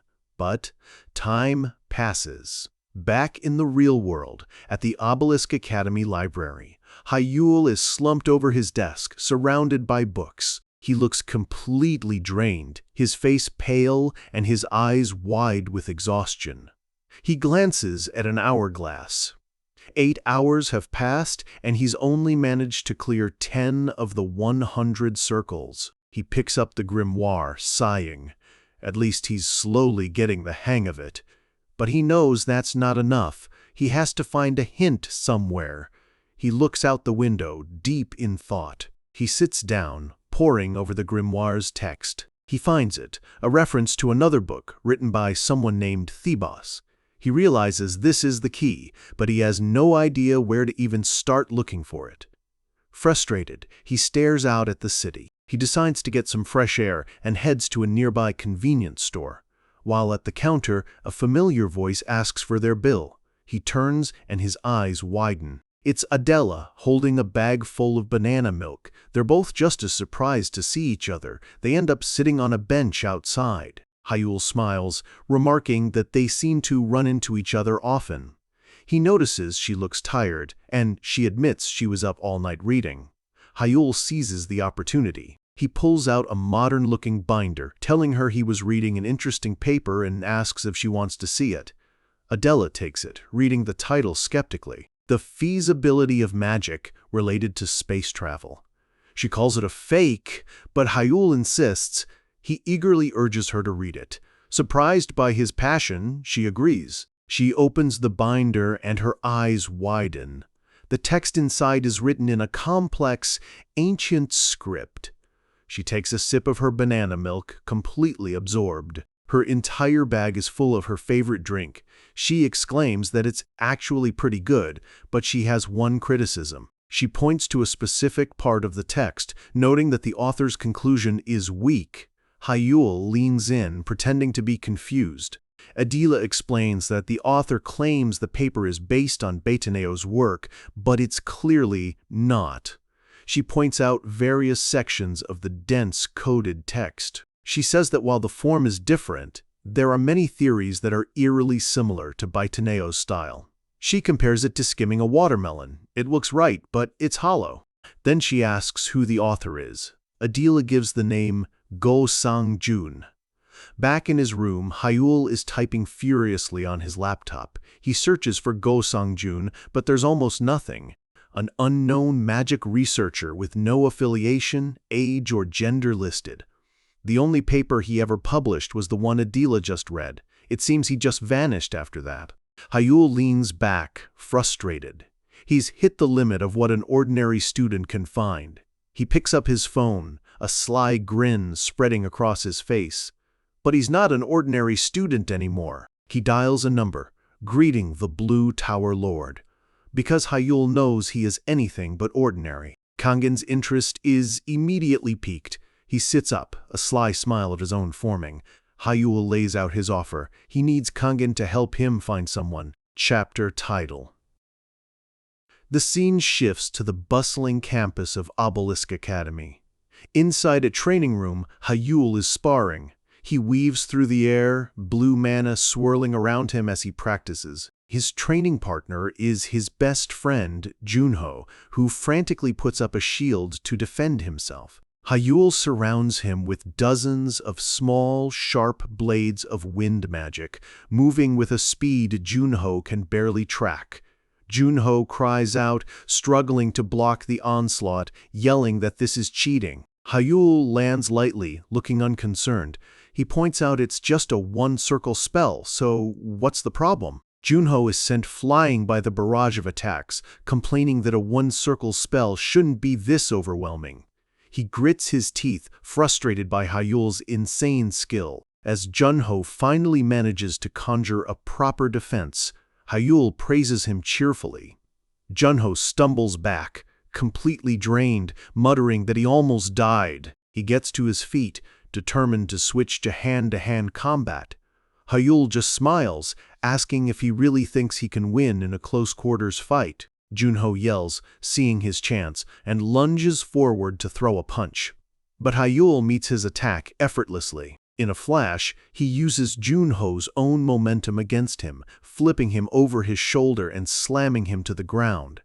The impact echoes through the room, stunning the other students watching. Hyul brushes his hands off with a pleasant smile. He stands over his groaning friend, complimenting his strategy. He explains that in close combat, the advantage of his versatile magic fades, leveling the playing field. Junho just grumbles from the floor, not sure if it was a compliment or an insult. Later, in the locker room, Junho straps an ice pack to his back, complaining that Hyul's magic is dirty and his fighting is insane. He sighs, admitting defeat, calling him a dirty fighter. Hyul playfully slaps another ice pack on his friend's back, telling him to train harder if he doesn't like losing. Junho changes the subject, asking what Hyul's plan is now. He smirks knowingly, guessing that Hyul's goal is to win the Olympiad. Hyul is completely taken aback, shocked that he figured it out. Junho just laughs, saying he knows his friend too well. He points out Hyul's incredible performance in recent tests as proof. He explains that Hyul has been dominating every training exercise, and the only reason to push that hard is to compete against the upperclassmen. But even so, he knows Hyul is thinking it'll still be hard to actually win. Hyul smiles weakly, admitting he's right. Junho gets serious, reminding him that this year's favorite is a six-circle user. Against that, Hyul's two-circle magic stands no chance. Hyul knows his friend is right. To have any chance, he needs to be at least a four-circle mage, and for that, he has to find Go Sang-jun. A week later, Hyul gets a message from Kangin, a location. He stands on a city street, looking at the address, wondering where it is. On the phone, Kangin apologizes for the delay, admitting it took a whole week to find one person, a first for him. He gets straight to the point. Go Sang-jun's current location is. Hyul looks up at the building in front of him, and his eyes widen in shock. It's the old bookstore he always visits. The realization hits him like a ton of bricks. He's here? Right under his nose this whole time. Who would have thought? He thinks back to all the time he spent here after being disowned, searching for scraps of magical knowledge. He never knew where his own ancient grimoire came from. Could it have been from this very shop? He takes a deep breath and opens the door. An old man with light purple hair is crouched down, organizing books. He looks up. He recognizes Hyul immediately, greeting him warmly and asking if he's been well. The old man smiles, saying he heard Hyul is able to use magic properly now. He adds that Hyul looks much healthier, and Hyul beams, saying, "It's all thanks to him." The old man laughs humbly, but Hayul is sincere, telling him the books he sold him are what brought him this far. The owner chuckles, then asks what brings him here today. Hayul gets to the point. He asks if he can see the owner's son, Go Sang-jun. The old man's friendly demeanor vanishes. He asks how Hayul even knows that name. Hayul calmly explains he read a paper and needs to ask the author something important. He apologizes for being intrusive, but insists that he must meet him. The owner sighs, rubbing the back of his neck. Paper, you say? He relents, agreeing to let him meet his son. Hayul thanks him profusely, but the old man stops him. He gives a cryptic warning. Even if Hayul meets him, he won't get any answers. Hayul is completely confused. The owner tells him to follow, leading him to a door at the back of the shop. He stops, telling Hayul that Sang-jun is inside. He steps aside, letting Hayul approach. "Go ahead," the owner says, his expression unreadable. "This is his room." Hayul opens the door, his heart pounding. He looks inside, and his face freezes in utter shock, his mind struggling to comprehend what he's seeing. Go Sang-jun is not a person. The steady beeping of medical equipment fills the air. A young man lies in the bed, an oxygen mask over his face. He's unconscious, hooked up to monitors that track his vitals. His long, deep violet hair is spread across the pillow. He is pale and utterly still. Hayul stares from the man in the bed to the owner. The old man stands beside him, his expression heavy with sorrow. "Yes," he says. "This is my son, Sang-jun." They sit by the bedside, the silence broken only by the beeping of the machines. Hayul finally breaks the silence, his voice soft. He asks what happened. The owner begins the story. His son, Sang-jun, broke the greatest taboo of being a mage. Chapter title. Hayul asks what kind of taboo it was.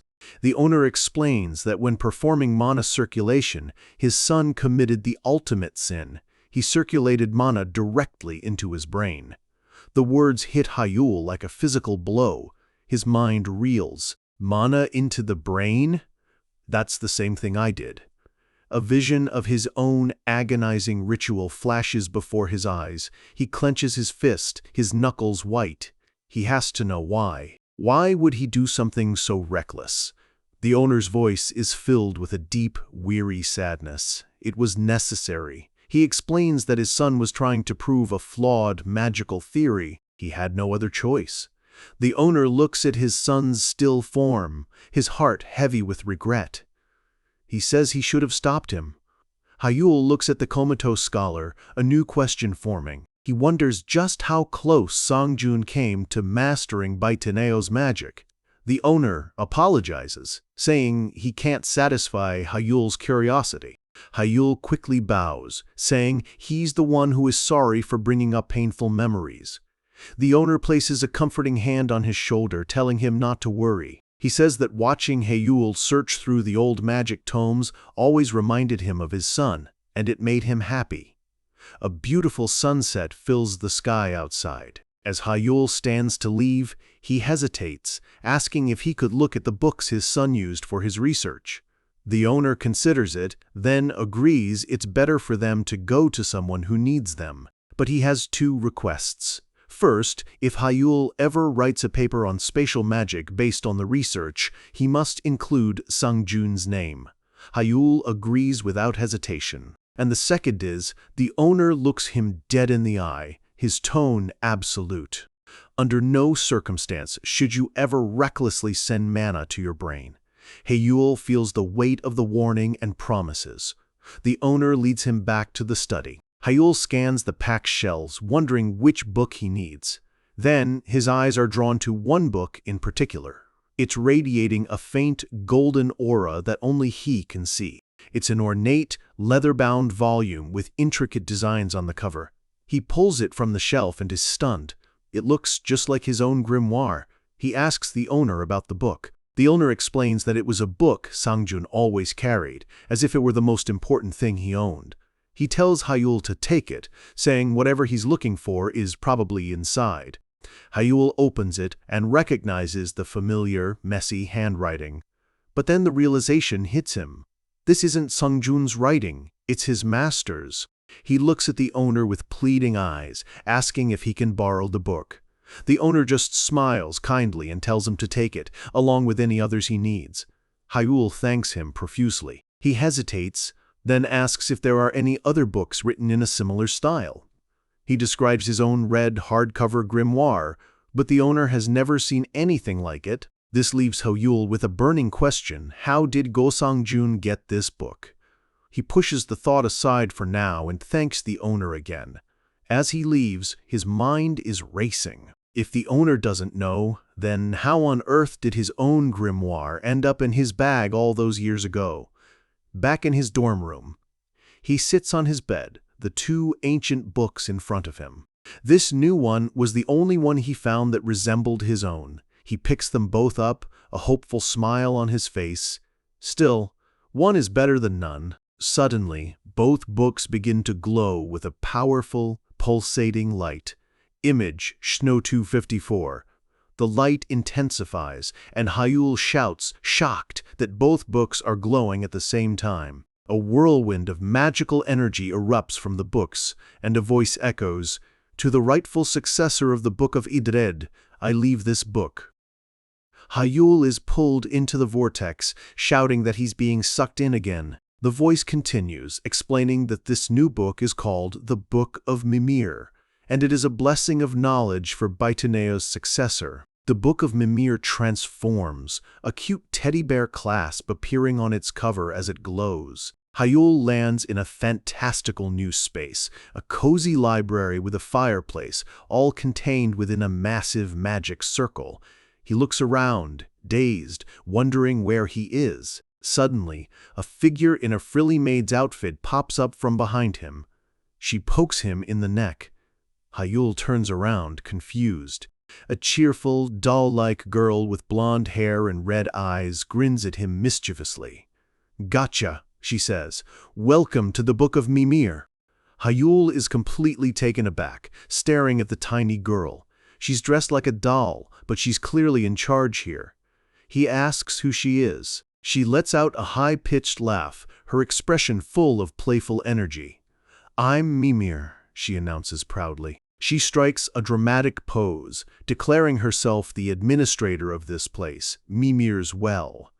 Mimir extends a hand, greeting him as the successor. Hyul looks around the library, repeating the name, and Mimir confirms that's what this place is called. She explains that it's a library specially prepared by his master, Ray Bel Baiteneo, for his future successors.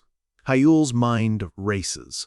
This must be the supplementary knowledge his master mentioned. He looks up at the ceiling, thinking that it seems a bit small to be called a grand library. Mimir seems to read his thoughts. She explains that the scale of the library changes depending on the successor's level. She puts a hand on her hip, guessing from its current size that he hasn't even passed the second trial yet. Hyul confirms she's right. Mimir's expression softens, and she asks if they can just speak casually. Hyul is a little surprised, but agrees. She explains that since they'll be seeing each other often, it's better if they're more comfortable. Hyul cracks a small smile.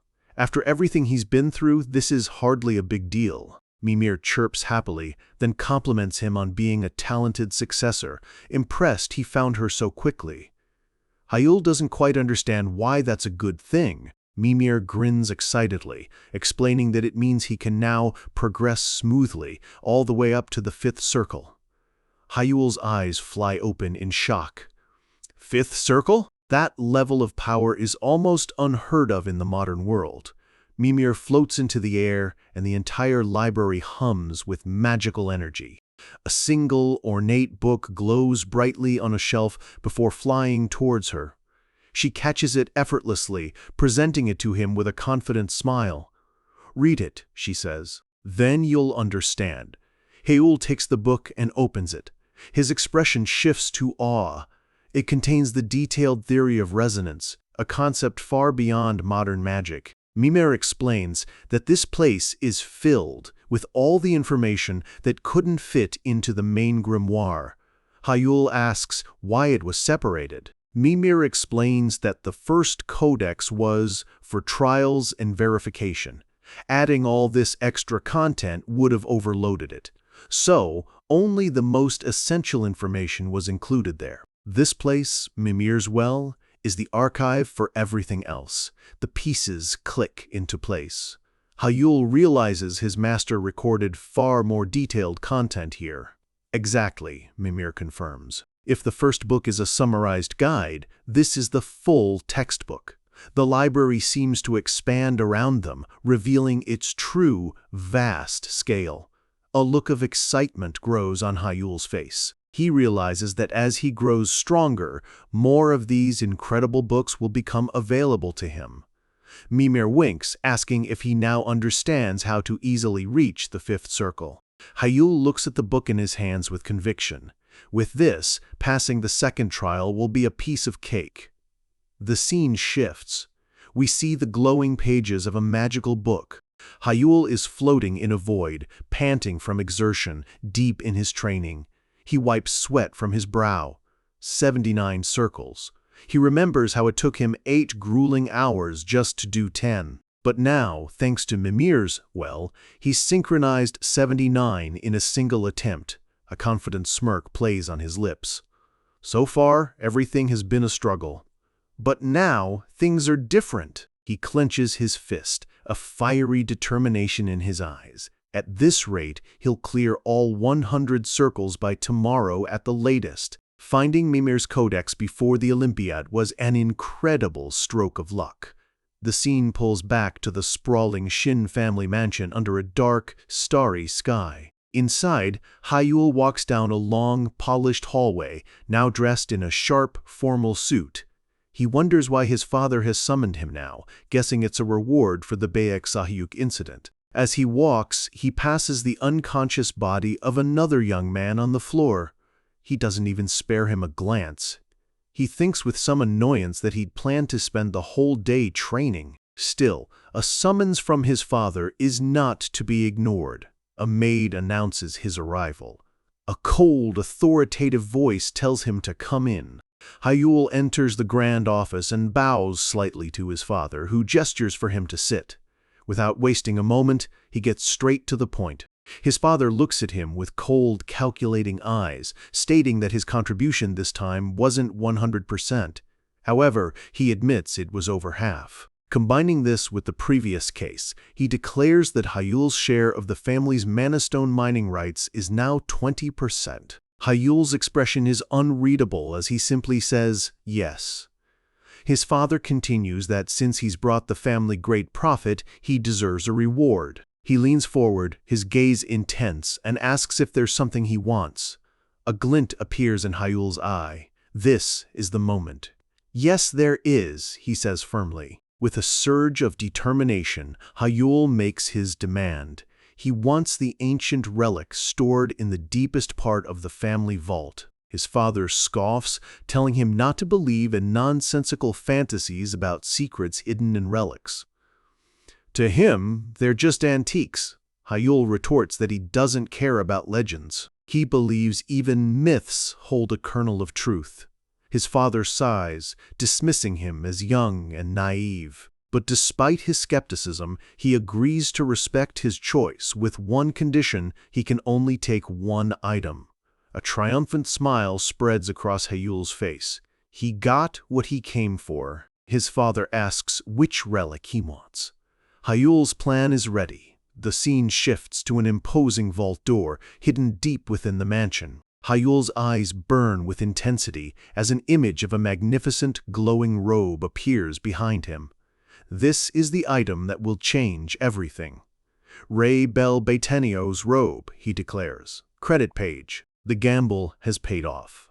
As Hayul walks away from the Shin family estate, his father hands over a single box, warning him not to regret this choice. Hayul takes the case, a confident smile on his lips. He looks his father in the eye and thanks him. He played the game, and he won the prize. As Hayul leaves, his father sighs, muttering about how his son would trade real wealth for an absurd story. he completely underestimates the value of what he just gave away. His father's last piece of advice is to train hard.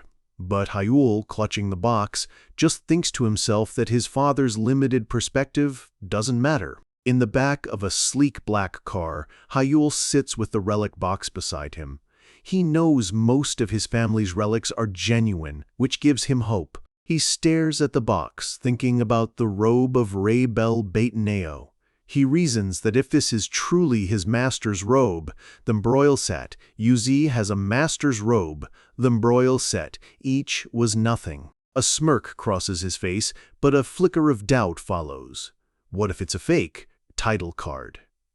The moment he opens the box, a brilliant purple light spills out. He lifts the fabric, and it glows with an otherworldly energy, like a captured nebula flowing through his hands. He recognizes it instantly. This is pure mana fiber. Mana fiber. It's an incredibly rare technique where mana stones are painstakingly crafted into thread. This isn't just a robe that amplifies mana. It's a robe literally made of mana. Hyul is in awe. He can't believe such advanced technology existed in ancient times. A grin spreads across his face. Even the best modern artifacts can't compare to this. Back in his quiet dorm room, Hyul sits on his bed, the glowing robe draped across his lap, just trying to process the sheer power held within the fabric. He runs his hand over the material and finds a signature embroidered inside. The handwriting is terrible, but it's one he knows well. It's definitely his master's. But as he holds it up, he notices something very strange about its design. The inner and outer layers are reversed. The glowing cosmic pattern is on the inside, while the plain white fabric is on the outside. This is a massive design flaw. The robe is built to enhance the mana of anyone outside of it, while blocking the wearer's own power. It's completely backwards. Hyul thinks hard. He knows his master was a genius. He wouldn't make such a basic mistake. And then, it hits him. A light bulb flashes in his mind. Of course! It's meant to be worn inside out. He quickly flips the robe, his hands glowing with anticipation. But to his shock, nothing changes.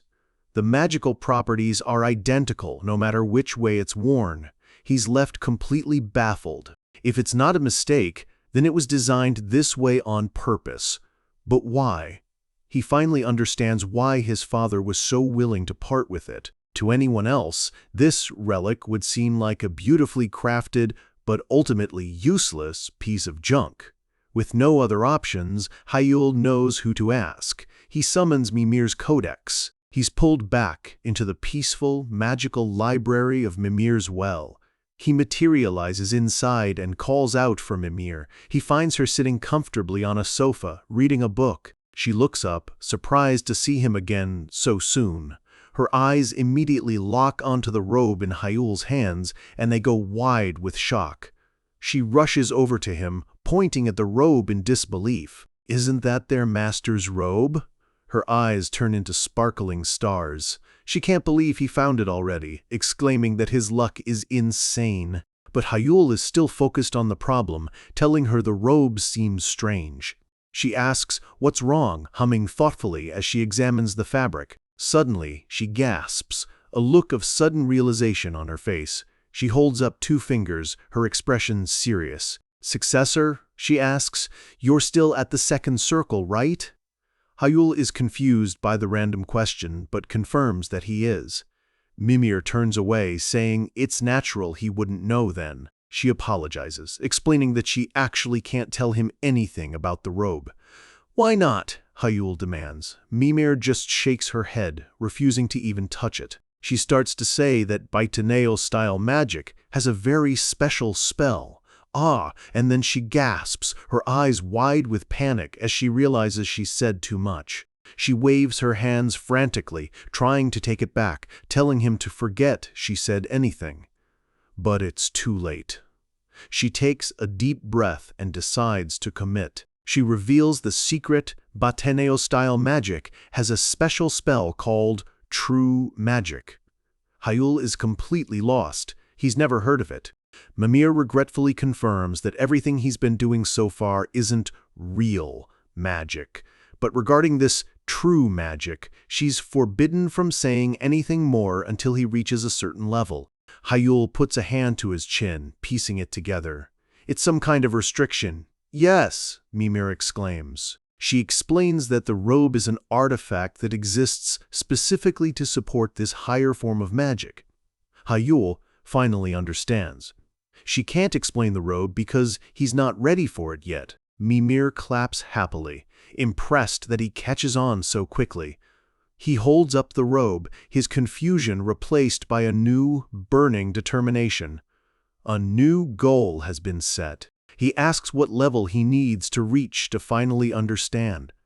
Mimir's playful demeanor vanishes. Her expression becomes deadly serious, her voice filled with power as she declares the requirement. He must master the fifth circle and protect himself from the powers of the fifth trial.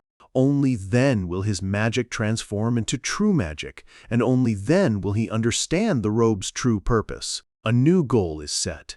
With the knowledge from Mimir's well, Hyul dives back into the grimoire, determined to break through to the next level. Inside the spiritual space, he pushes himself to the absolute limit.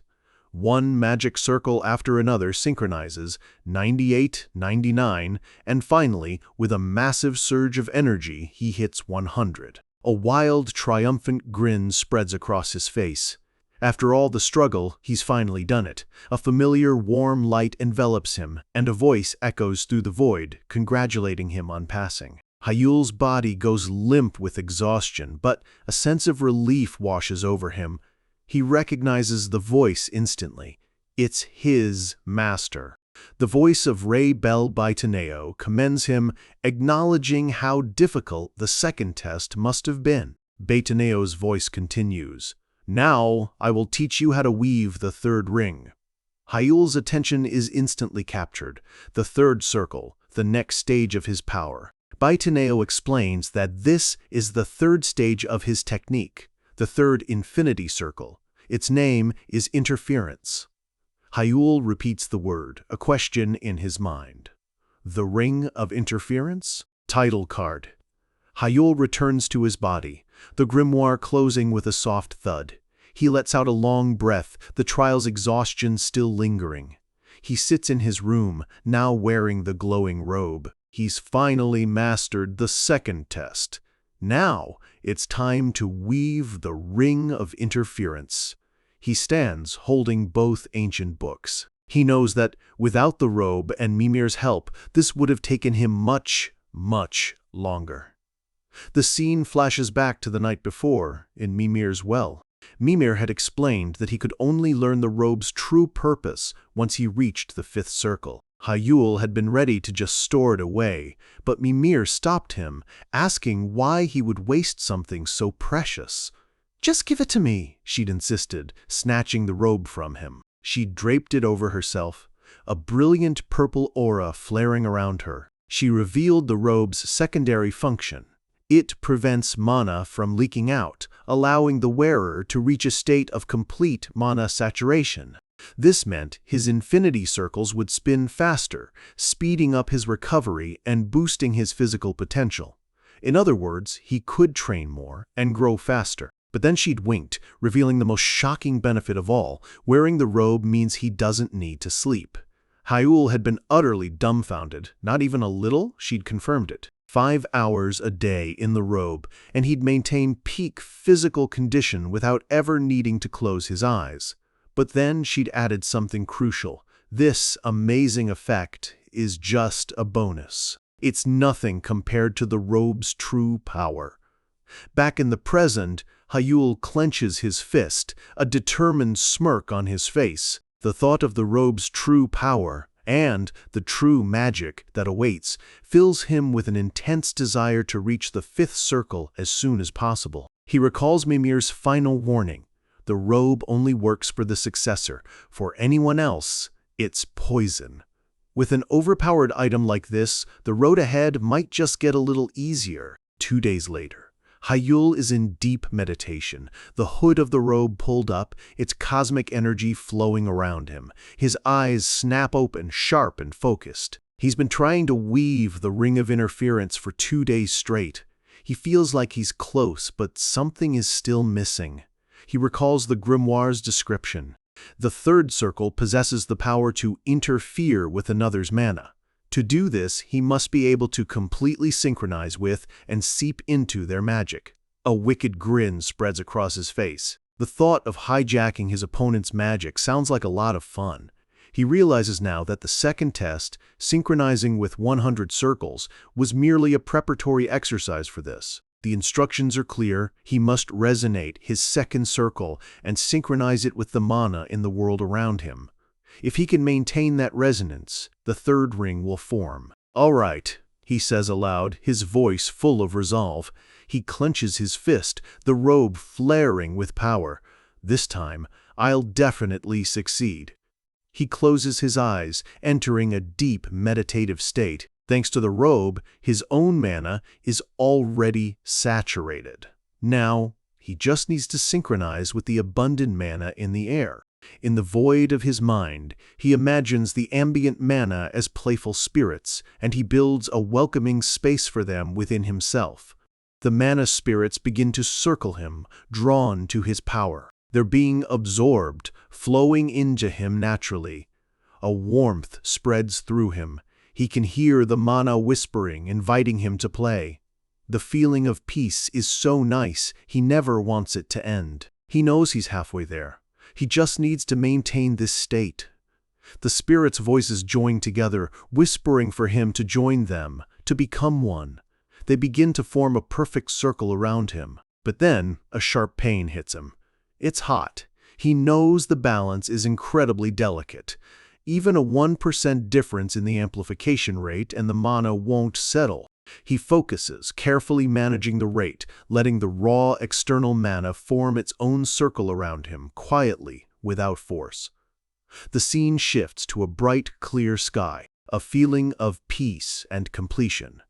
Image, Sh336 back in his room, sunlight streams through the window. Hyul is on the floor, exhausted but successful. He gasps for air, sweat dripping down his face, a look of profound relief and accomplishment in his eyes. He stands, a single word escaping his lips, done. With a surge of power, he activates his magic. The first circle, deliberation, flares to life. Then the second circle, resonance, swirls around it. He clenches his fist, a surge of power radiating from him. A third, brilliant ring of light erupts, weaving around the other two, completing the set. This is the third infinity circle, interference. He has reached a new level of power.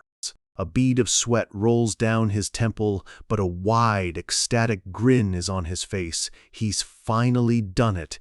But this is just the beginning. A fierce determination burns within him. He needs to get stronger, to reach the fifth circle and unlock the true potential that awaits him. Title card. The scene shifts to a bright, sunny day in the lush, green mountains. Hyul is relaxing against a tree, so at peace that small birds have landed on his shoulders, completely unafraid. He's thinking about the task at hand, the battle survival exam. It's a large-scale test conducted in the vast training grounds of Gangwon Province. The test will last for 32 hours, with every student tracked by a special artifact on their wrist. The rules are simple: survive for as long as possible within an increasingly shrinking area. Hyul looks at his wrist artifact. His moment of peace is over. It's time to move. But this exam isn't just about surviving monsters. Students also have to fight each other to climb the ranks. It's a total free-for-all. As Hyul gets up, the birds on his shoulders take flight, sensing the shift in his demeanor. Suddenly, a battle erupts. Another student ambushes him with a fireball, but Hyul effortlessly counters without a chant. He moves in a blur, closing the distance in an instant. The student throws up a defensive barrier. Hyul scoffs at the attempt and throws a punch. As his fist connects, a surge of red energy flares from his eyes. This is no ordinary punch. Hyul unleashes the power of interference, his own magic weaving into the student's barrier. The barrier cracks and shatters from the inside, the student's magic completely destabilized. The student looks on in horror, unable to comprehend what's happening. Hyul follows up with a simple earth sphere spell, and the weakened barrier shatters completely, sending the other student flying. The defeated student can't believe it. Hyul stands over him, annoyed. "Idiot," he says, "are you proud of ambushing me?" Hyul cracks his knuckles, a smug look on his face. This is the power of interference. A wicked smile spreads across his lips. He had used his new power to weaken the core of the two-circle barrier and then destroyed it with a simple one-circle spell. A notification sounds. The student has been eliminated. Hyul walks away from the scene completely unfazed. His wrist artifact buzzes, confirming his victory and his point gain. A good start. As he walks through the forest, he thinks he's getting the hang of this. At this rate, it might even work on three-circle magic. Suddenly, an explosion erupts behind him. Hyul turns, his expression one of slight annoyance rather than surprise. The hunt is on. 3 large, vicious-looking wolves with glowing red eyes emerge from the woods. He recognizes them instantly. Bloodclaw wolves. More wolves appear, surrounding him completely. He remains calm, realizing they must have been drawn by the earlier battle. He muses that a regular student would be whining right now. But for someone like him, who needs to dominate this exam, this is the perfect opportunity. A predatory grin spreads across his face. He's grateful for this. A wolf lets out a deafening howl, signaling the attack. The entire pack lunges at him at once. But Hyul stands his ground, his magic flaring to life, ready for the fight. Meanwhile, in a high-tech control room, the instructors watch the exam unfold. They call out the names of the top-ranking students, Adela Starrett, Jisun Chan, and others, remarking on how incredible they are. But they know how tough it is to make it all the way to the end. One of the instructors turns to her colleague. She says that no one can possibly doubt Shin Hyul's skills now. Instructor. Go Chang-soo keeps his eyes glued to the monitor, a thoughtful expression on his face. He smiles slightly, agreeing with her assessment. Another instructor chimes in, saying, Hyul certainly doesn't seem incompetent. The female instructor scoffs. He's been dominating every training exercise. She points to the rankings. Shin Hyul is in first place with more than double the points of the student in second. He's leading by an overwhelming margin. Chang-soo is even more impressed by how Hyul is fighting. He intentionally didn't kill the first wolf, letting it howl and call its pack. He's using their own habits against them to rack up points.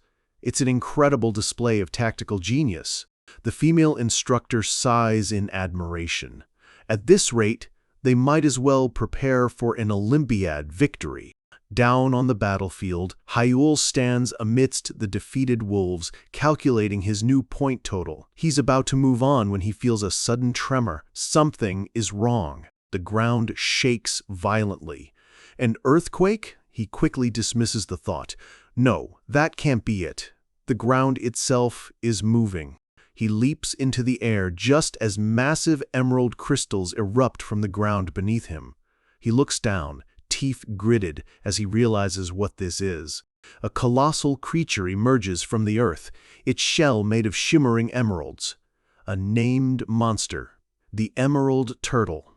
A wild, excited grin spreads across Hyul's face. Why is such a rare, powerful monster here? This just made the exam a whole lot more interesting. He wonders why such a rare and powerful monster would show up here in the middle of a student exam. The turtle towers over him, its crystalline shell gleaming as it takes a heavy step forward. Hyul's excitement is tempered by focus. He's read about this creature, but this is his first time seeing it in person. The turtle lets out a low growl. Hyul doesn't back down, readying himself for the fight of his life. Title card. The scene shifts to the Obelisk Academy's evaluation tower. Inside the control room, the instructors are watching the confrontation, their faces a mixture of shock and disbelief. One of them explains that the emerald turtle was placed here to force students to collaborate or escape, a test of their decision-making. Another instructor looks on with grave concern. No matter how much of a genius Hyul is, this isn't something he can handle alone. The emerald turtle is a Class 4 threat, known for its immense defensive capabilities, the natural enemy of an offensive magician. On the battlefield, the turtle stomps its massive foot, shaking the very ground.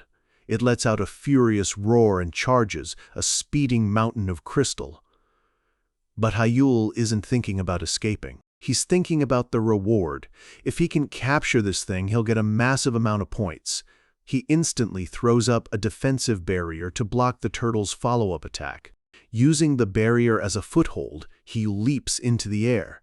Back in the control room, the instructors analyze his move. It's smart, but they know a simple barrier isn't enough against a monster that even a sixth circle magician would struggle with. Hyul unleashes a torrent of fire from the air. The flames explode against the turtle's shell, but the beast seems completely unfazed. Hyul lands, a bead of sweat on his brow. The turtle emerges from the flames without a single scratch. He's shocked. His powerful flame spell did nothing. It can't be. He realizes this creature has far more mana than he initially thought. Not even a fifth circle magician could beat this thing alone. Its entire body is infused with mana. But then, a sly, almost crazy grin spreads across his face. This impossible challenge has just given him an idea. He thinks to himself that he has something to test. He channels mana into his legs, his feet glowing with blue energy. He's going to enhance his leg strength. He dashes forward, a blur of motion, running straight towards the charging behemoth. The turtle is a force of nature, powerful enough to shatter trees with a single headbutt. Hyul knows that if he gets hit even once, it's over. He weaves and dodges, realizing he can't win by just running. He has to fight back. He stops and throws up another barrier. The turtle crashes into it with immense force. Hyul struggles to hold the barrier, gritting his teeth against the overwhelming strength. He can't block this head-on. Pushing with all his might, he reinforces the barrier with his second circle, Resonance.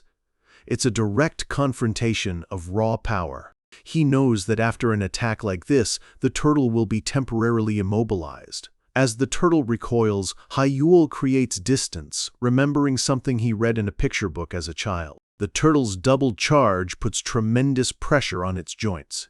Now, while it's unable to move, is the perfect time to strike.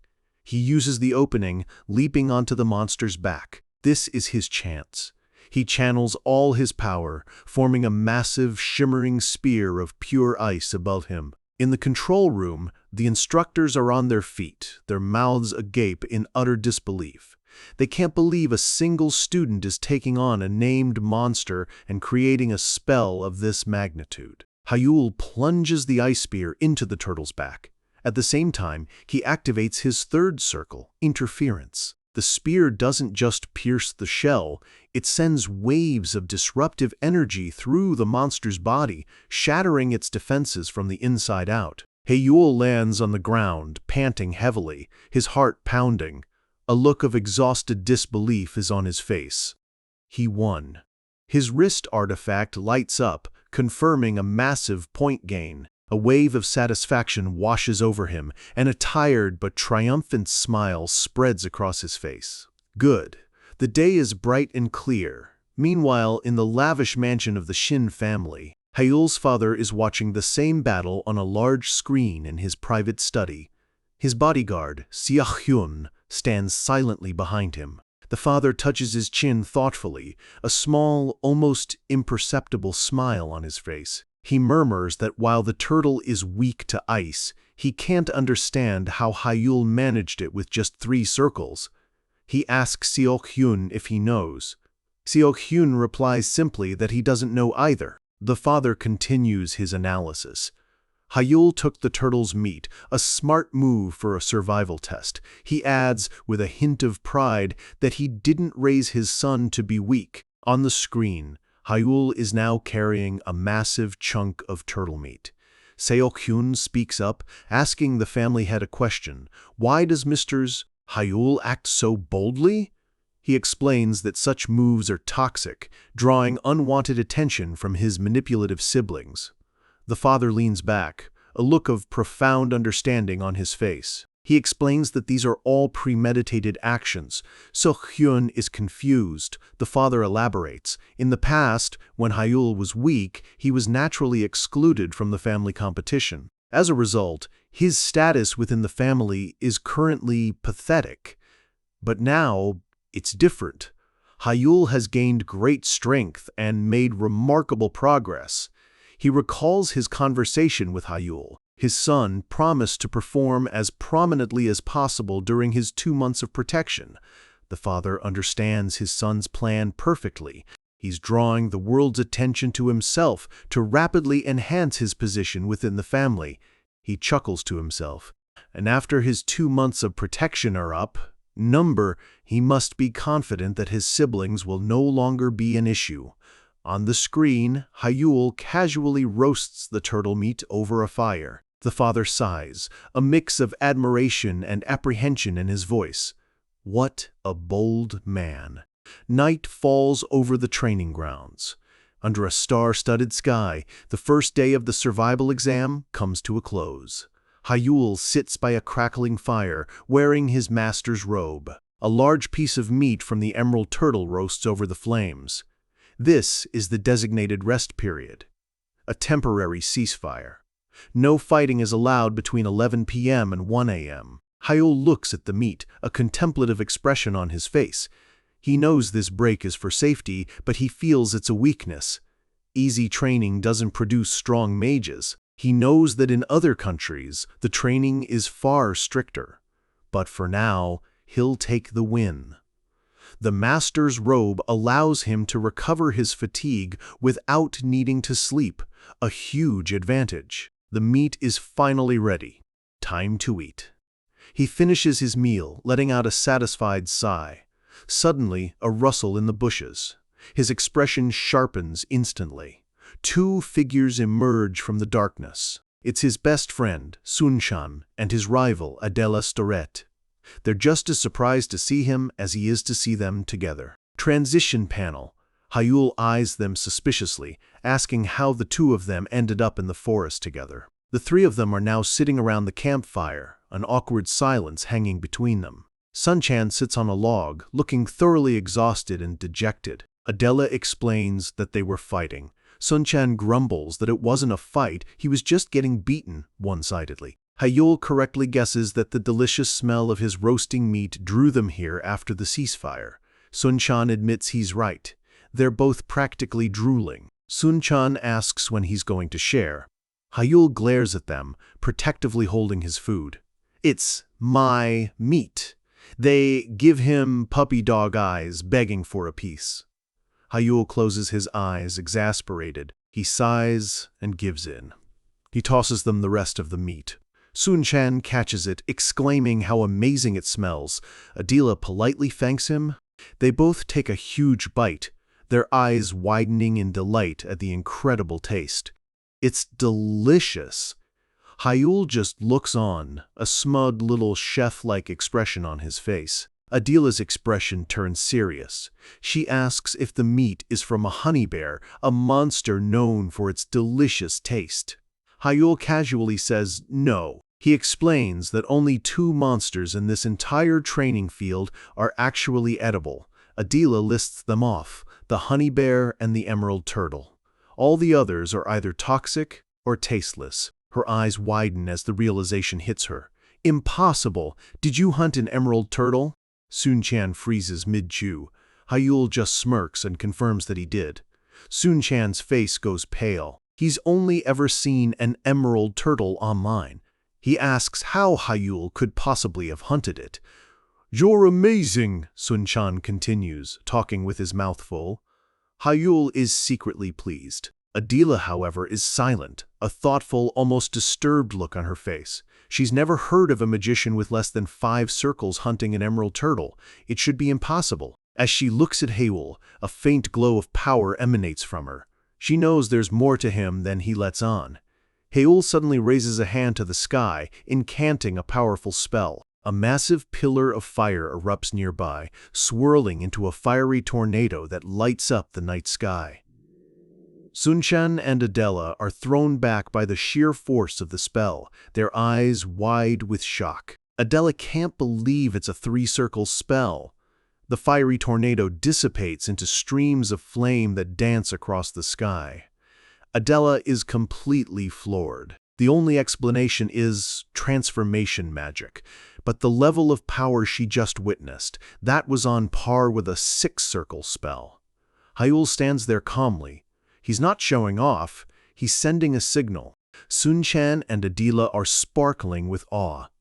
Haewol notes to himself that his master's magic may only show as 3 circles, but its power output is something else entirely. Sunchan rushes over full of questions, asking how he won. Haewol explains he just pierced the turtle's shell from above. Sunchan grabs him, shaking him in disbelief, asking if that even makes sense. Haewol just laughs, telling him the whole fight was broadcast by an academy drone, so they can watch the footage later. He cuts Sunchan off with a sly smile, saying he'll probably see the footage first anyway. Sunchan and Adela are completely confused by his cryptic statement. Haewol's expression turns into a challenging smirk. He tells them they'll fight tomorrow, fairly and squarely. Adela closes her eyes, a small smile on her face, and accepts the challenge. Sunchan comically cries in the background, knowing he can't possibly win. Adela's eyes snap open, a competitive fire lit within them. A blue aura of mana flares around her. She has something to show him, too. The second day of the survival test begins. The safe zone continues to shrink. In the control room, an announcer states that there are 2 hours remaining. The survival circle has shrunk considerably. Only 4 people remain. Who will stand at the top? Haewol walks through the forest as a wave of blue energy rushes toward him. His eyes narrow as he senses the incoming attack. It's another student, a muscular guy with spiky red hair, unleashing a barrage of wind spears. The spears converge, creating a massive explosion right where Haewol was standing. The attacker, Kim Kang-soo, smirks, thinking he's landed a direct hit. But Haewol is already gone. He used a barrier as a platform to leap into the air, appearing right above Kang-soo. He comes down with a powerful kick, but Kang-soo reacts instantly, blocking it. The speed is incredible. Kang-soo is shocked by how fast Haewol closed the distance. Kang-soo leaps back, but Haewol is already on him, a blur of motion. Haewol lands, analyzing his opponent. The wind cutter was a feint to set up for close combat. This guy is a specialist. In a world of grand magic, sometimes the truest test of strength is just a good old-fashioned fight. A muscular fighter with a shark-like grin steps into a clearing, telling Haewol that running into him was the worst luck he could have possibly had. This is Ji San-wook, a magician who specializes in close-range combat. But Haewol just offers a smirk in return. Sorry about this, he thinks.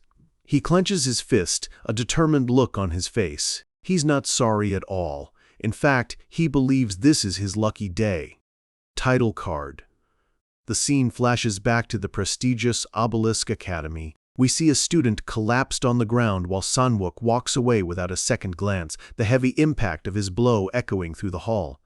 The students watching are in complete awe. One of them remarks on how incredible San-wook's body enhancement magic is, calling it the best of the best. Another adds that among all the second years, he's easily one of the top 2 when it comes to pure martial arts. Back in the present, the 2 fighters close the distance in an instant. This is a battle of pure physical power. Haewol knows his usual trump card, interference, won't be very effective against a specialist of this caliber. So, he decides to meet fire with fire. A brilliant blue aura flares to life around his fist. He's going all in on body enhancement, ready for a direct, close-quarters brawl. Sanwook's grin widens. He respects Hyul's choice to face him head-on. The battle begins. The two fighters clash in a blur of motion, their enhanced bodies moving at superhuman speeds. Meanwhile, a group of instructors watches the duel unfold on a monitor, noting that both have chosen to make this a battle of body enhancement. One of them states that the match should obviously favor Ji Sanwook. After all, he's a proven national champion in enhancement magic. However, another instructor leans forward, reminding them that after Hyul's fight with the Emerald Turtle, his true abilities are still completely unmeasurable. Back in the fight, Hyul dodges a punch, his eyes sharp and focused. He activates his demon eye, and the world transforms. He can see the flow of mana itself, watching it concentrate in Sanwook's fist. But then, in a split second, he sees the mana shift to his knee. The punch was a feint. The real attack is a kick. Hyul brings up his arm, forming a magical barrier just in time. The kick is as heavy as it looks. He uses the force of the impact to push himself back. Sanwook grits his teeth, determined not to lose. As the barrier shatters, Hyul sees his opening and channels a surge of dark blue energy into his fist. He unleashes a powerful punch, aimed straight at Sanwook's guard. But to his surprise, Sanwook manages to block it. Hyul is stunned for a moment. The instructors are just as shocked. Sanwook uses the momentum to spin into a counterkick, but Hyul dodges smoothly. Hyul lands gracefully. He notes that Sanwook's combat sense is good, but his technique is still clumsy. Hyul thinks that if he had disguised the physical attack as a flame attack, even with a defense, Sanwook's arms would have been severely damaged. As it is, they're smoking and burnt from the raw power of the punch. Not giving him a moment to recover, Hyul closes the distance again in a flash. Sanwook is shocked by his speed, barely able to process how fast he's moving. He quickly raises his arms into a defensive stance. Hyul smirks. He sees Sanwook is going to try and defend the same way again. But as Sanwook prepares to block a high punch, Hyul spots a critical opening in his guard. Sanwook realizes his mistake too late. The punch was another feint.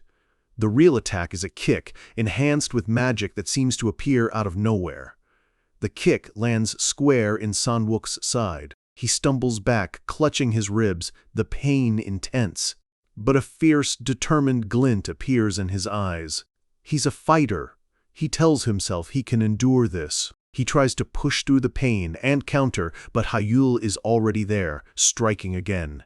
The blow connects, and Sanwook is sent flying, crashing hard onto the ground. Hyul stands over him, letting out a calm breath as Sanwook lies defeated.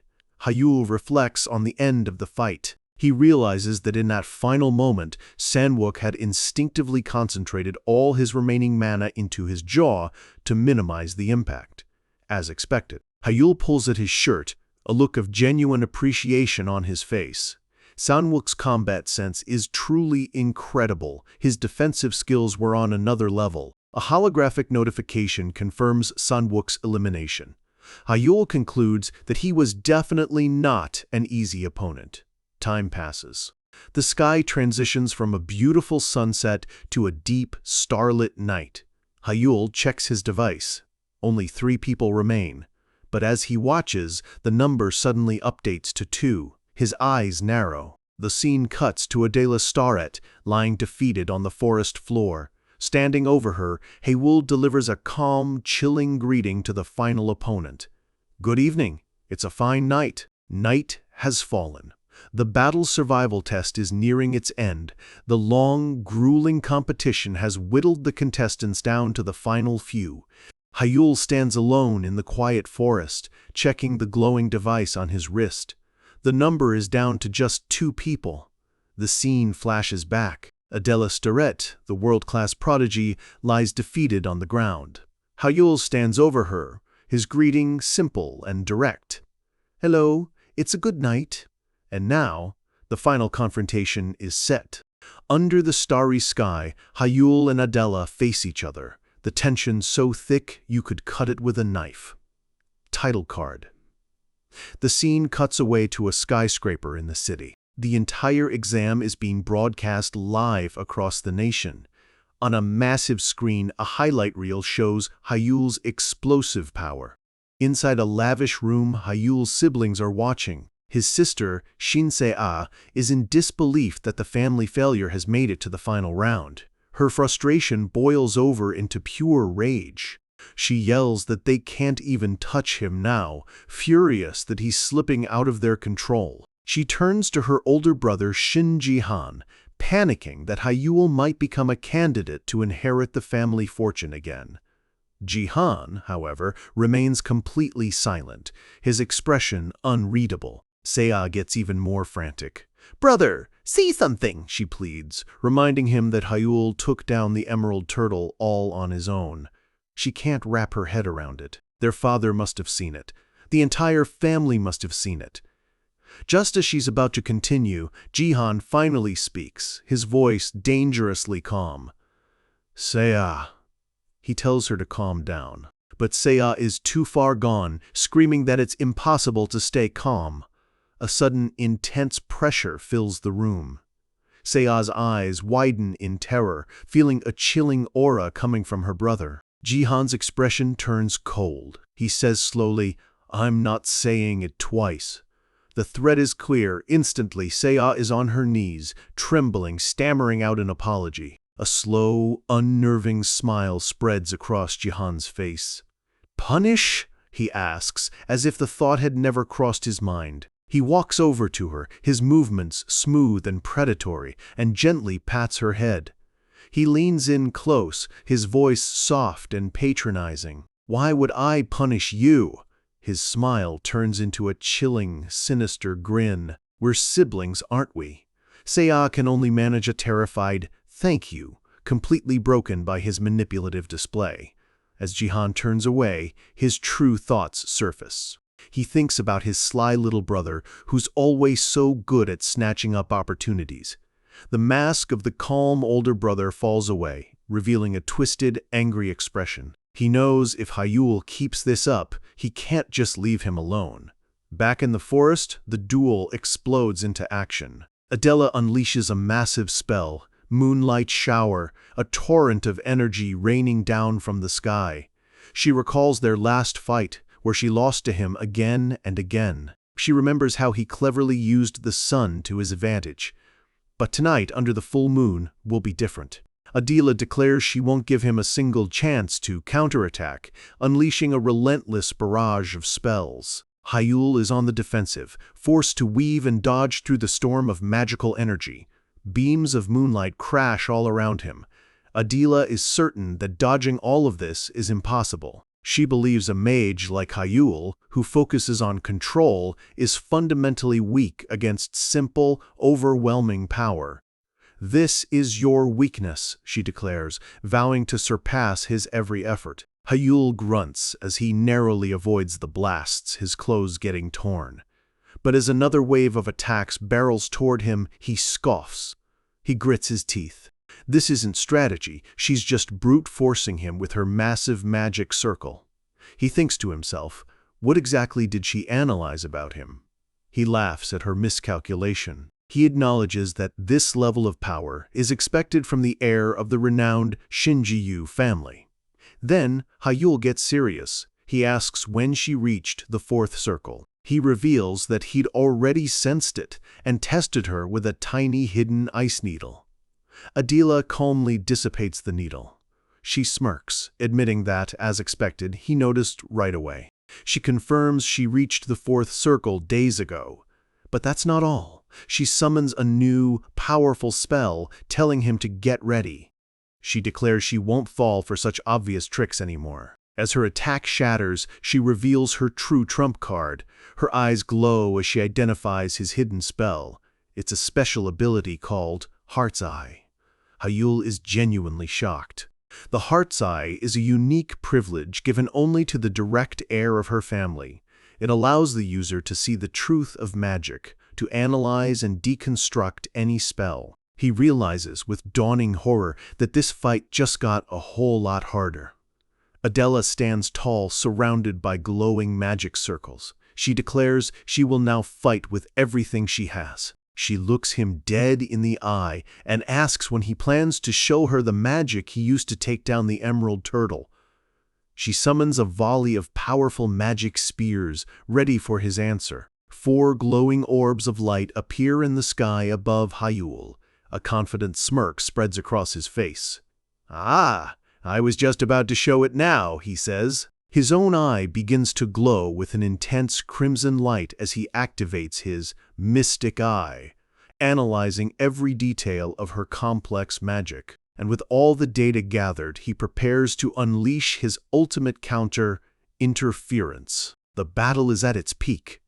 With his mystic eye, Hyul has analyzed every detail of Adela's magic. And now he unleashes his ultimate weapon, interference. Title card. The scene shifts to a grand, luxurious mansion where some very important people are watching the duel. A man with slicked-back dark hair holds a glass of wine, his hand trembling slightly. This is Shin In-hyuk, Hyul's father. Another man, Adela's father, is in complete shock, nearly dropping his own glass. He can't believe what he's seeing, wondering what kind of magic could possibly bend the trajectory of spells in such an impossible way. This is Wee Sangcheol, the head of the Mystic Council and Adela's father.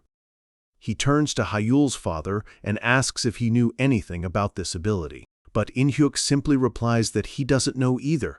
Sangcheol is surprised that Hyul would hide this from his own father. He finds it unexpected. Shin In-hyuk takes a sip of his wine, a smirk on his face, remarking that both their children have grown quite bold over the past year. He adds that these days, his son keeps more secrets from him than he shares. Sangcheol murmurs that Hyul really has changed a lot. In-hyuk agrees. Trial muses that it's true what they say. A man has to leave home to truly grow. He admits that at first, he just thought Hyul had gotten lucky. He laughs, saying he thought Hyul would just shine for a moment and then fade away. In-hyuk's expression turns cold. He still sees his son through a cynical lens. He thought that since Hyul couldn't use AI, his lack of raw skill would be his downfall, that eventually people would figure out his tricks and he'd be finished. But Sangcheol begins. He looks at the screen where Hyul is masterfully dismantling Adela's spells. "It seems," he finishes, "I underestimated him." Sangcheol turns to In-hyuk with a genuine smile, saying he's always grateful to Hyul. He explains that for a time his daughter Adela had lost her passion. There was a period where there was no drive, no fire in her eyes. But now, thanks to her rivalry with Hyul, her eyes shine brighter than ever. He is genuinely grateful that Hyul came back. The screen shows a close-up of Hyul, his hand glowing with the power of interference. In-hyuk listens, a slight, unreadable smile on his face, and concedes that it's true. Suddenly, a bright light envelops the battlefield. An announcement echoes, "Battle survival is over. Survivors, please end combat immediately." Hyul is caught off guard as a shimmering light teleports him away. He sees Adela for a split second before she too vanishes. The dust settles. Adela finds herself back on solid ground. The intense duel has ended in a draw. Hyul appears nearby, a playful, taunting look on his face. He says it's a shame. If he'd had a little more time, he would have won. Adela scoffs back that she was clearly in the more favorable position. Their bickering is interrupted by an instructor who tells them it's time to head back. The next day, in the academy dorms, Adela is passionately arguing that she was winning the match yesterday. Hyul, arms crossed, dismisses her claim, saying he was clearly the one winning. They continue to bicker like little kids, each convinced they would have won if they'd had just 5 more minutes. Their friend Sunchan sits on the floor between them, looking utterly exhausted by their constant fighting. He finally snaps, but before he can finish, both Hyul and Adela turn on him, yelling at the 26th place eliminated to shut up. Sunchan slumps over in defeat, whining that it's his room, and he just wanted to watch the recording together. He gestures to the pizza, fries, and banana milk he prepared, feeling completely unappreciated. Adela finally notices his efforts and just tells him to move so she can see the screen. She gets excited, telling them to start the recording from the beginning. Sunchan is horrified. It's 14 hours long. And so, their marathon begins. 14 hours later, night has fallen. Sunchan is completely passed out on the floor. He mumbles in his sleep about true analysis monsters. Hyul looks over at Adela, who is smiling softly to herself.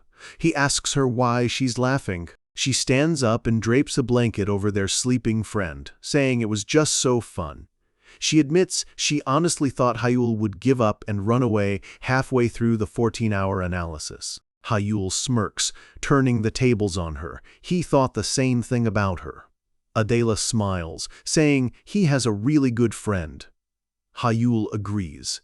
Sunchan is a great friend, almost too good. Adela's expression turns serious.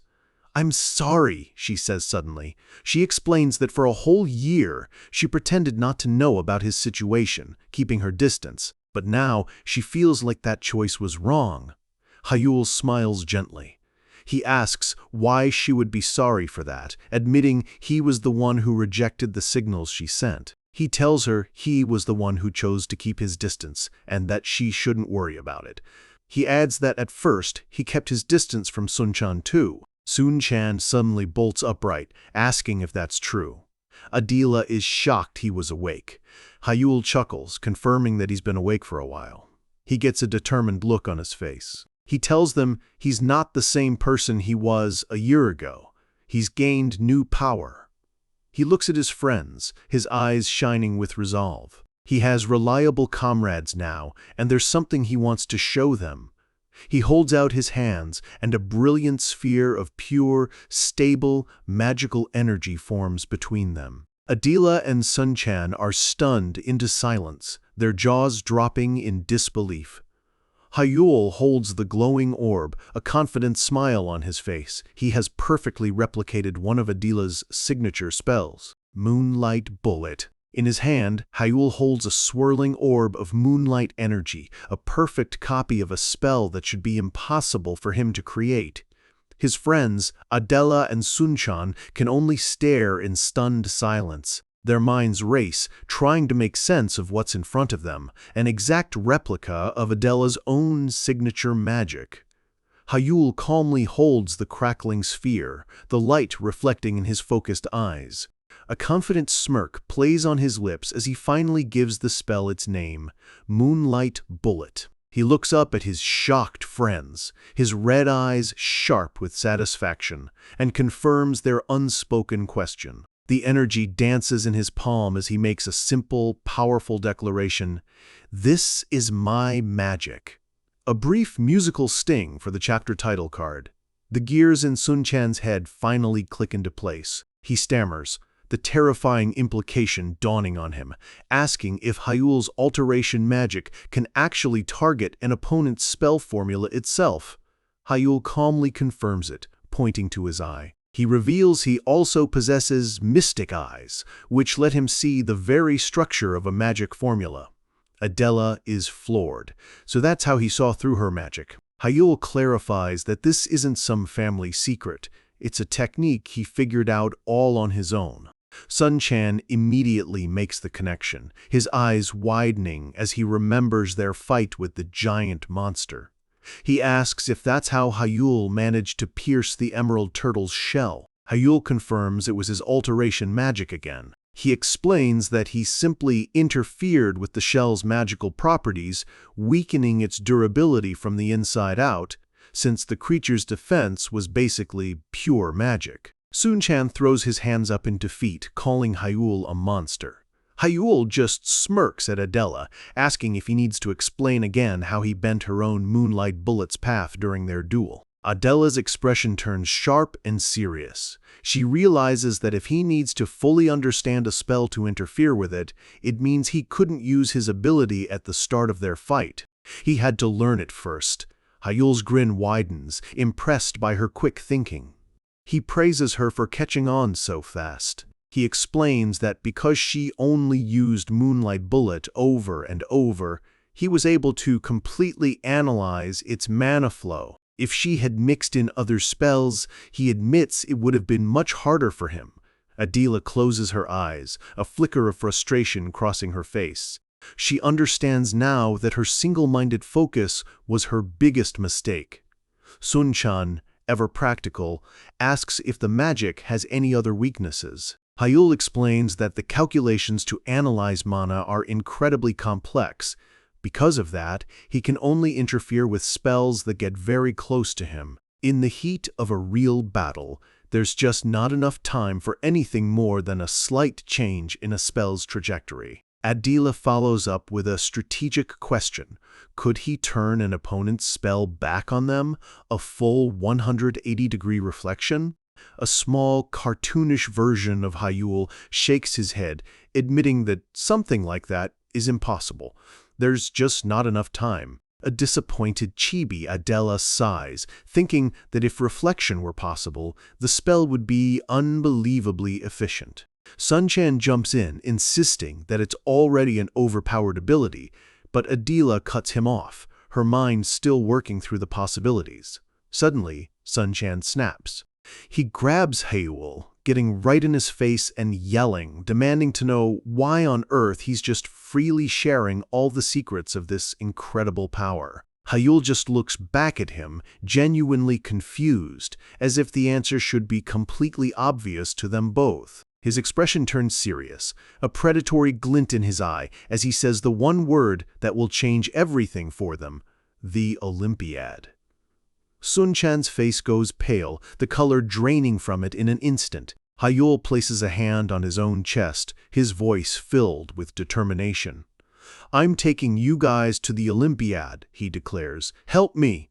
Sun-chan can only let out a strangled gasp. Sun-chan tries to argue, but Hayul gestures for Adela to share her thoughts first.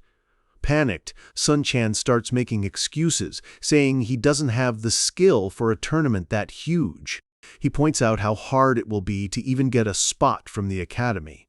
But Hayul just tells him not to worry. A dark, almost terrifying grin spreads across Hayul's face as he looms over his friend, promising that no matter what, he will make sure Sun-chan participates.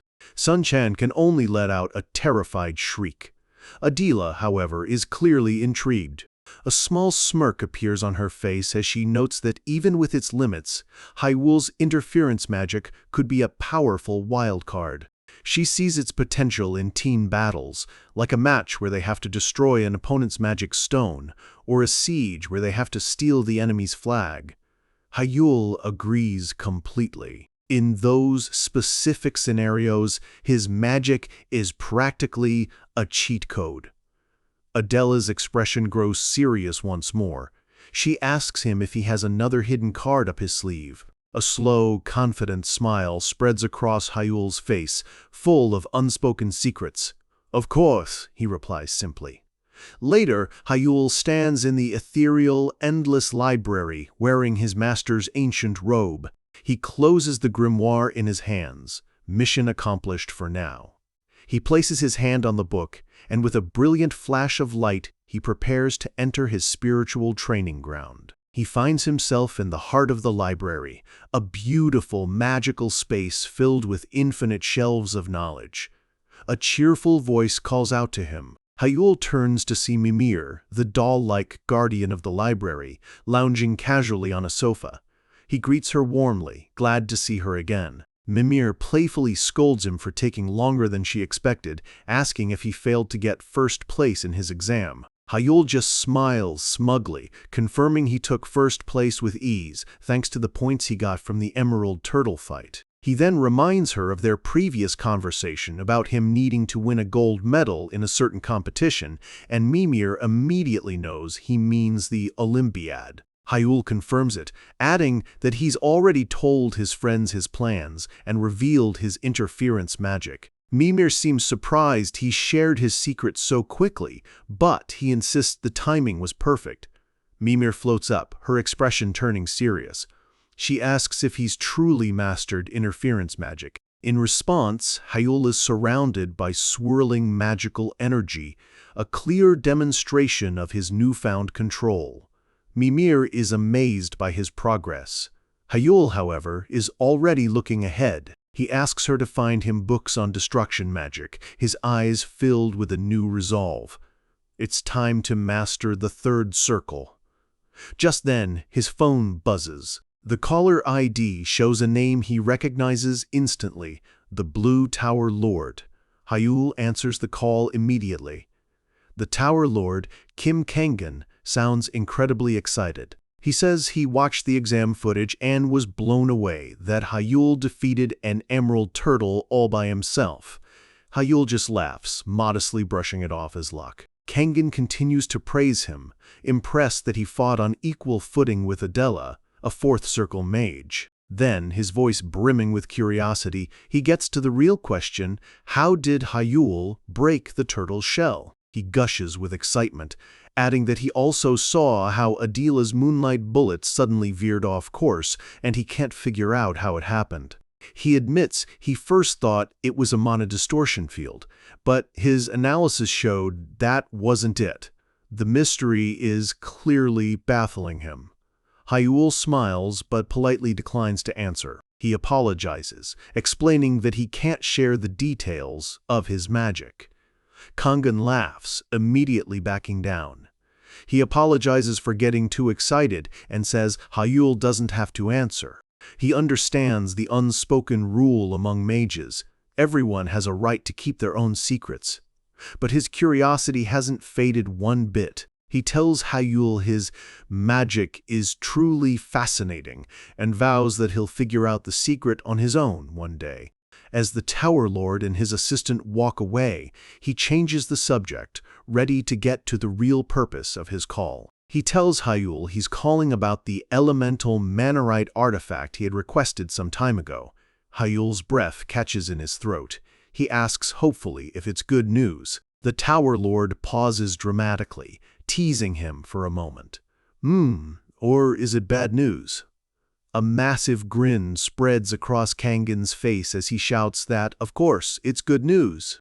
The scene shifts to his high-tech lab, where the glowing elemental manarite is secured in a massive piece of equipment. He announces that everything is finally ready. Now, the real work can begin. Kangan just laughs from the other end of the line. He explains that everyone in his tower is a craftsman to the bone, and they simply can't resist the challenge of a new and powerful mana stone. Hyul smiles to himself, realizing they're probably pushing themselves to the limit out of pure passion for their work. The Tower Lord assures him not to worry about the artifact. Hyul expresses his gratitude, saying he'll be looking forward to receiving it. Just as Kangan is about to end the call, Hyul quickly stops him. His expression turns serious, his voice firm and deliberate. "I have a request." The Tower Lord is immediately intrigued. He wonders if this is about compensation for a past incident, a thought represented by a fleeting image of Hyul's mysterious master. Hyul clarifies that it's not so simple, explaining that the value of his proposal will be up to the Tower Master's own judgment. Kangan is completely hooked. He invites Hyul to make his proposal, and Hyul lays out his audacious plan. He wants the elite craftsmen from the Tower of Magic to be dispatched as the national team's official engineers for this year's Olympiad. A brief musical sting for the chapter title card. Back in the library, Mimir is in absolute shock. "What? You're going to fight a fifth circle user?"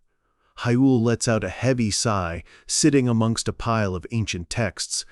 He explains that it's the condition the Blue Tower Master set for him. He grits his teeth, a bead of sweat tracing its way down his temple.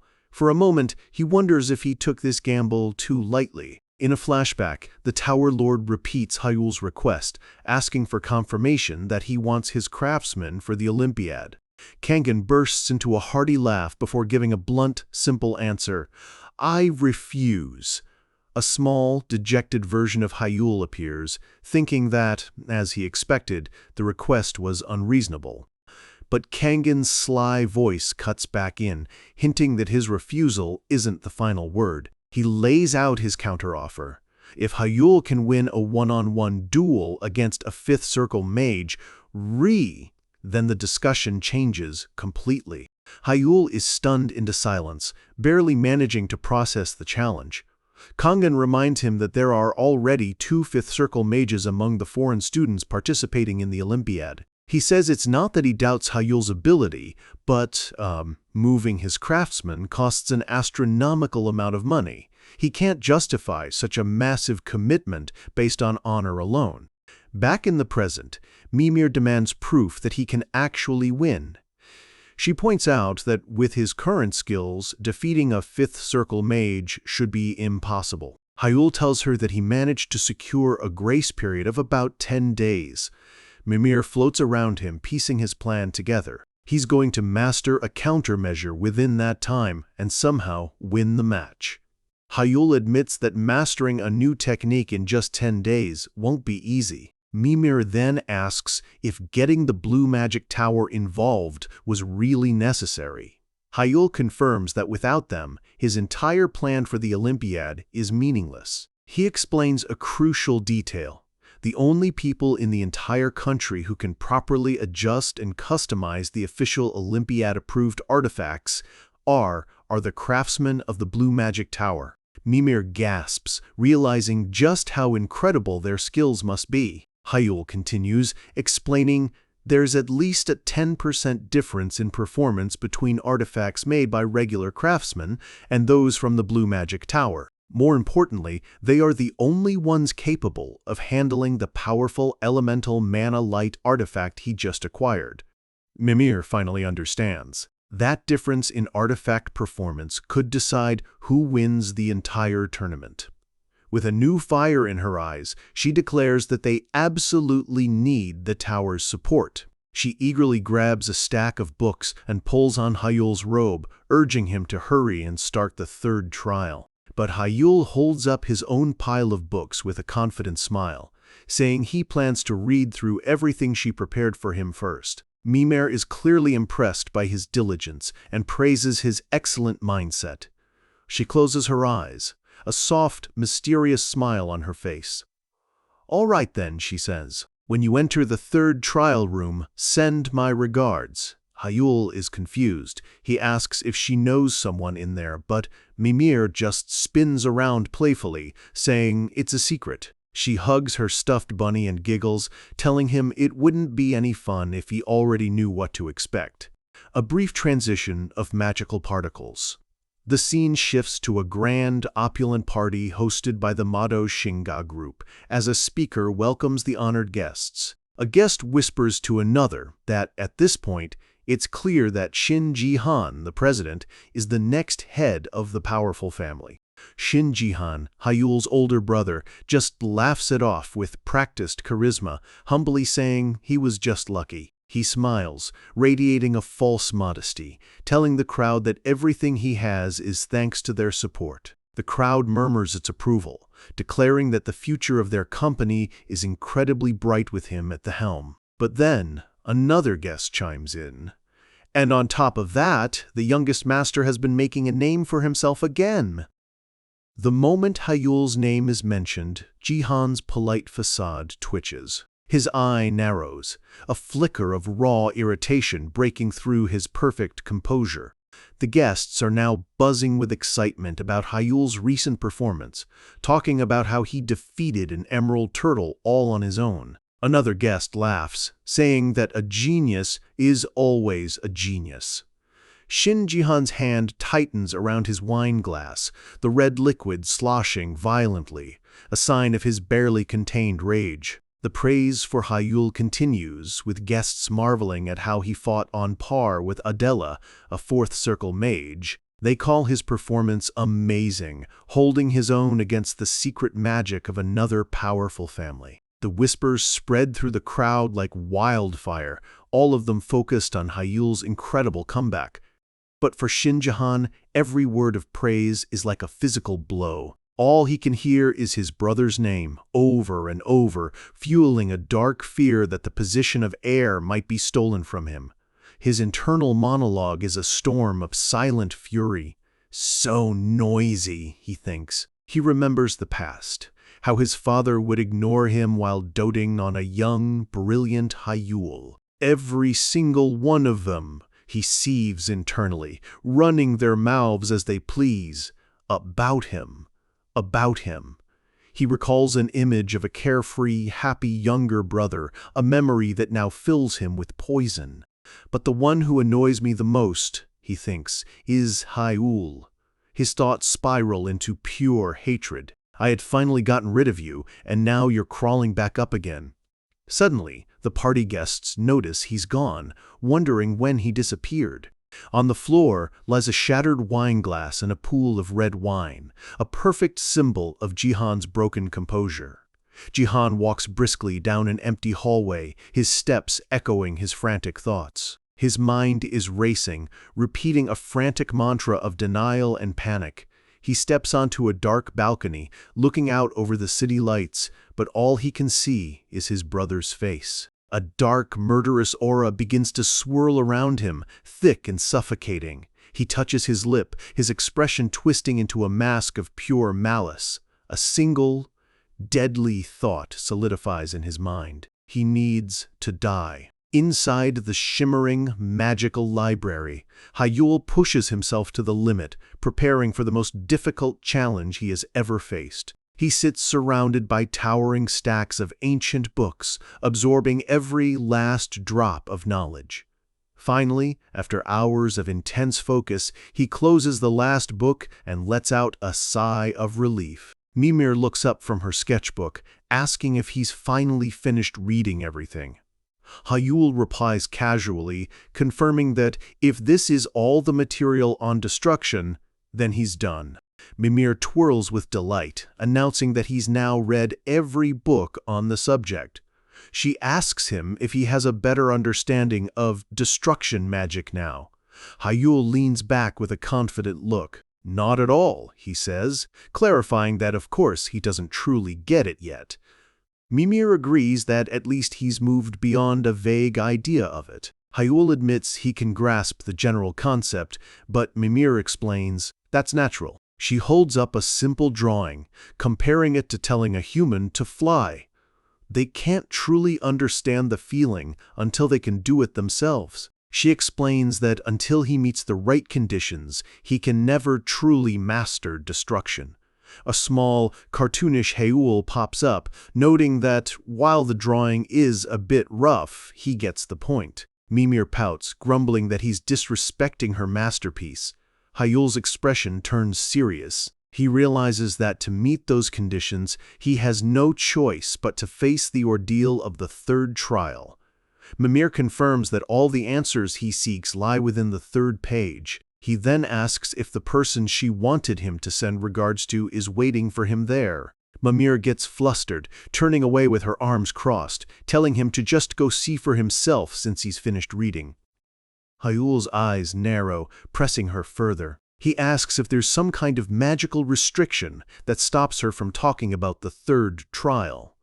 Mimir looks away, her expression softening with a hint of sadness. She explains that it's not a restriction, it's a promise she made to his master. A brief musical sting for the chapter title card.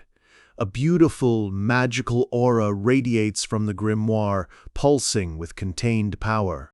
Hyul stands before the door to the trial, wondering what kind of promise would keep her so silent about what lies ahead. He picks up the grimoires, a new determination settling on his face. He figures the reason for her silence is waiting for him on the third page. He opens the book, and a brilliant light explodes from its pages, engulfing him completely. Vines of pure energy wrap around him, pulling him into the page itself as Mimir's voice echoes a final piece of advice. Hyul closes his eyes, surrendering to the pull of the trial. When he opens them again, he's somewhere else entirely. He looks around in disbelief, realizing he's in a forest. He looks up in awe. This is no ordinary forest. The trees are impossibly huge, ancient, and towering. He has no idea where he is. He expected another strange, confined space like his last trial. But here, there's no guide, and he can't hear his master's voice. He's completely on his own. As he walks through the otherworldly landscape, a startling thought hits him. Could this entire, massive forest be the trial itself? He reaches a cliff's edge and looks out over the vast, sprawling woodland, a place so huge it seems to have no end. He can only marvel at the power of his master, whose magic truly surpasses all imagination. He ventures deeper into the trees, but no matter how far he walks, the forest just seems to go on forever. He reaches a clearing with a tranquil river, wondering what kind of test this could possibly be. Suddenly, the ground begins to tremble violently beneath his feet. Hyul is instantly on high alert. He first thinks it's an earthquake, but quickly realizes this is something else entirely. A chilling sensation washes over him. He feels a powerful gaze lock onto him. His eyes widen in alarm as he turns towards the feeling. A colossal, terrifying beast emerges from the trees, its massive, armored body towering over everything. Hyul can only think one thing as he stares up at it. This is impossible. The beast is so close, its giant maw open and ready to attack, yet he never sensed its approach. He's frozen solid with terror.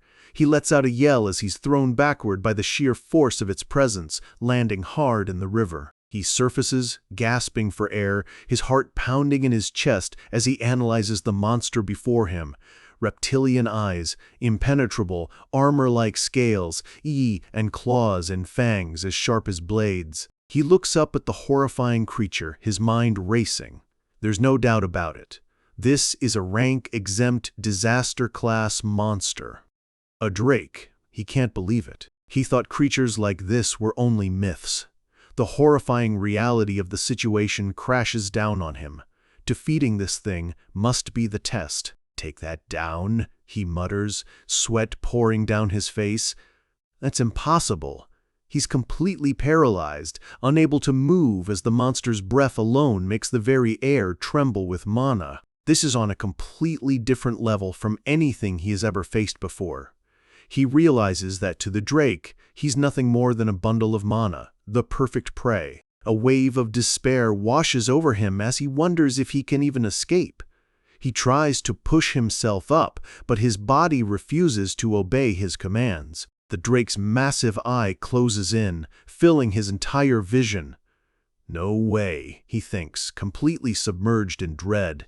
He knows that even at his fastest, he could never outrun this beast. But the bigger problem is that he can't move a single muscle. He braces for the end, thinking that one roar from this thing will be enough to kill him.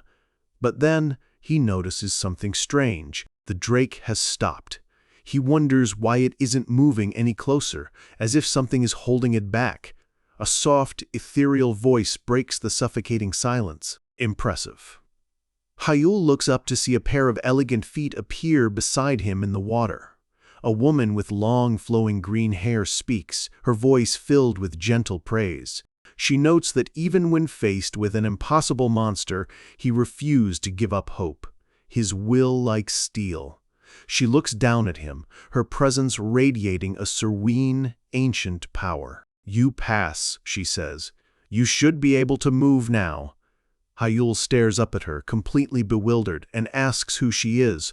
Her voice echoes through the ancient forest. "My name is Elena L.L. Greenwood." She gives him a warm, gentle smile. Once known as the guardian of the forest, a grand mage, and an old friend of your master. Before Hyul stands a beautiful, green-haired elf, her presence radiating a calm yet immense power. She tells him that he has passed the first test and he should be able to move now. She introduces herself with a gentle smile. Her name is Elena L. Greenwood, a grand mage once known as the Guardian of the Forest and an old friend of his master. A brief musical sting for the chapter title card. Hayul is still reeling from the shock, trying to make sense of it all. He looks at the ethereal being before him and wonders if she is a dryad, a spirit of the forest. Elena glances calmly, almost bored, at the massive drake still looming nearby. She suggests they should probably drive it away first. Hayul is confused, but then a gentle, powerful green light begins to emanate from Elena's flowing hair. She turns to face the colossal beast, her voice carrying an authority that seems to shake the very air. She commends the drake for not blindly rushing into her domain despite its hunger. She continues, her tone a mix of mercy and command. In recognition of its patience, and as forgiveness for ruining her garden, she will spare it this time. She holds out her hands, a soft, powerful light glowing between them, and tells the beast to quietly return to the forest where it belongs. With a gentle push, she unleashes a wave of pure, natural energy. The entire forest seems to come alive, its power resonating with her command. It's as if the world itself is declaring that she is its one true ruler. She gives the drake a final, chilling warning. If it cannot understand her words, today it will return to the nothingness from which it came. Her eyes flash with power, and in an instant, the drake's massive body is covered in deep, bleeding wounds. Hayul's eyes widen in absolute disbelief. Countless wounds just appeared all over the drake's body from nowhere. There wasn't even a sound. It was as if something had swept across the beast at an impossible speed, too fast for the eye to see. Hayul can only stare, completely dumbfounded, wondering what in the world she just did. The cuts on the drake's tough, armored hide are deep and clean, a testament to an unimaginable level of power. The colossal beast lowers its head in submission, acknowledging her absolute authority. Elena gives it one final simple command: leave. As the drake turns and lumbers away into the forest, Hayul watches in amazement as the countless wounds on its body heal in an instant. He's left speechless. That thing was a disaster-class monster, and this woman faced it without any trouble at all. He can't begin to fathom who she truly is. Elena turns back to him, her expression soft and gentle once more. "Are you all right?" she asks. Hayul, still standing in the water, manages to nod, thanking her for saving him. She nods, understanding that he must have been quite shocked by the encounter. She offers him her hand, her voice gentle, as she asks the successor to follow her. She leads him through the ancient forest to a magnificent home built into the trunk of a giant tree, its doorway glowing with soft, magical runes. Inside, she offers him a steaming cup of tea, telling him it was a favorite of his master. She explains that it will help him feel calmer. Hayul sits and accepts the cup gratefully. He takes a slow sip of the warm, fragrant tea. His eyes shoot open in surprise. His mind, which had been foggy with fear and confusion, clears in an instant, washed clean by the magic in the drink. A small, blushing version of Hayul enjoys the tea as Elena watches him with a gentle, knowing smile. She's glad he enjoyed it and asks if it was to his taste. She stands gracefully, her long green hair flowing around her like a silken cape. Hayul's eyes sparkle with genuine delight. He tells her it's the most delicious tea he's ever had. Elena smiles, relieved that he liked it. She asks if he feels a little calmer now. Hayul looks down, slightly embarrassed, and apologizes for showing such a fearful side of himself. But Elena reassures him that there's nothing to be embarrassed about. She explains that just the fact that he didn't give up in the face of a drake is incredibly impressive. Hayul confirms that it really was a drake, admitting he couldn't even move. Elena explains that the beast is the ruler of this forest, and normally it wouldn't dare come near her home. She smiles knowingly, adding that this time the temptation must have been too hard for it to resist. When Hayul asks what it was resisting, Elena explains that the pure, high-density mana he carries is like the ultimate delicacy to a drake. She giggles, covering her mouth. She says he must have looked incredibly appetizing, and that hunger made the beast momentarily forget its fear of her. She looks at him, a playful glint in her eye, and asks if he has any other questions. Hayul pauses, his mind racing. He asks if this place is really inside his master's grimoire. This world feels so real that it's hard to believe it's contained within the pages of a book. He remembers that it took him a full 15 minutes just to walk from the river to her house. The scale is completely different from any of the previous trials. He has to ask, where exactly is this place? Elena begins to explain, her voice taking on a more serious tone. She reveals that this space spans across multiple pages of the grimoire from 214 to 232. This, she finishes, is the third trial page. Hayul's eyes widen as the implication hits him. He jumps to his feet, leaning across the table, and asks if the drake was also just a fake, a creature created by magic. Elena puts a finger to her chin, considering his question. She says it's not real, but it's not exactly fake either. Hayul is completely lost. She explains that this entire space is created from records of the past. It's a world inside the book that perfectly replicates the Greenwood Forest as it once existed long ago. She suggests it might be easier for him to understand if she called it a copied world.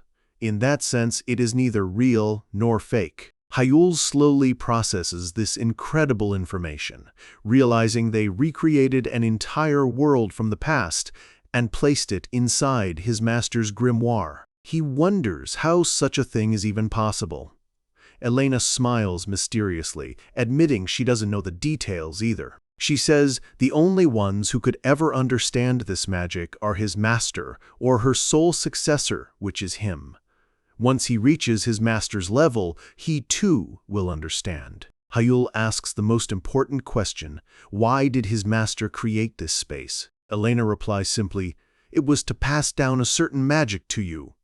"What kind of magic?" he asks, his heart pounding with anticipation. Elena's brilliant green eyes seem to look right through him, into the very core of his being. She reveals the ultimate purpose of this trial, a power befitting a third circle master, a magic essential for mastering destruction. The eyes that see through the very essence of magic itself, the divine eyes. In a place beyond time, a house built into a giant moss-covered tree glows with an ethereal light. This is a sanctuary of pure magic, where our hero, Hayul, is about to receive a power that could change his entire world. Hayul stands before the elf guardian, Elena, and asks why his master had her create this space. Elena, her back to him, answers simply, "She is here to pass down a certain magic to him." Hayul's eyes widen. He's learned so much already, but he can tell this is something different, something on a completely different level. His heart begins to pound with anticipation as he asks what kind of magic she means. Elena turns to him, a gentle, knowing smile on her face. Her serene expression holds the weight of immense power as she confirms his unspoken hope. Her eyes snap open, no longer just green, but blazing with a brilliant, otherworldly light, filled with ancient symbols and raw, untamed power.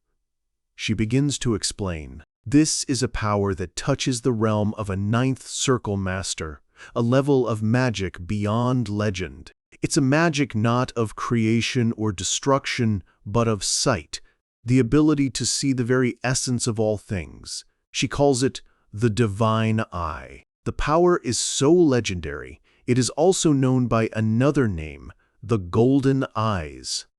Hayul stares, his mind reeling. He recognizes the term, realizing with a jolt that he's face to face with the legendary magic of his lineage, the divine eye itself.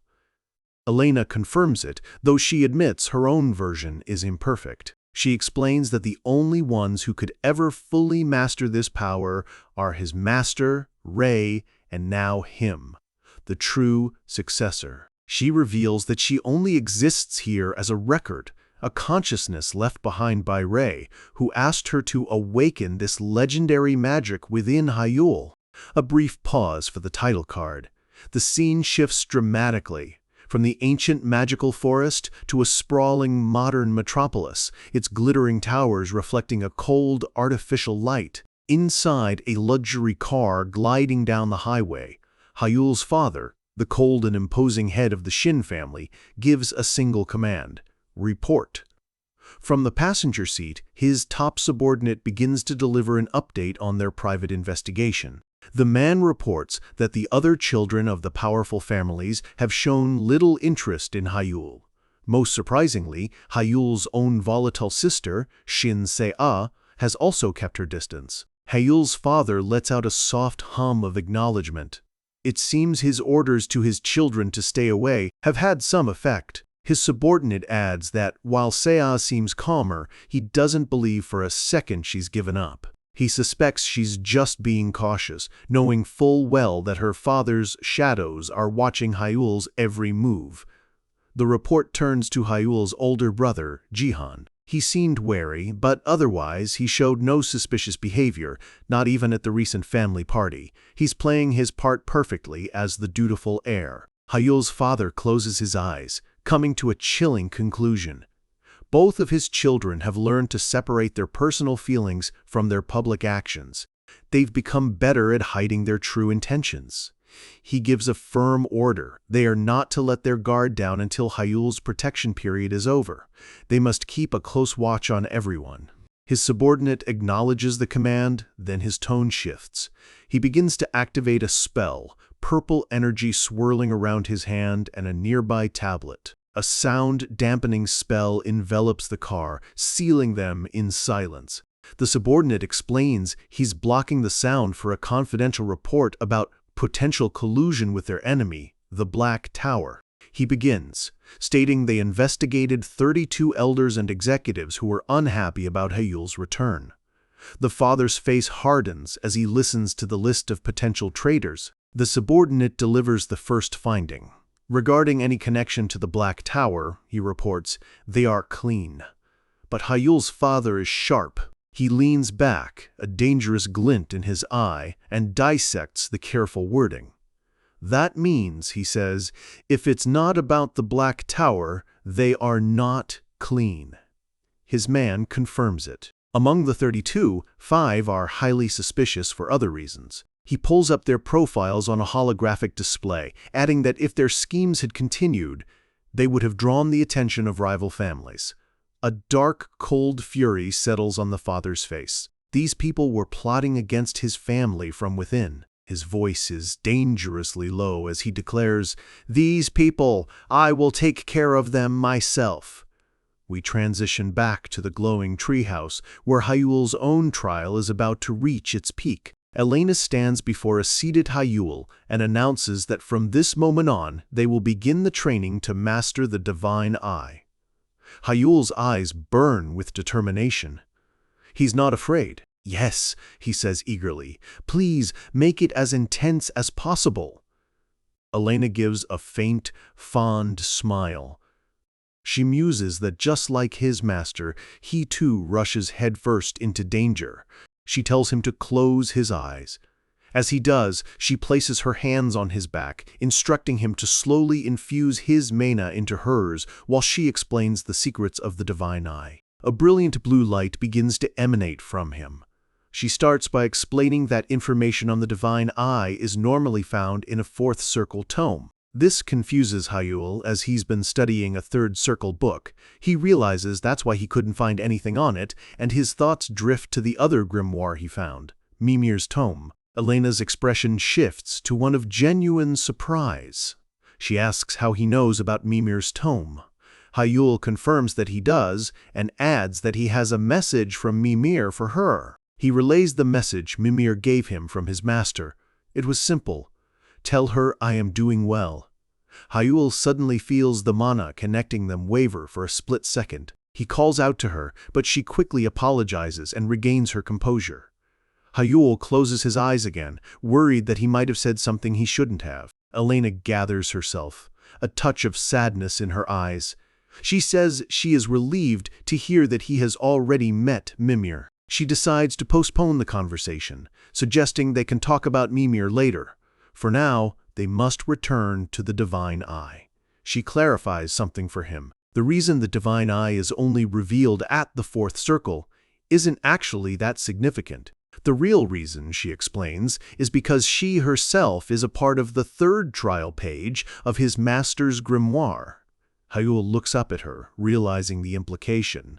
His master left her in this place to explain everything, because there was simply too much information to record in a single book. She lets out a small sigh, remarking how he always knew how to work people hard.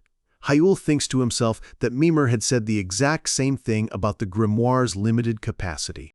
Elena's voice explains that just including the trial page and the magic to verify the successor required more mana than one book could hold. So, his master's grimoire contains only the essentials, while the rest was compiled into a separate book, Mimir's Tome. Having explained everything, Elena's hands glow with brilliant green energy. "Now, everything is ready," she declares. "Please open your eyes, successor." As his eyes fly open, he feels her mana completely synchronize with his own, a shocking and overwhelming sensation. An explosion of light and energy washes over him. The fusion is so perfect, so seamless, that he can't even tell if the mana flowing through him is his own or hers. Then, something strange begins to happen. His physical senses start to fade away. First, his sense of touch vanishes, then smell, then taste. One by one, they are gradually disappearing. His eyes widen in shock as his hearing begins to fade, dissolving into nothing. He can't hear a thing. He can feel nothing at all. With all his senses gone, leaving him floating in a void of pure mana, Elena's voice echoes directly into his mind. "Successor, I now invite you." Hayul's body goes limp, collapsing to the floor as Elena floats above him, glowing like a goddess of the forest. Her final words resonate in the darkness of his mind, to the world of death. Sud! Hayul finds himself adrift in a black, empty void, a world where his five senses have completely disappeared. Without sight, there is nothing. Without hearing, only silence. He is utterly and completely alone. Without the sense of touch, he can't even tell if he's standing or sitting. He feels completely disconnected from his own body. With the loss of smell and taste, his body is now incapable of feeling any external stimulus at all. A terrifying thought creeps into his mind. Is his body even functioning normally anymore? The panic deepens, coiling in his gut. The question hangs in the suffocating darkness. Am I even still alive? He admits it to himself. He's scared. This is on a different level from just being blind. It's a wave of pure solitude crashing over him, a place where nothing can be felt. He realizes with cold certainty this is hell. But even in this absolute abyss, a spark of his iron will remains. He clenches his fist, gripping his other hand tightly, a desperate attempt to ground himself in the only way he can. He grits his teeth, forcing himself to remember the truth. This is just training. He recalls Elena's words. The divine eye, the ability to see mana, is a sixth sense, completely separate from his physical ones. A flicker of hope ignites within him, a fierce grin spreading across his face in the darkness. That means, he thinks, I can still see mana, even here. He closes his eyes, blocking out the meaningless void, and focuses all of his being inward, commanding himself to see the mana. Focus. As he centers himself, his body begins to float, surrounded by shimmering particles of blue and gold light. He's tapping into that hidden sixth sense, and then the world returns to him. But it's not the world he knew. Everything is glowing, pulsing with a vibrant blue-green energy. He is seeing the forest not with his eyes, but through the flow of mana itself. Back in the room, Elena watches in utter disbelief, barely able to form a word. She knows the true horror of this spell. No one can stay calm after having all their senses sealed away. After just 1 minute, most begin to go mad. After 2, they think of death. After 3, they choose to end their own life. This is the terrible fate of anyone trapped by this sensory sealing spell. She knows this terror better than anyone. She had only planned to give him a brief taste before pulling him out, knowing she herself had barely mastered it over time. But Hyul has now had all 5 senses sealed for over 3 minutes. And yet, he is completely fine. In fact, he's more than fine. The entire forest is resonating with his mana, as if welcoming him. He's not just enduring it, he's thriving in it. A smile of pure amazement spreads across her face as she watches the swirling mana around her. "Amazing," she whispers. 20 minutes pass. Hyul remains in a meditative state, his breathing perfectly stable. His mana flows around him in perfect, harmonious streams of red and blue. He has reached a state of absolute, unshakable calm. Elena looks on with wonder, realizing that his master must have known all along that Hyul could endure this. As she marvels, a voice from the past seems to whisper her name. Suddenly, Hyul's eyes snap open. The spell breaks. Elena asks if he was able to release the sensory block himself, and he confirms it. He takes a deep, ragged breath, finally able to feel the air in his lungs again. He stands up and stretches, relieved to be back in his own body. Elena rushes over, worriedly asking if he's okay. She looks at him, her eyes wide with a mix of concern and awe. She asks how he could have possibly overcome such an unimaginable terror. Hyul looks down, reflecting on the experience. "A world with all 5 senses sealed," he says. "Just thinking about it again is horrifying." He explains that he kept telling himself it was just safe training, desperately trying to brainwash himself into believing it. He remembers the feeling. He had to suppress his overwhelming fear and focus on only one thing, seeing the mana. Elena points out that this isn't a fear one can overcome with brainwashing alone. Hyul agrees, admitting that he almost gave up. He explains that even though his mind knew it was training, his body refused to accept it. For a short moment that felt like an eternity, he was trapped in a hell of pure solitude. He remembers floating in the endless dark, drowning in despair, the chilling presence of death all around him. Just as his concentration was about to break, a strange thought crossed his mind. Still, this is better than a year ago. He recalls it all vividly, learning he was unfit for AI magic, being denied his path as a mage, being abandoned by his family and his father. Back then, he was already living in his own kind of hell. He thought to himself, compared to losing everything and drowning in that real-world despair, isn't this better? He explains this to a stunned Elena. The sensory seal is better because it's a trial that allows him to move forward. Elena looks at him, speechless, her expression filled with a deep, sorrowful empathy. She can't bring herself to finish asking just how much he has suffered. Hyul simply tells her that he's fine now. It's all in the past anyway. With a wide, triumphant grin, he throws his arms open. "Now I'm grateful to have found my own special path." His words echo with a newfound freedom, a genuine joy that shines brighter than any magic. As Elena looks at him, she sees an image of her old friend Ray superimposed over him, a gentle smile on his face. Image, Shay422053. She is deeply moved, tears welling in her eyes as a soft blush graces her cheeks. She looks at Hyul with profound warmth and recognition, whispering, "I never thought I'd hear those words again, Ray." The full moon hangs over the magical forest, casting a serene glow. It's a moment of calm after the storm of Hyul's intense trial. Back inside the treehouse, Hyul and Elena share a cup of tea. He explains that he's been traveling back and forth between her trial space and Mimir's library. Elena smiles, saying she's glad to hear that Mimir is doing well. She thanks him, telling him that, because of his message, she's heard some wonderful news. Hyul modestly replies that he was only the messenger. Elena sips her tea, a knowing look on her face. She assumes that if he's met Mimir, then he must have already heard about her in the Greenwood Forest. Hyul shakes his head, explaining that Mimir said it was a promise and she couldn't tell him anything.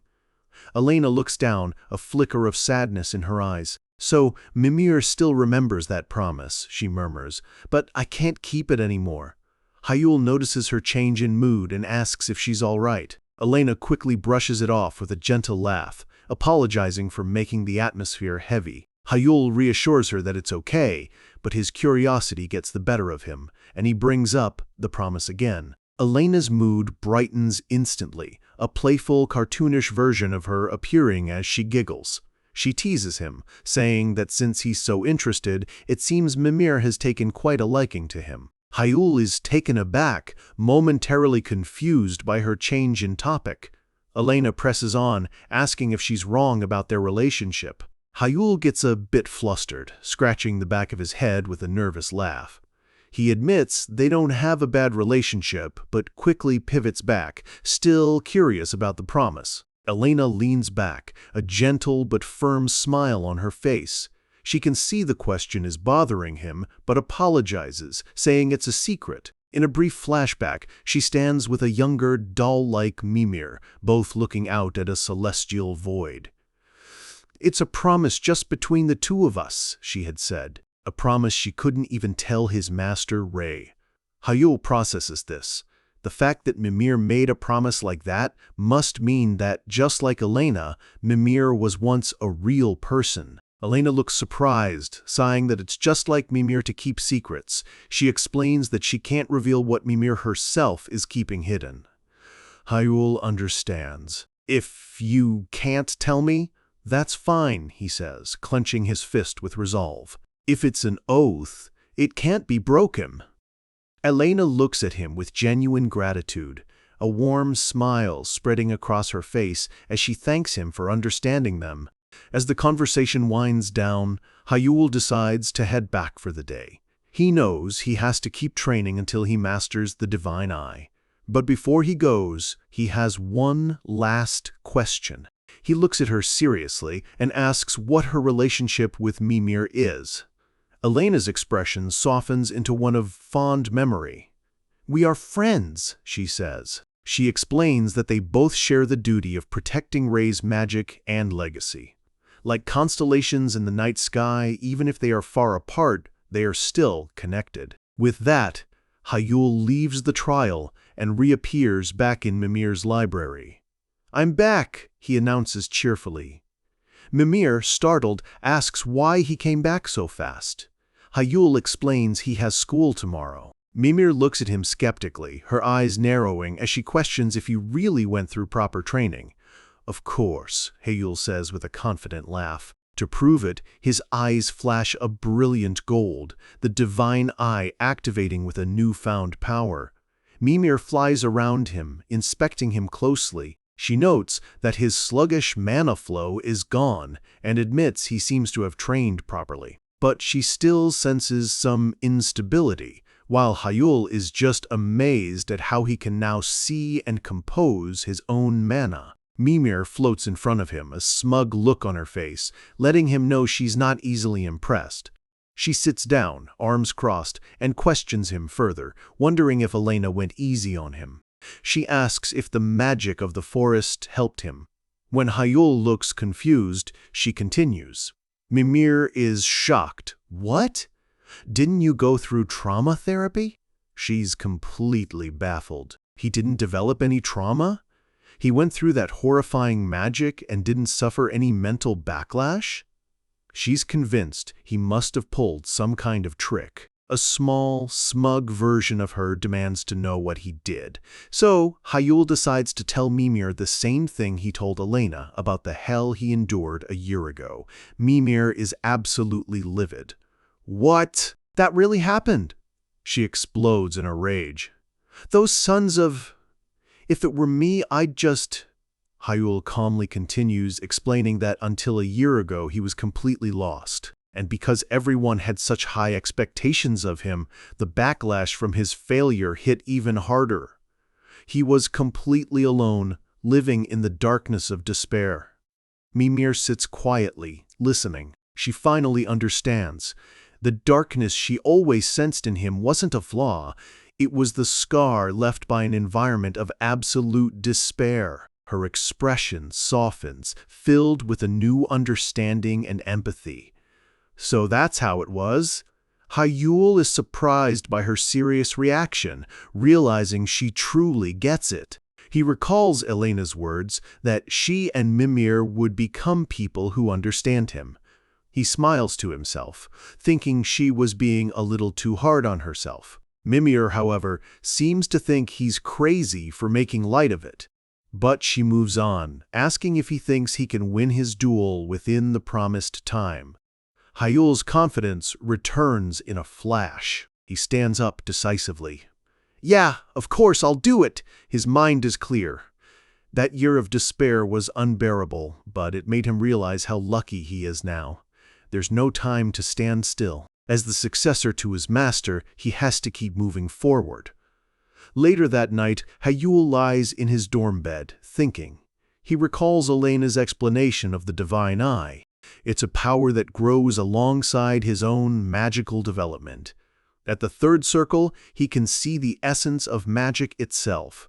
To master it, he needs to be able to see mana whenever he wants. That means he needs to learn how to activate and deactivate the divine eye at will.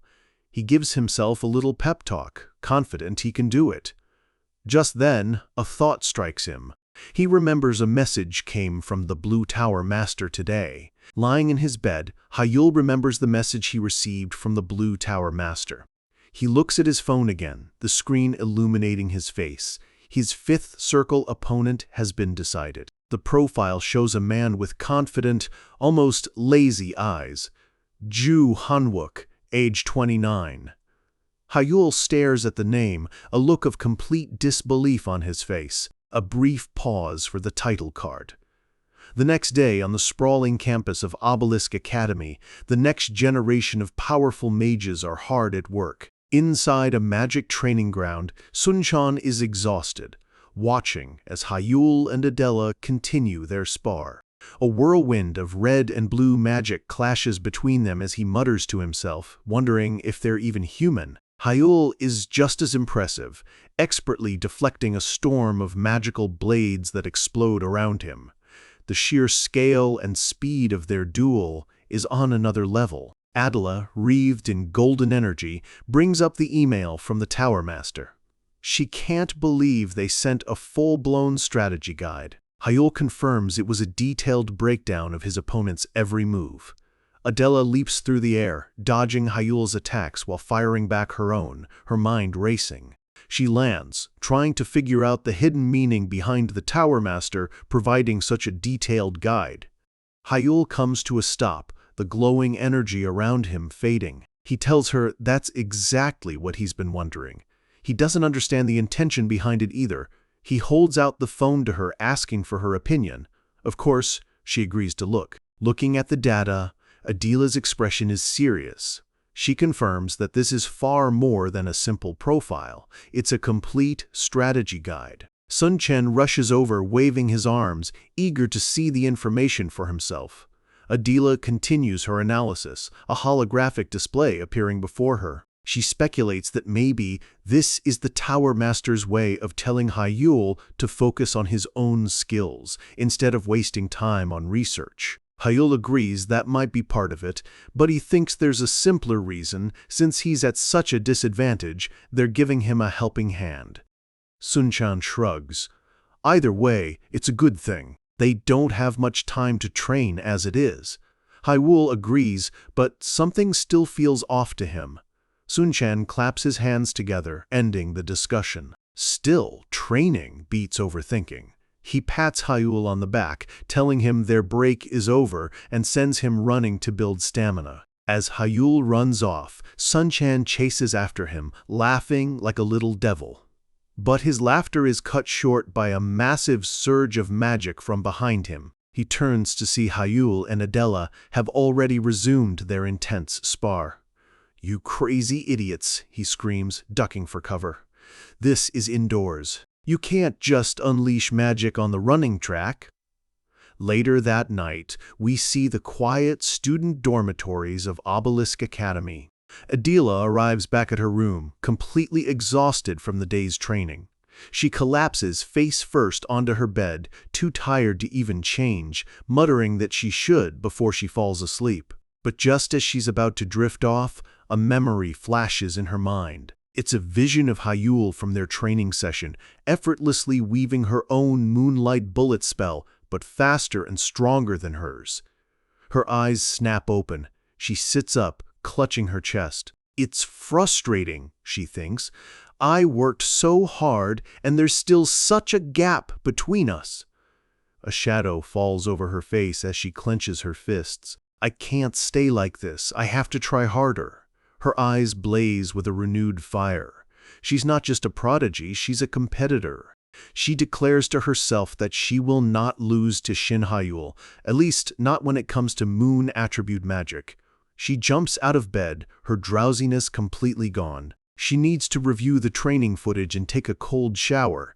Meanwhile, in another place, Hyul's grimoire lies open, its pages glowing with power. Hyul is back in the magical forest, taking a deep, meditative breath. He thinks to himself that he didn't expect to master the first stage of the trial so quickly. He spots Elena and calls out to her. Elena turns to him with a pleased smile, observing that he seems to have completely mastered seeing Mana now. Hyul confirms it. It still gives him a headache if he stares for too long, but he can now see Mana whenever he wants. Elena's expression turns serious as she begins the next lesson. She explains that by using the gaps in a magic circle, he can cause it to collapse. This technique is called pa-away, or destruction.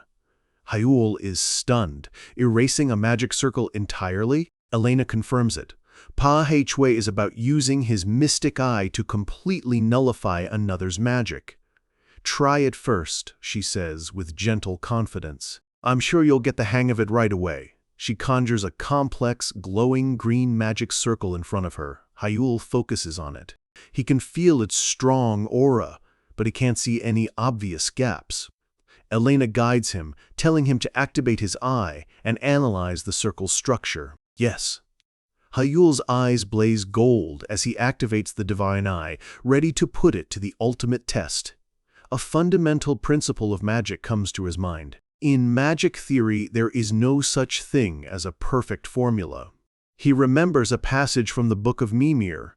It states that because no spell is perfect, gaps will inevitably appear, and this single truth is the key to mastering destruction. At the prestigious Obelisk Academy, an important meeting of the country's top magical powers is coming to a close.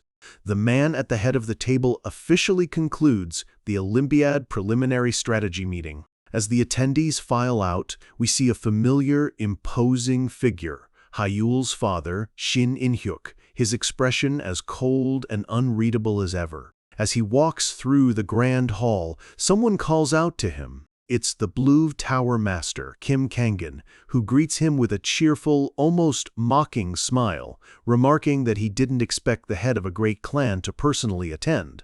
Hyul's father returns the jab with icy disdain. "That's what I should be saying, Blue Tower Master. You're the one," he says, "who shouldn't have a reason to attend this meeting." Kangan simply smiles, explaining that he's only participating as a sponsor. In-hyuk questions the term, his suspicion clear. Kangan's smile widens into a sly grin. "Yes, or more precisely, a potential sponsor." In-hyuk's eyes narrow. He understands the implication immediately. It sounds like the Blue Tower plans to dispatch its elite artisans. Kangan remains coy, saying he's still considering it. In-hyuk finds this hard to believe, noting that the very fact Kangan is even thinking about it is surprising. He points out that the Blue Tower is likely too busy to spare any artisans right now, probing for Kangen's true motive. Kangen, however, looks off into the distance, his expression uncharacteristically serious. He says that luckily, things have been going well, and they considered this Olympiad to be worth the effort. In-hyuk remains skeptical. That much value? Kangen explains that he believes the Korean team, led by Shin Hyul, might just pull off a miracle and bring home a gold medal. As he speaks, In-hyuk spots his son walking nearby. Kangen's confident smirk returns. "I'm sure you're looking forward to it too," he says to In-hyuk, "and so am I." The pieces click into place. In-hyuk lets out a soft sigh, a flicker of understanding on his face. He realizes that Hyul must have made the same proposal to Kangen as well. A small, cartoonish version of Kangen laughs, impressed that he caught on so quickly. In-hyuk cuts straight to the point, asking what exactly Hyul proposed. The two powerful men face each other, a silent battle of wits playing out between them. Kangen reveals Hyul's bold promise: win the gold medal at this year's Olympiad in exchange for an engineer. He then turns the question back to In-hyuk. In-hyuk gives his answer. Hyul promised him the same gold medal in exchange for as much support as he could offer. Kangen reflects on how much Hyul has changed in just a year, noting his newfound confidence. He asks if In-hyuk accepted the proposal without any conditions. In-hyuk confirms that offering support isn't difficult, but he questions Kangen's decision to risk his valuable artisans on a child's promise. Kangen just smiles, thinking to himself that the overwhelming presence seems to run in the family. He clarifies his position. As long as Hyul meets the condition he set, he'll gladly invest. "What condition?" In-hyuk asks. Kangen declares it with a flourish. He must defeat a fifth circle mage in a one-on-one. In-hyuk absorbs this, a slow, calculating smile forming on his lips. "Not bad." Kangen then formally invites him to watch the duel. In-hyuk questions if that's all right, and Kangen enthusiastically welcomes him. Transition to the title card.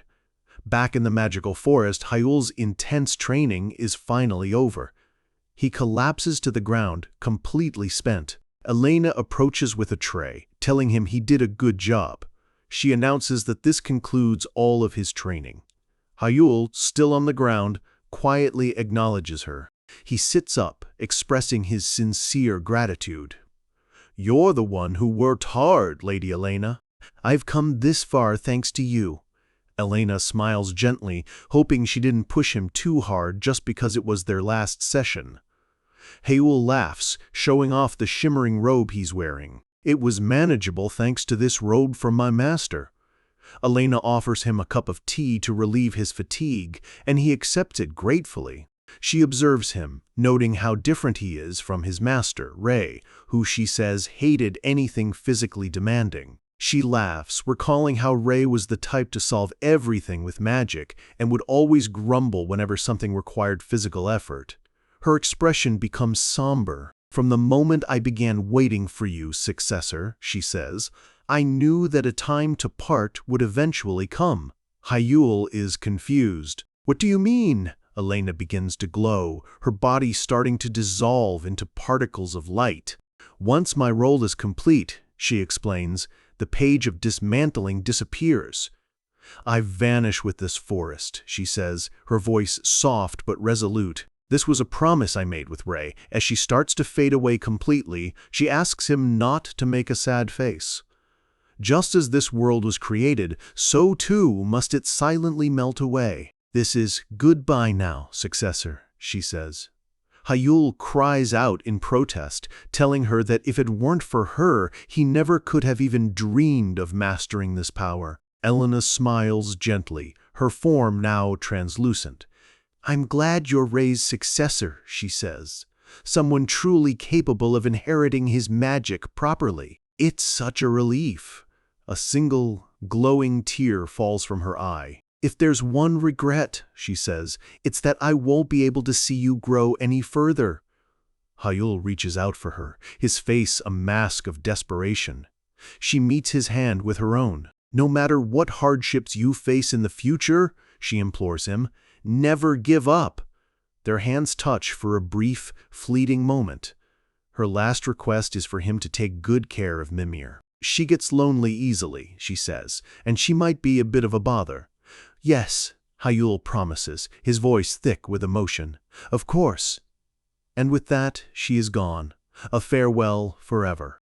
Back in his room, Hayul immediately opens his master's grimoire.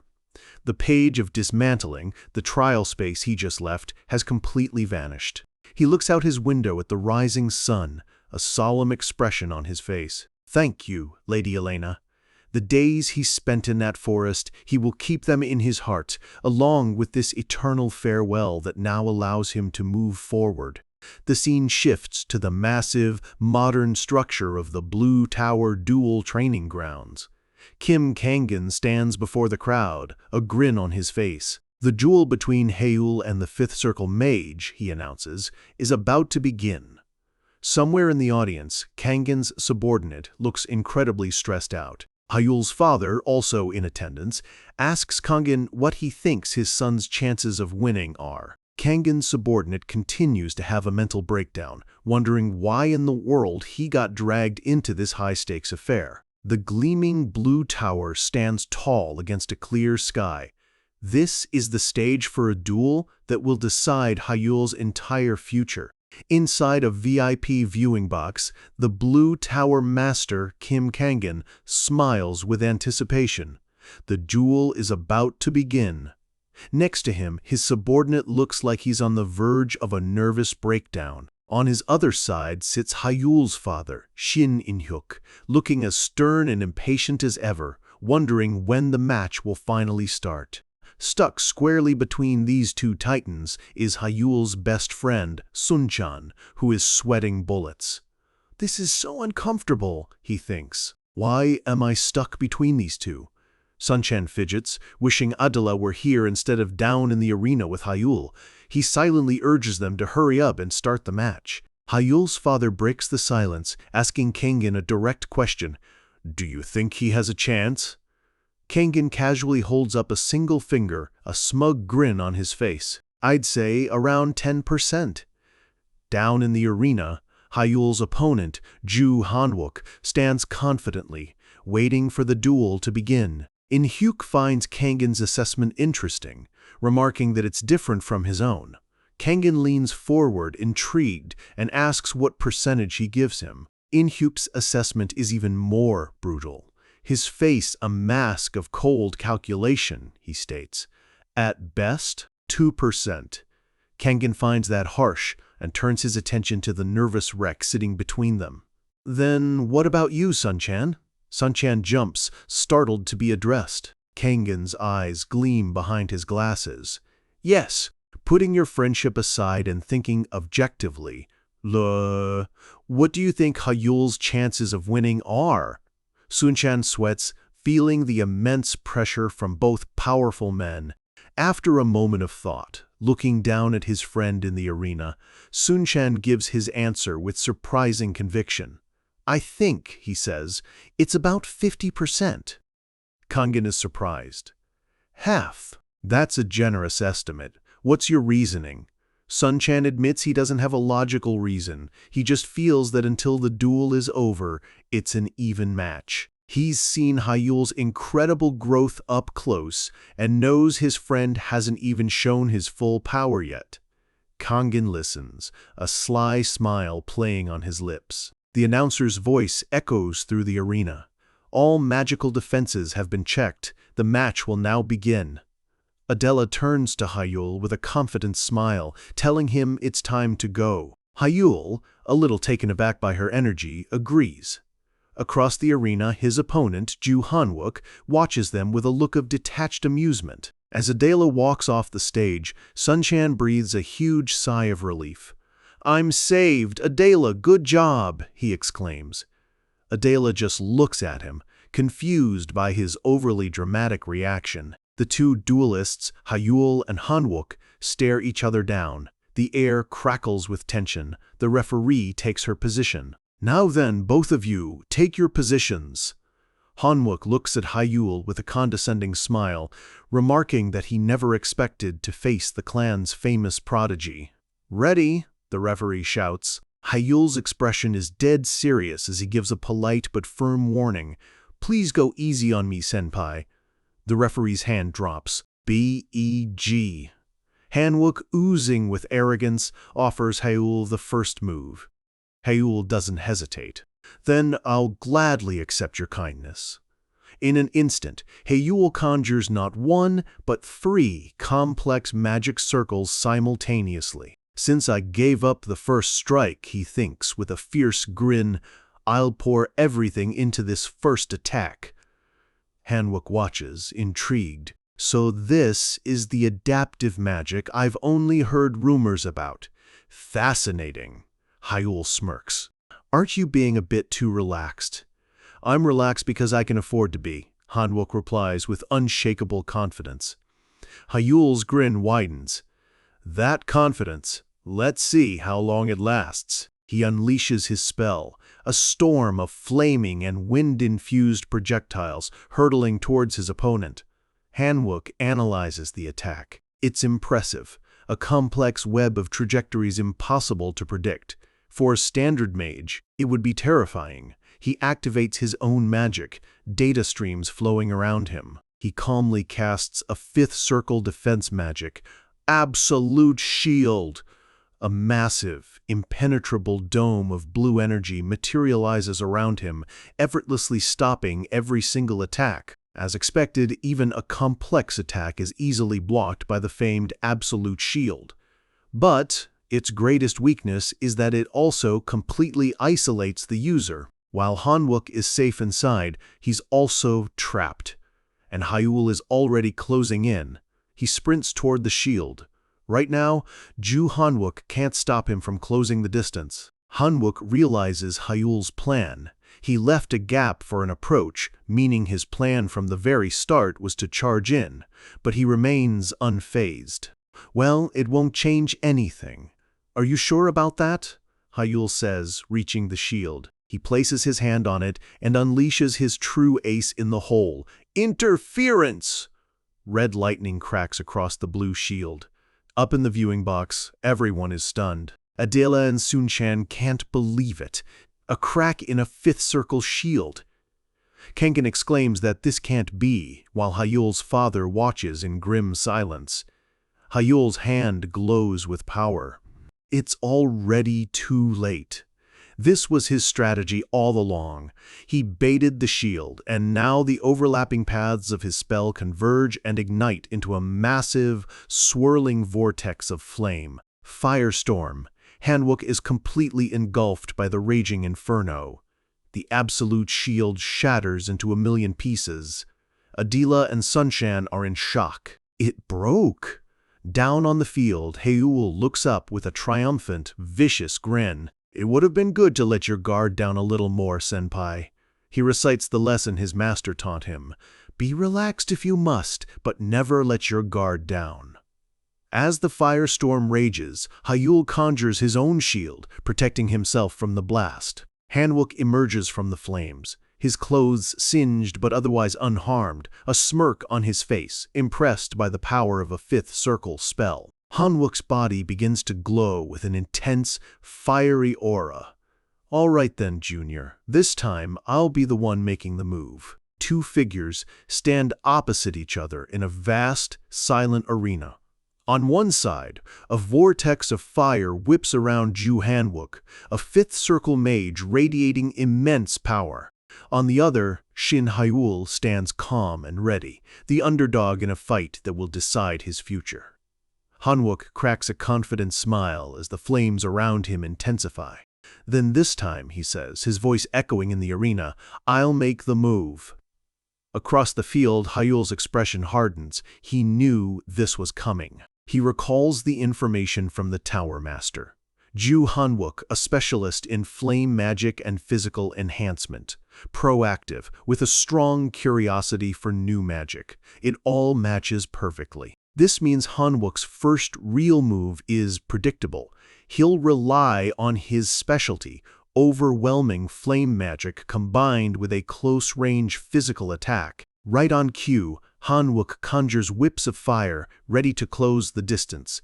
The stage is set for a clash between raw power and brilliant strategy. With a burst of speed, Hanwook closes in, fire lashing out from his hands. He's testing Hyeol, aiming for non-vital spots to gauge his reaction. Still, Hyeol knows Hanwook isn't holding back much. If a direct hit comes, there's only one way to respond. Hanwook throws a powerful right punch, his fist wreathed in roaring flames, aiming to overwhelm Hyeol with sheer force. The fiery fist connects, tearing through Hyeol's clothes and drawing blood. A sharp grunt of pain escapes him, but even as he's hit, his eyes are fixed on his target, his own fist ready. Before Hanwook can register the hit, Hyeol retaliates. A blue flash of energy erupts as Hyeol drives his fist straight into Hanwook's gut. Hanwook's confident expression shatters into a grimace of pain. He's completely caught off guard by the speed and power of the counterattack. They both leap back. Hanwook clutches his side, but an excited grin spreads across his face. He's not angry, he's intrigued. "You reacted that well at that speed?" he asks, impressed. Hyeol gets back into his fighting stance. "I've trained quite a bit in close-quarters combat," he replies calmly. A small flame dances in Hanwook's palm. He nods, accepting the answer. The warm-up is over. Hyeol watches him, his mind racing. Hanwook isn't just a brawler. He's already analyzing Hyeol's strength and adjusting his stance. This man is far from ordinary. Hanwook feels a genuine thrill. A third-circle mage with this level of combat sense is almost unheard of. The new generation is truly terrifying. "From here on out," Hanwook announces, his voice taking on a serious edge as magic formulas swirl around his hand. "I'll be fighting seriously too." He raises his hand to the sky, unleashing a torrent of power. "Fire rain!" he yells, and the air itself ignites as a storm of fiery projectiles forms above them. The wide area annihilation spell descends. Hanwook looks down with absolute confidence. "A third circle spell can't block this," he taunts. "So, how are you planning to stop it?" But Hyeol doesn't flinch. There's no panic in his eyes. Instead, a brilliant golden light begins to shine from them as he prepares his response. "This will end in my victory," he declares as two rings of energy swirl around him. He brings his hands together, channeling his unique power through a spell called Resonance. In an instant, he conjures a massive, swirling water shield.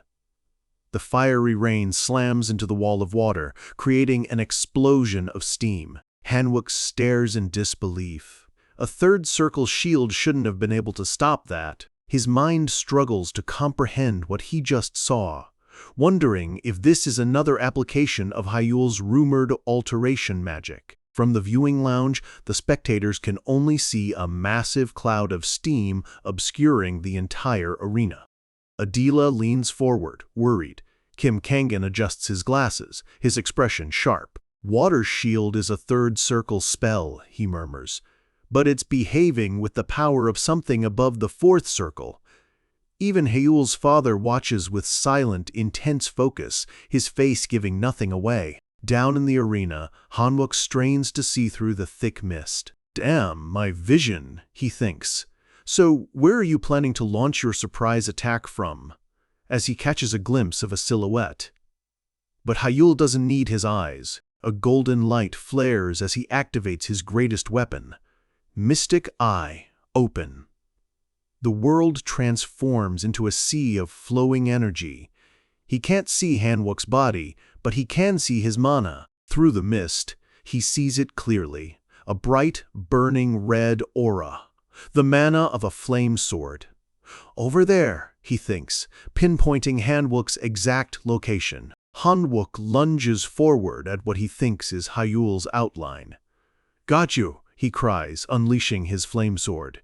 But he's attacking a phantom. At that very instant, Hyeol strikes from the side with a crackling, lightning lance.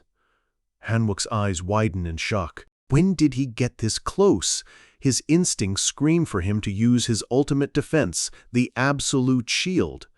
But he stops himself. It was already broken once. Using it again would be too risky. He has to choose another spell.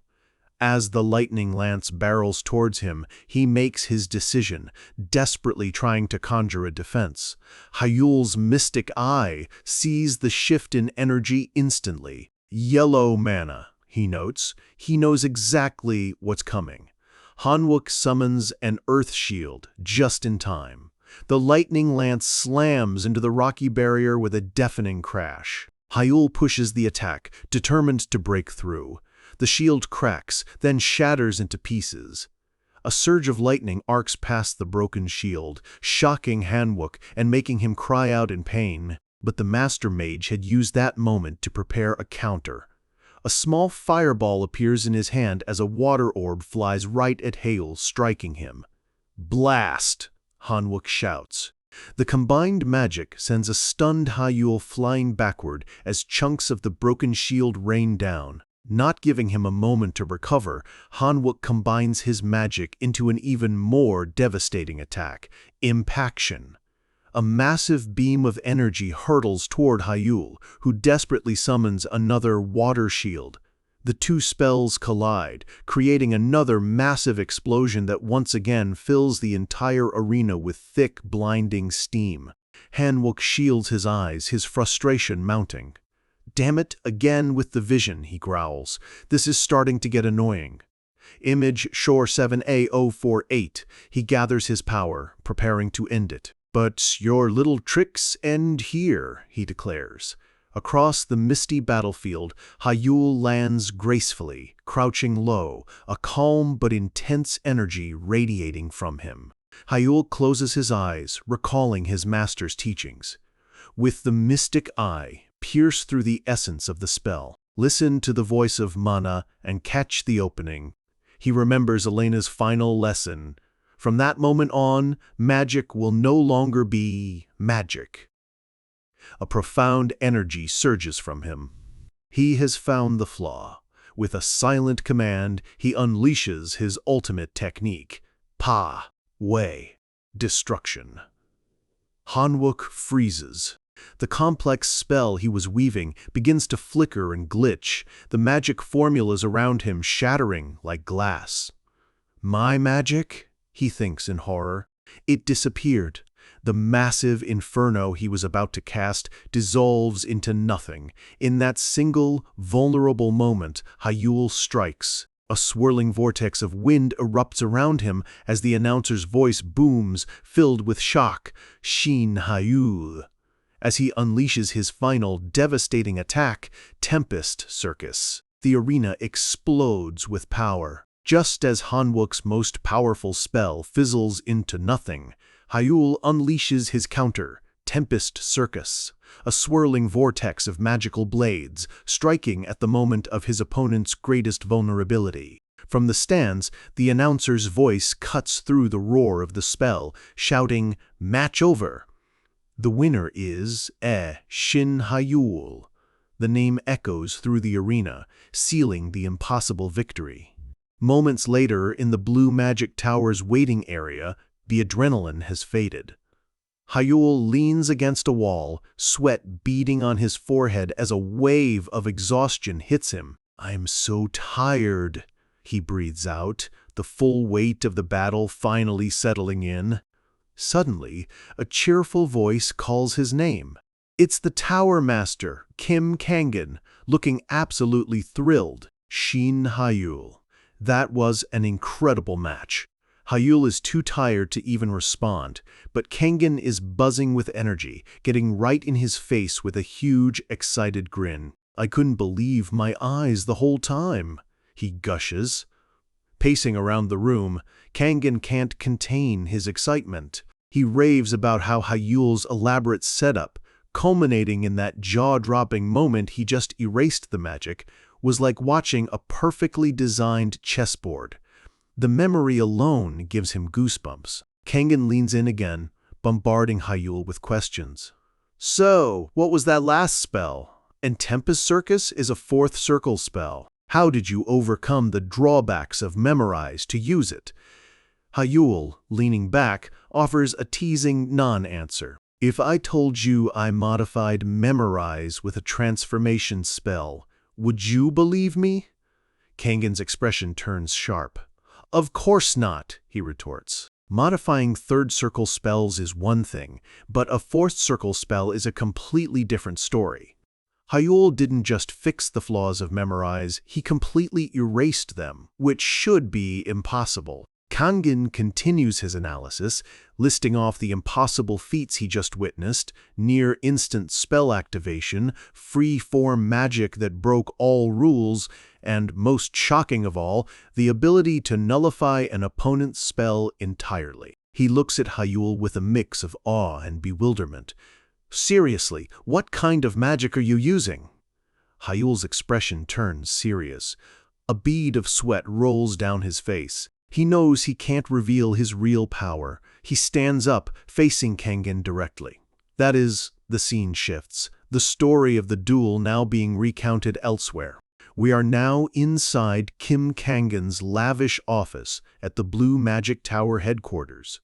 He and his assistant, Sua, are debriefing the match. Sua reports that she'll handle dispatching the engineers for the Olympiad by tomorrow.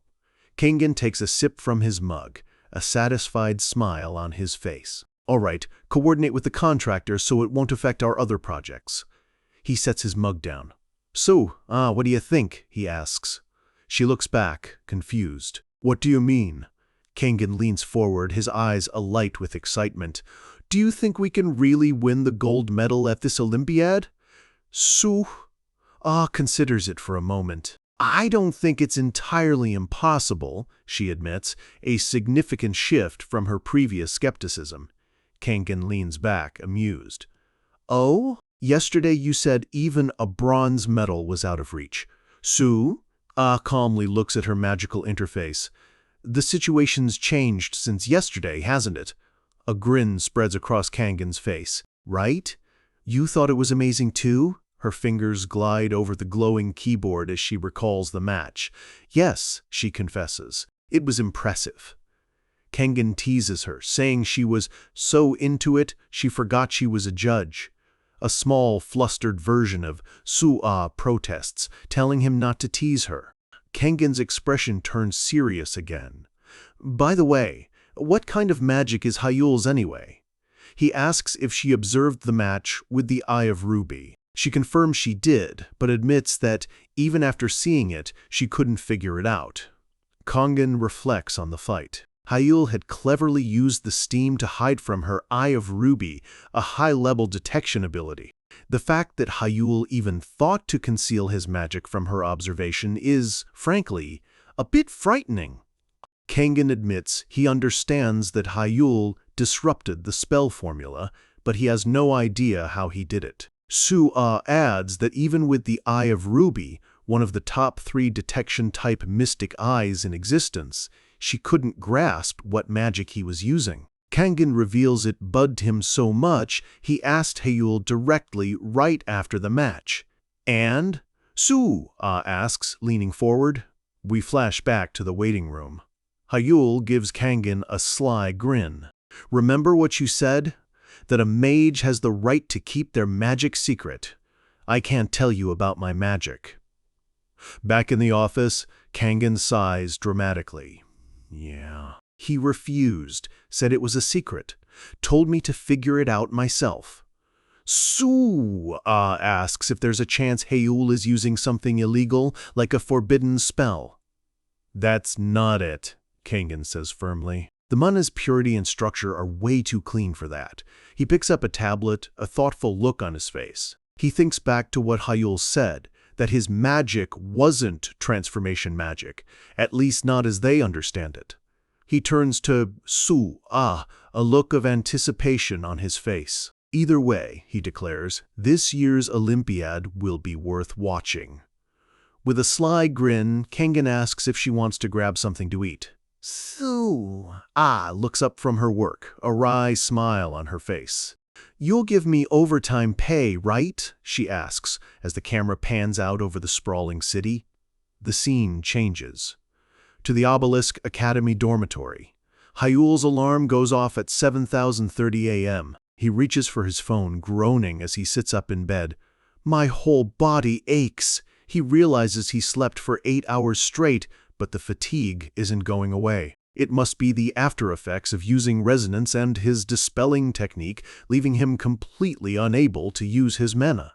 He makes a mental note that he'll have to be more careful from now on. He sits on the edge of his bed, surrounded by stacks of ancient books, feeling the drain from the day before.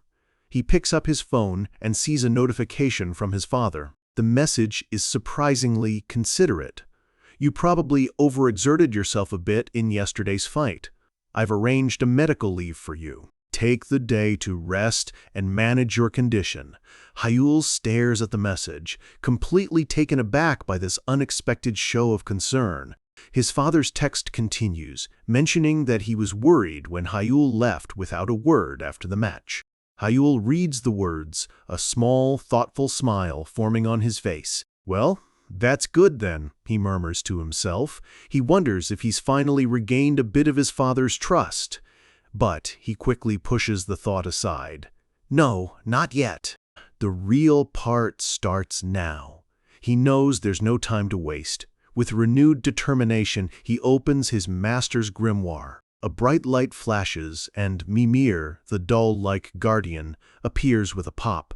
Oh, successor, you're here, she exclaims cheerfully. How did the match go? Hyul gives her a tired thumbs up and a weak grin. Of course I won. It was an easy win. Mimir isn't fooled. Are you sure it was easy?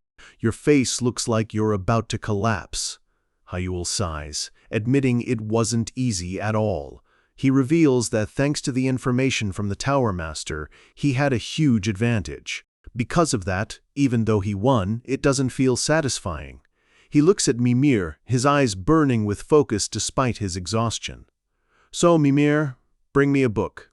He holds up 4 fingers. One about the 4th infinity circle, specifically, the Ring of Expansion. He's already moving on to the next challenge. Inside the magical library, Mimir is ecstatic. She announces Hyul's next goal, the 4th infinity circle, the Ring of Expansion. Countless glowing books fly off the shelves as she gathers every text on the subject. For Hyul, the battle may be over, but the war for power has just begun. The next day, the sprawling campus of Obelisk Academy is peaceful under a clear blue sky. But inside, the students are hard at work. In a classroom, an instructor gives an assignment on AI magic. The students diligently begin their work, but Hyul's mind is already somewhere else. As he holds his stylus over the glowing tablet, he isn't thinking about the lecture at all. The Ring of Expansion, he thinks to himself, the words echoing in his mind. He rests the stylus against his lips, lost in thought. This next step in his training is a massive hurdle. His thoughts drift to the knowledge he gained from the grimoire. The Ring of Expansion is fundamentally different from the previous rings he's mastered. He visualizes his current magic. The first 3 rings are layered like petals.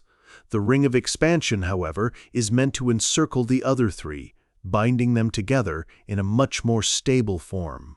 As a result, his entire mana circle will stabilize, dramatically increasing his magic's overall efficiency. His mental energy consumption will decrease, allowing his resonance and dispelling abilities to last longer and become more powerful. It's an upgrade across the board. But there's a catch. He stares at the complex diagram on his screen.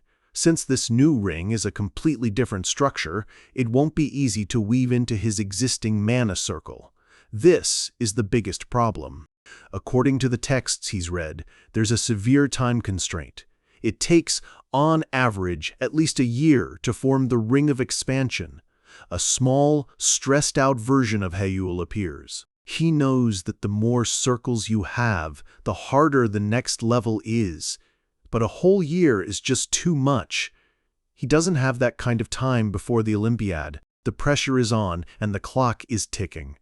The scene shifts to the Obelisk Academy's indoor training grounds. Hyul, Sunchan, and Adela are running on treadmills, pushing themselves to their limits.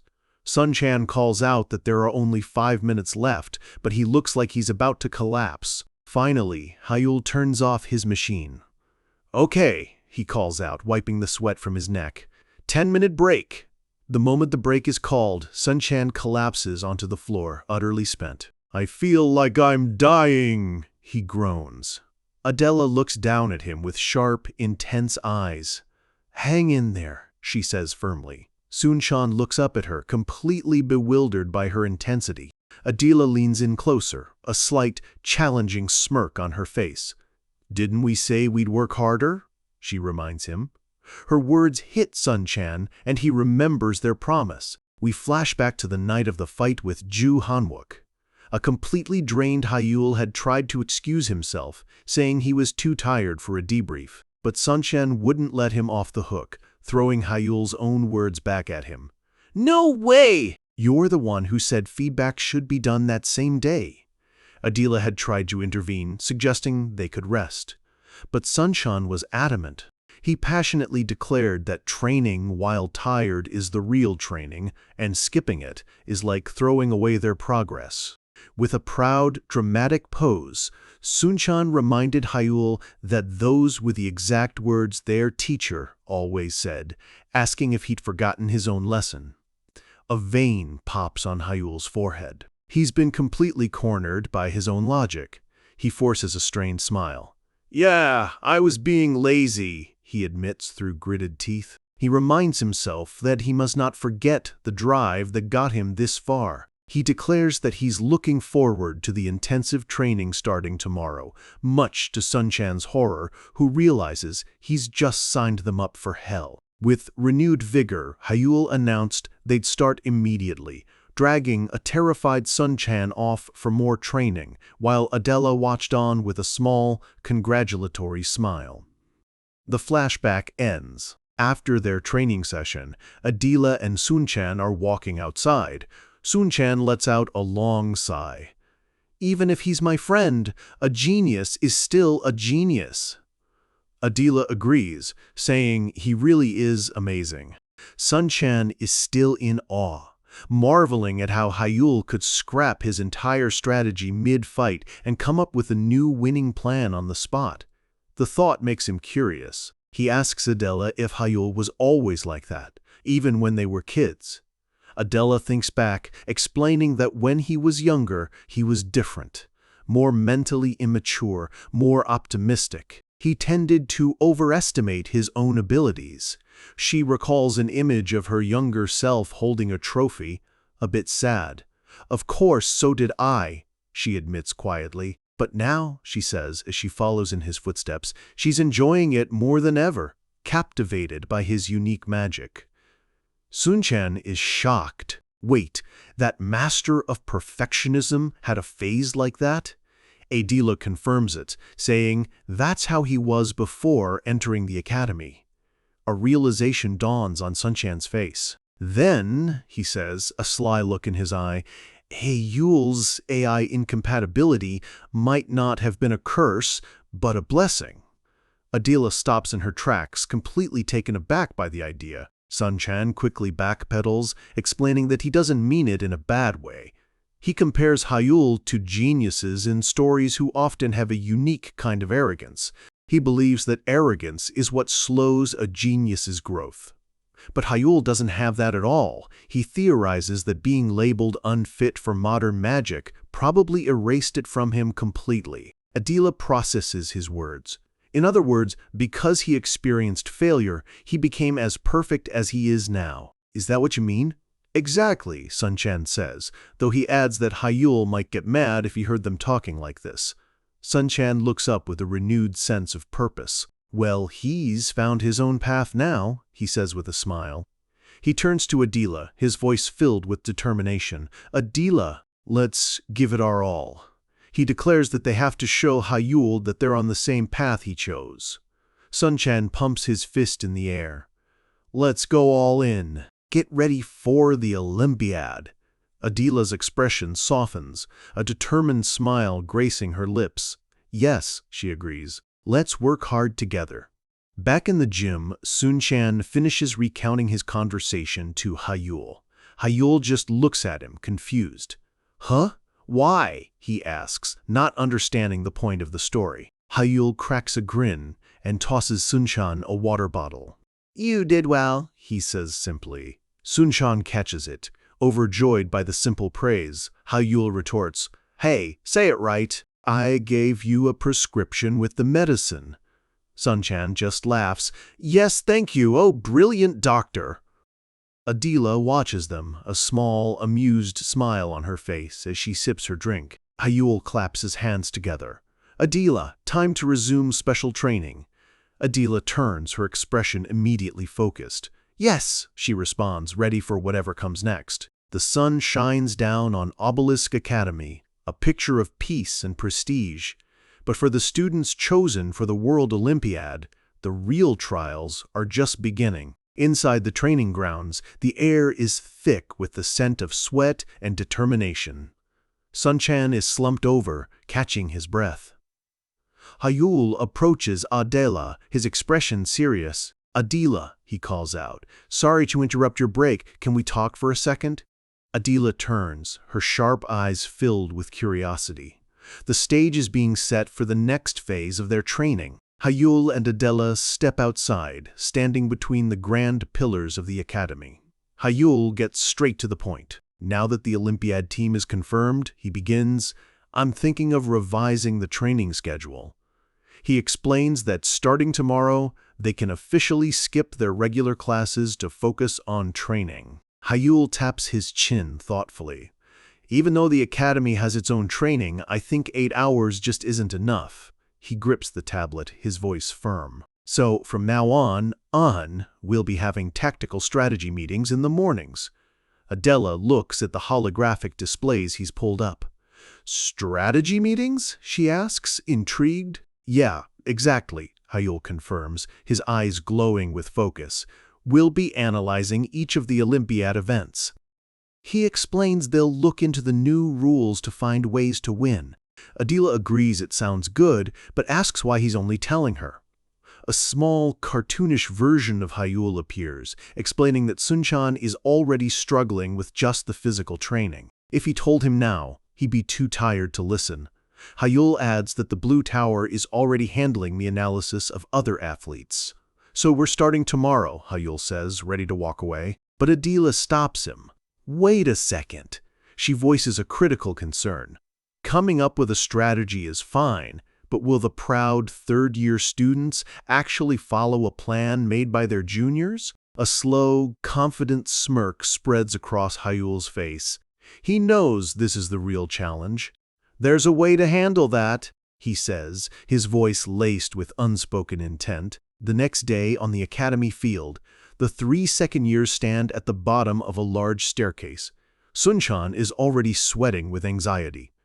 You guys aren't nervous? He asks. Adela and Hayul are the picture of calm. Not really, Adela replies coolly. Hayul adds, Why would we be? Sun-chan practically explodes. What do you mean, why? Everyone except us is a third year. He tries to convey the intimidating feeling of being surrounded by seniors. Adela turns to him, unimpressed. Sun-chan asks how she can be so calm, and an aura of pure power flares around her. Because, she states simply, I can beat them. Wow, you're way more arrogant than I'd heard. A new voice cuts in from the top of the stairs belonging to a girl with fiery red hair. Hayul's team looks up to see the 7 third-year members of the Olympiad team looking down on them with arrogance and disdain. We see the key players. The calm leader, Kang Shinwoo, the aggressive brawler, Ma Jinseok, and the fiery redhead who spoke, Jeon Haeun, who points a challenging finger down at them. Haeun strolls down the steps. Hey, Junior, want to repeat what you said earlier? Adela looks back, unfazed. You said you'd beat us if we fought? Haeun presses, getting right in her face. Say it again.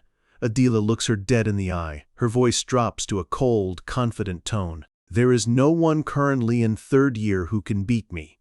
Sun-chan lets out a horrified shriek and rushes forward, bowing apologetically. Our friend was rude. Sorry about that. He whispers frantically to Adila, Are you crazy? What good comes from making enemies? But she just replies, I was just stating the truth. Sun-chan, in full panic mode, grabs Adela and turns to Hyul. Don't you start too? Hyul just gives a slight, almost bored look. Of course I won't. Instead, he steps forward, a chilling smile spreading across his face as a dark aura emanates from him. Seniors, he says, his voice dripping with false pleasantry. I've been waiting. Excuse me, but how about a second-year versus third-year team match today, he proposes. His true goal is clear. Apologize only after he's subdued them and taken full command. Kang Shinwoo, the senior leader, looks down with a calm, analytical expression. He clarifies. So, you 3 against 3 of our third years? Jian Hyun jumps at the chance for a fight. I'll take this one. Kaki sprouts need to be cut early. Hyul shakes his head with a relaxed smile. No, what I meant was, his expression turns cold and sharp. Ash all second years versus all third years, meaning a 3-on-7 match. The challenge hangs in the air, stunning everyone. The seniors are speechless, and Sun-chan looks like he's seen a ghost. Kang Shinwoo walks down the steps to face Hyul alone. What's your goal? He asks, his voice steady. With your personality, you wouldn't provoke for no reason, he reasons. So there must be a purpose. Hyul recalls Shinwoo's background. He's the second son of a powerful family. Hyul remembers seeing him a few times when they were younger. His calm and cautious personality hasn't changed a bit. Hyul spreads his hands in a gesture of innocence. Well, what kind of intention would I have? I just figured sparring is the best way to measure each other's skills. The blatant lie is too much for Ma Jinseok. You arrogant brat, he roars, furious. He leaps down the stairs, landing with a heavy thud. You want to crush us with skill? Shinwoo raises a hand to stop him, his eyes narrowed in thought. He's pieced it together. I see. So your goal is to overpower us and take command of the Olympiad team. Jinseok gets right in Hyul's face, his voice a low growl. That's what this is about, right? Hyul doesn't answer. His silence is all the confirmation they need. Jian Heian snaps. Okay, that arrogance of yours is through the roof, Junior. Even patience has its limits. She points accusingly at them. Fine, I get it. You and Adila are talented. But there's a limit to how much you can disrespect your seniors. Her eyes blaze with anger. Sure, if it's one-on-one, you might win with your skill. She gestures to her entire team. But 3 versus 7? Are you kidding me? She turns her verbal assault on Sun-chan, pointing a finger right at him. There's no way you'd call a member who can't outnumber us with someone so useless on your side, right? The word useless hangs in the air, and Sun-chan flinches as if struck. Hyul's eyes narrow dangerously. Another senior tries to de-escalate. I'll say this nicely one last time. If you apologize now, we'll let it go. Kang Shinwoo adds, his tone more disappointed than angry. Yeah, Junior, you really went too far this time. Hyul just lets out an audible sigh. Image, she 5AO58. Seriously, Hyul says, his voice dripping with annoyance. All this chattering is annoying. The seniors are stunned into silence by his blatant disrespect. A tense energy crackles in the air. Sun-chan whispers Hyul's name in terror, but Hyul ignores him. He looks at Hyun and throws her own insult back at her. Aren't you the useless ones here? Then, with a predatory grin, he gives the final order, shut up and fight. A clear blue sky hangs over Obelisk Academy, but on the ground, a storm is brewing. The two factions of the Olympiad team face off, the tension between them so thick you could cut it with a knife. Ma Jinseok, the hot-headed senior, wipes sweat from his brow, visibly angry. He mutters that he tried to keep things calm, but Hyul really ticked him off. He turns to his calm leader, Kang Shinwoo, and asks if he's really okay with this. Shinwoo's expression is unreadable, his gaze steady. "Yeah?" is all he says, his mind clearly weighing their options. Jinseok throws his arm around a teammate, a predatory grin spreading across his face. "Fine, let's do it. 3 versus 7, he agrees. "But it'd be boring if we just did it straight." He looks down at Hyul, laying out his terms. "If you win, we'll follow your strategy like you said. But if we win," he continues. Before he can finish, Hyul cuts him off with a confident smile. "Sounds good. Let's do it that way." Jinseok is taken aback by his quick agreement. Hyul just shrugs. "You can bet anything you want."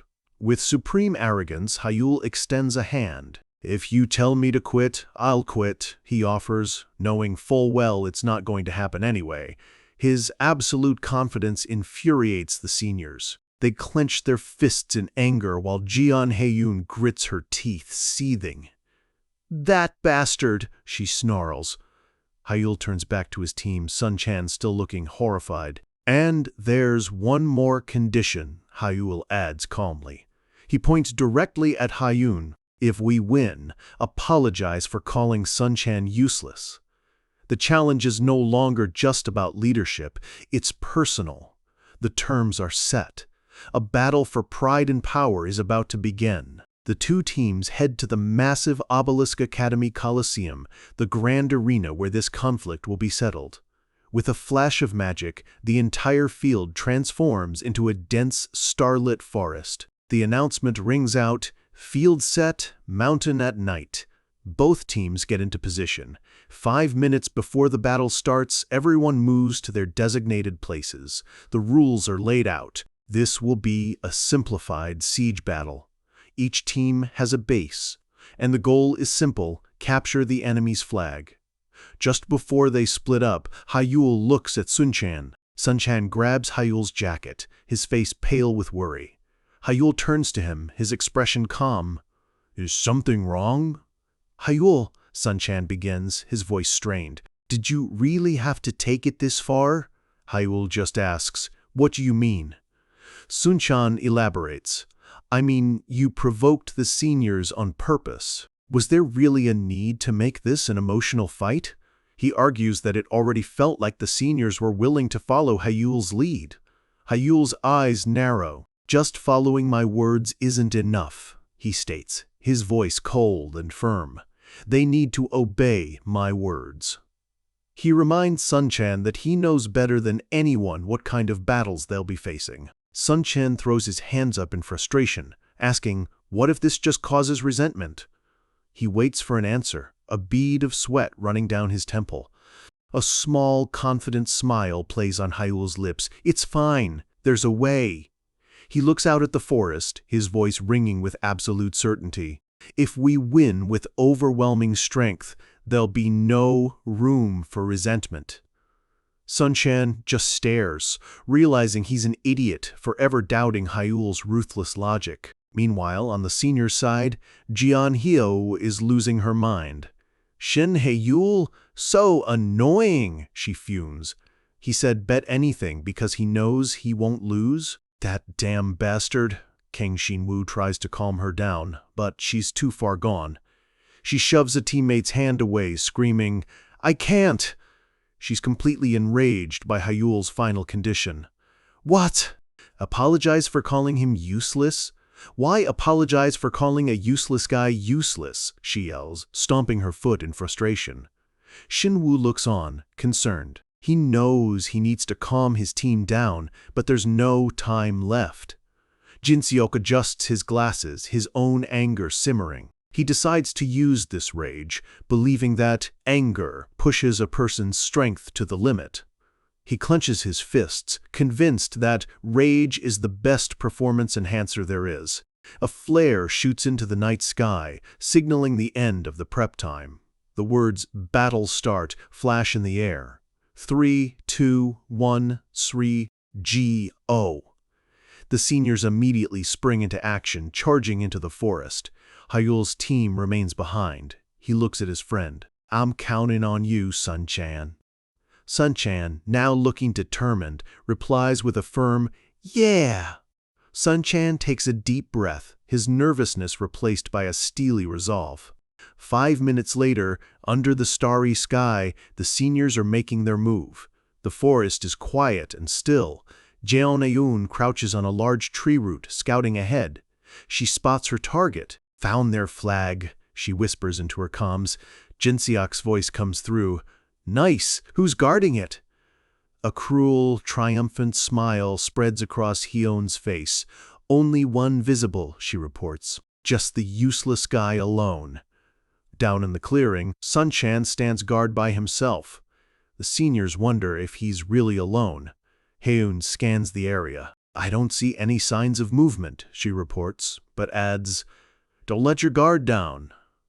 Suspecting a trap, Jinseok leaps down and confronts Sun-chan. "You on guard duty by yourself?" he asks mockingly. Hyeon appears behind Sun-chan, her voice dripping with contempt. "Useless one." Sun-chan turns to face her, feigning nervousness. "Yeah, well, it just turned out that way." Image Shibe 055. Hyeon crosses her arms, looking down on him. "So you knew I'd be the first to show up?" Sun-chan looks up, a slight, knowing smile on his face. "Yup." She's taken aback. "How?" she demands. Sun-chan recalls Hyul's words from before the match. Hyul said, "The gorilla would come." In a flashback, Hyul explains his prediction. He was sure the hot-tempered Jeon Hyeon would attack first, and the insult was specifically designed to provoke her. Back in the present, Hyeon's face darkens with fury. "Even knowing I'd come, they left just you to defend?"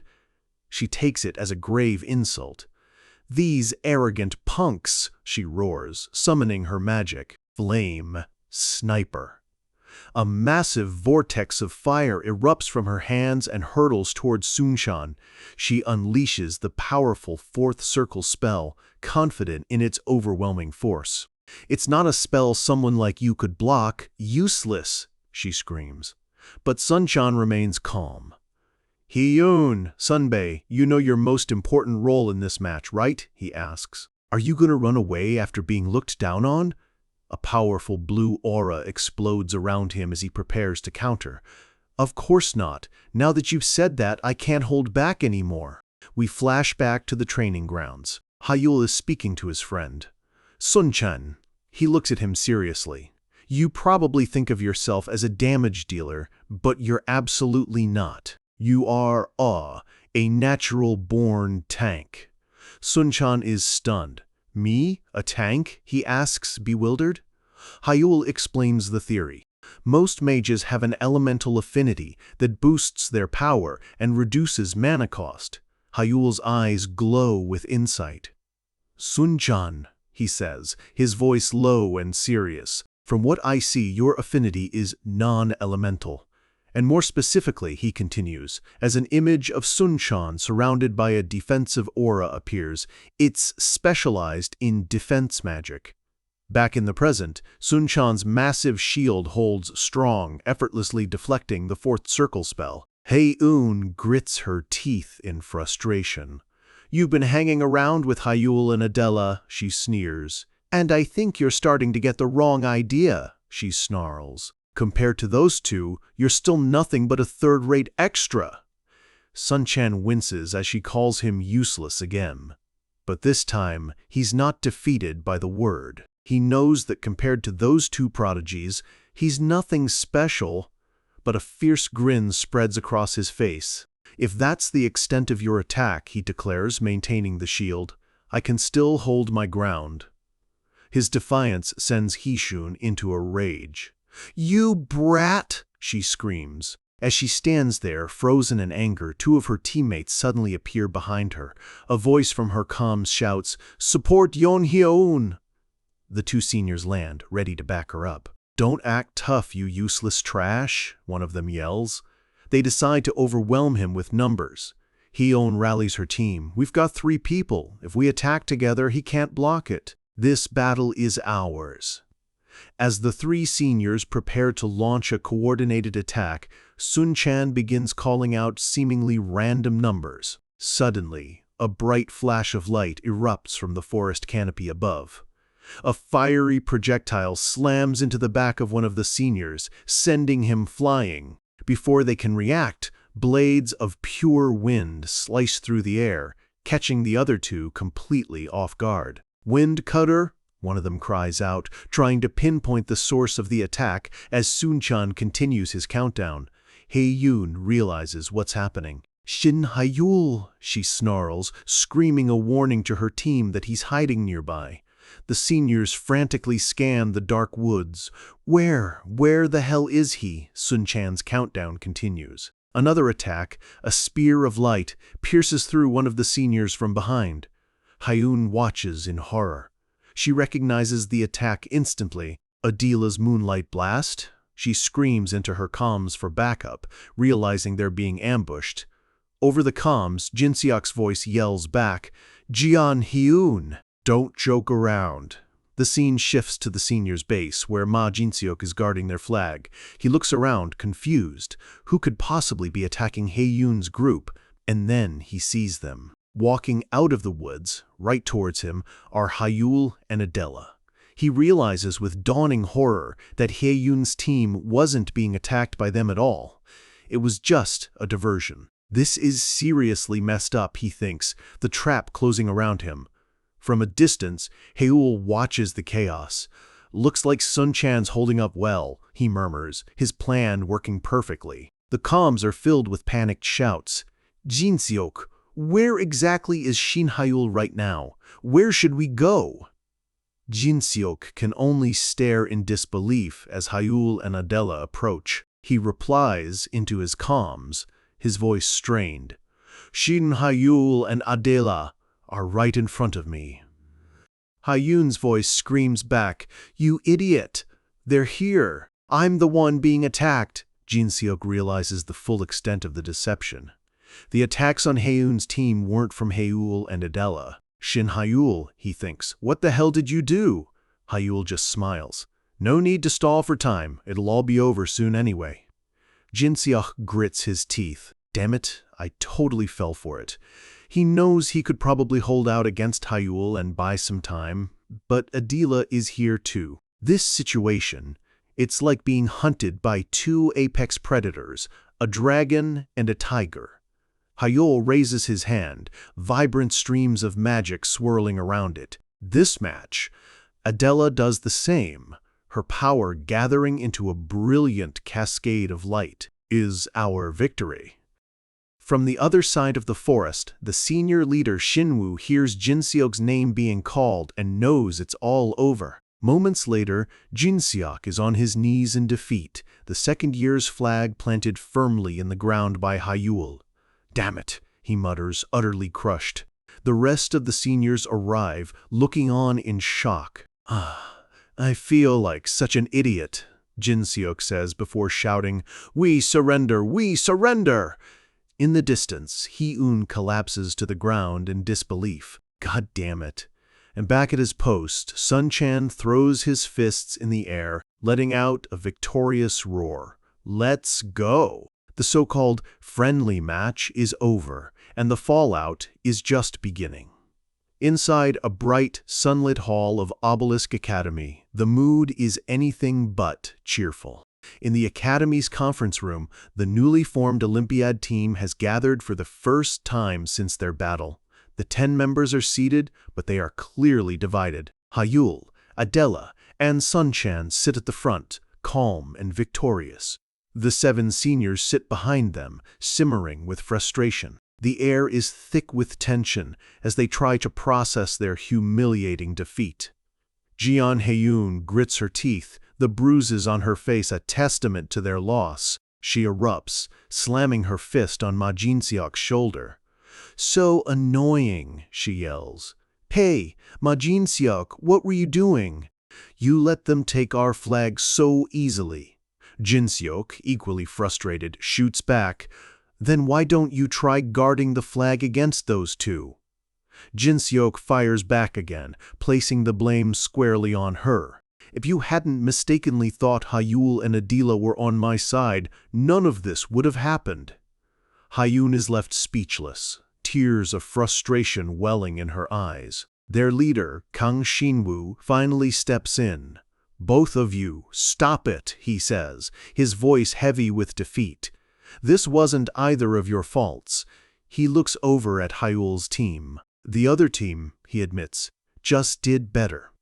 One of the other seniors, Kang Hyungmin, looks on, completely stunned. The rest of the seniors, Min Tae-sik and Park Hana, are equally silent and demoralized.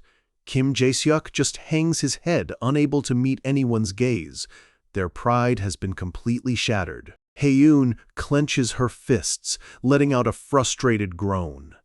Jin-seok looks away, still processing the sheer scale of their loss.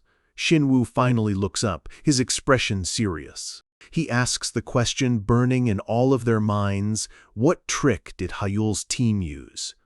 Hyul stands up, ready to address them. "Let me explain the part you're most curious about first," he begins. He starts by pointing out the first piece of the puzzle. "First, the only one guarding our flag was Sun-chan." Hae-yoon jumps to her feet, still confused. "So you're saying Sun-chan used those strange wind cutters or moonlight?" "No, of course not," Hyul says calmly. He looks them dead in the eye and makes a stunning admission. "The spells that trapped you all, I used them." Jin-seok explodes with disbelief. "What? You were right in front of me!" "Are you saying you cast those spells from our side of the field to yours?" A faint smile plays on Hagel's lips as a ball of teal energy forms in his hand. "Roughly, yeah."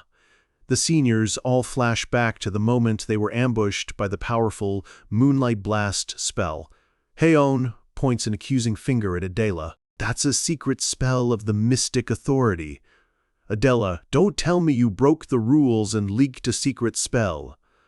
Hyul steps in front of her, the energy swirling in his hands. "Just to clarify, this wasn't a spell leak. It's a spell I deciphered myself through analysis." Xinwu stares, completely baffled.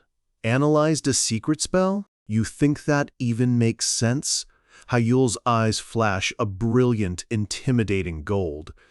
"Yes, it does," he says, pointing to his eyes, "because I have eyes that can see magic formulas." The room falls into a stunned silence, broken only by a collective disbelieving thought. Mystic eyes. Jin-seok mutters that it's impossible. Xinwu is speechless. Hyul just says it's too soon to be surprised. He explains the full, terrifying scope of his plan. "I used my mystic eyes to analyze the Moonlight Blast. Then, the moment the match started, I pre-positioned Moonlight Blasts and Wind Cutters all around the field." He turns to his friend. "And Sun-chan?" "Yeah," Sun-chan replies. Sun-chan explains his role, recalling the numbers he was calling out during the fight. The seniors realize with dawning horror that the numbers weren't random at all. They were commands. Hae-yoon clenches her jaw, sweat trickling down her face as the full weight of her opponent's genius sinks in. Hyul demonstrates, conjuring a spirit of light and wind. "By using these precast floating spells," he explains, "I performed long-range magic. It's a modified version of the spell I used against Ju Hanwook." Sun-chan asks the next logical question, how did he aim? Another senior chimes in. "Yeah, your magic clearly flew straight at us with perfect accuracy." Sun-chan provides the answer. "That's thanks to the numbers I mentioned earlier." Xinwu finally puts the last piece of the puzzle together. "Coordinates? Close enough," Hyul confirms. He explains the code. The first number was a specific spell ID, and the second was an angle to adjust its trajectory. He had already shared this system with his team. He assures them he didn't mention his true Bythonor-style magic, keeping his biggest secrets to himself. "That's all I can reveal about my magic," he concludes. He explains his motive. Now, the seniors know his abilities, as well as Adela's and Sun-chan's. Since they're all on the same team, sharing this information makes things easier and helps convince them to trust his leadership. He looks at them all, his gaze sweeping across the room. "Once again, my goal is victory, the gold medal. And for that, I need your full cooperation. I believe this friendly match proved just how effective my strategies are." He bows his head slightly, a gesture of respect after utterly dominating them. I apologize for how rude I sounded earlier. So please, he looks up, his eyes burning with intensity. I ask that you follow me. In return, I will deliver you the championship. The seniors are silent, utterly defeated. Jin Seok holds back Haeyoon as she grits her teeth in frustration. Finally, Haeyoon speaks, her voice filled with resentment but also acceptance. Fine, I don't like it, but I'll go along with what you said. One of the other girls is shocked by her quick submission. Haeyoon turns to her. Why are you so surprised? She flushes with anger and embarrassment. No, I lost the bet anyway, so I have to go along with what he says, right? She mutters. Otherwise, I'd have to give up on being a national representative. And, she adds, turning to walk towards the front of the room. She stops in front of Sun-chan, forces the words out through clenched teeth, and extends her hand. I apologize for calling you useless earlier, Ji-sun-chan. I saw your defense magic. It was solid. For the first time, Sun-chan is so happy he's surrounded by sparkly flowers. He blushes and eagerly takes her hand.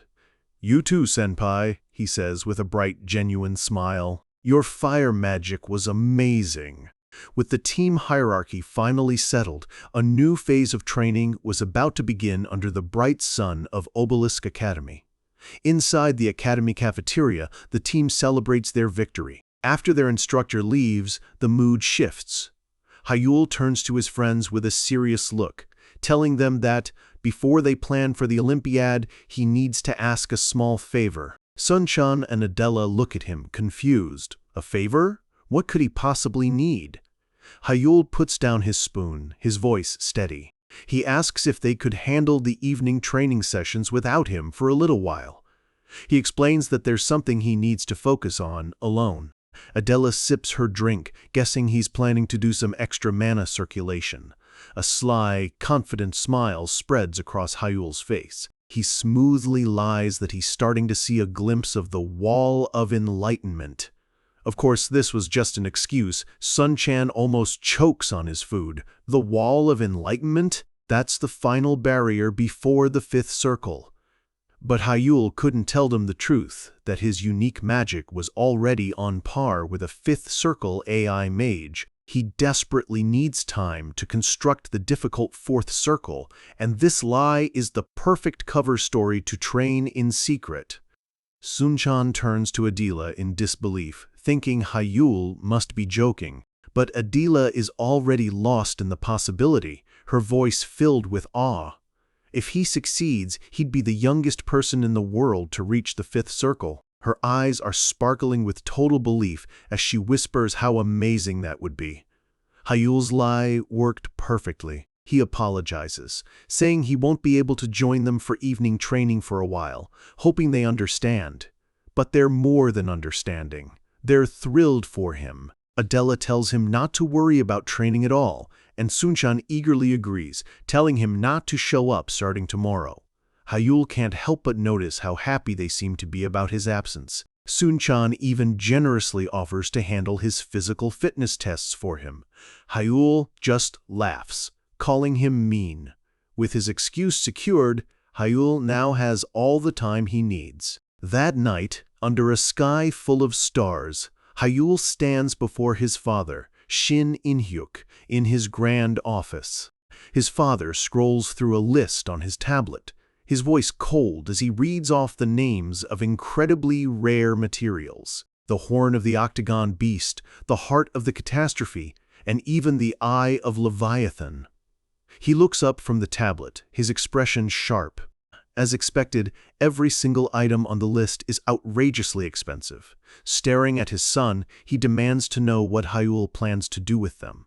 Hyeol calmly states they are for a magical achievement. His mind flashes back to the library, where he was desperately searching for a way to speed up the creation of his fourth circle. He'd asked the library's guardian, Mimir, for help, but she just gave him a sleepy "nope" and dozed off.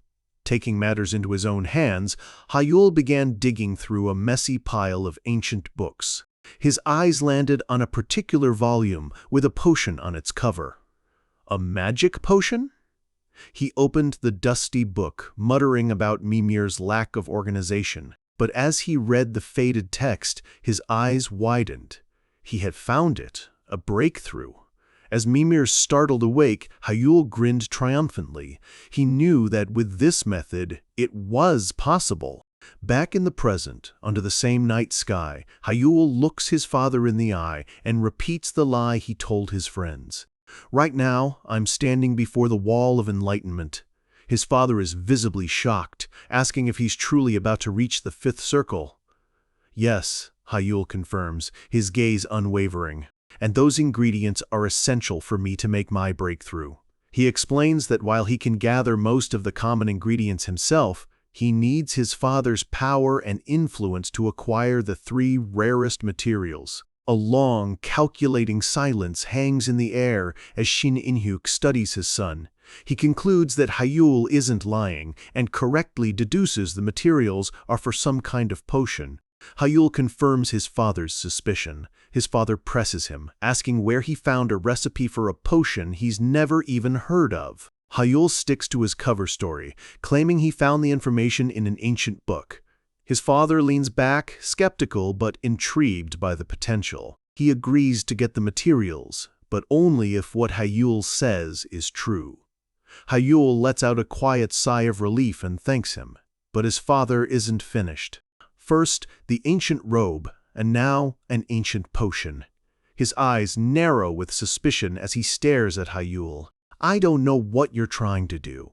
As Hayul is driven away from the estate, his father's final words echo in his mind. But you must be incredibly lucky. After their meeting, his father had started asking detailed questions about his magic. He'd grilled him about the spells he used against Hanwook, repeating the very same questions the Tower Master had asked.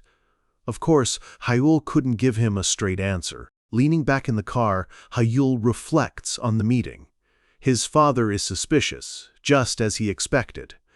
Between the robe and the elixir, it would be strange if he wasn't. At this rate, he realizes he might have to tell his father the truth soon. The car drops him off at a chaotic, open-air market known as Monster Byproduct Street. Hayul walks through the crowded alley, with vendors shouting from all sides, offering everything from real slime extract to freshly shed monster leather. He scans the stalls, knowing that unless you're an expert, it's nearly impossible to tell what's genuine and what's fake. And in a place like this, there are just as many scammers as there are honest merchants. Right on cue, a merchant flags him down, offering what she claims is rare, Saint Latine spider silk. She presents the silk with a flourish, but Hayul just smirks. He casually asks, since when one-horned spider silk started being passed off as the real thing, the merchant panics, insisting it's genuine and telling him not to make baseless accusations. She holds the silk up to the light, pointing to its faint glow as proof of its authenticity. Hayul agrees that it's glowing, then points directly at her, from the glow-in-the-dark powder you sprinkled on it. Nicely done, he says, his voice dripping with sarcasm. Completely exposed, the merchant furiously shoos him away, cursing under her breath. As he walks away, Hayul figures he must look like an easy target, wandering around by himself. But he has an encyclopedic knowledge that no scammer could ever predict. He recalls the endless hours he spent studying. He's memorized all 40,000 spells and their components listed in the official library. There's no way he could be fooled by a cheap trick. His eyes glow with confidence. They shouldn't underestimate his brain.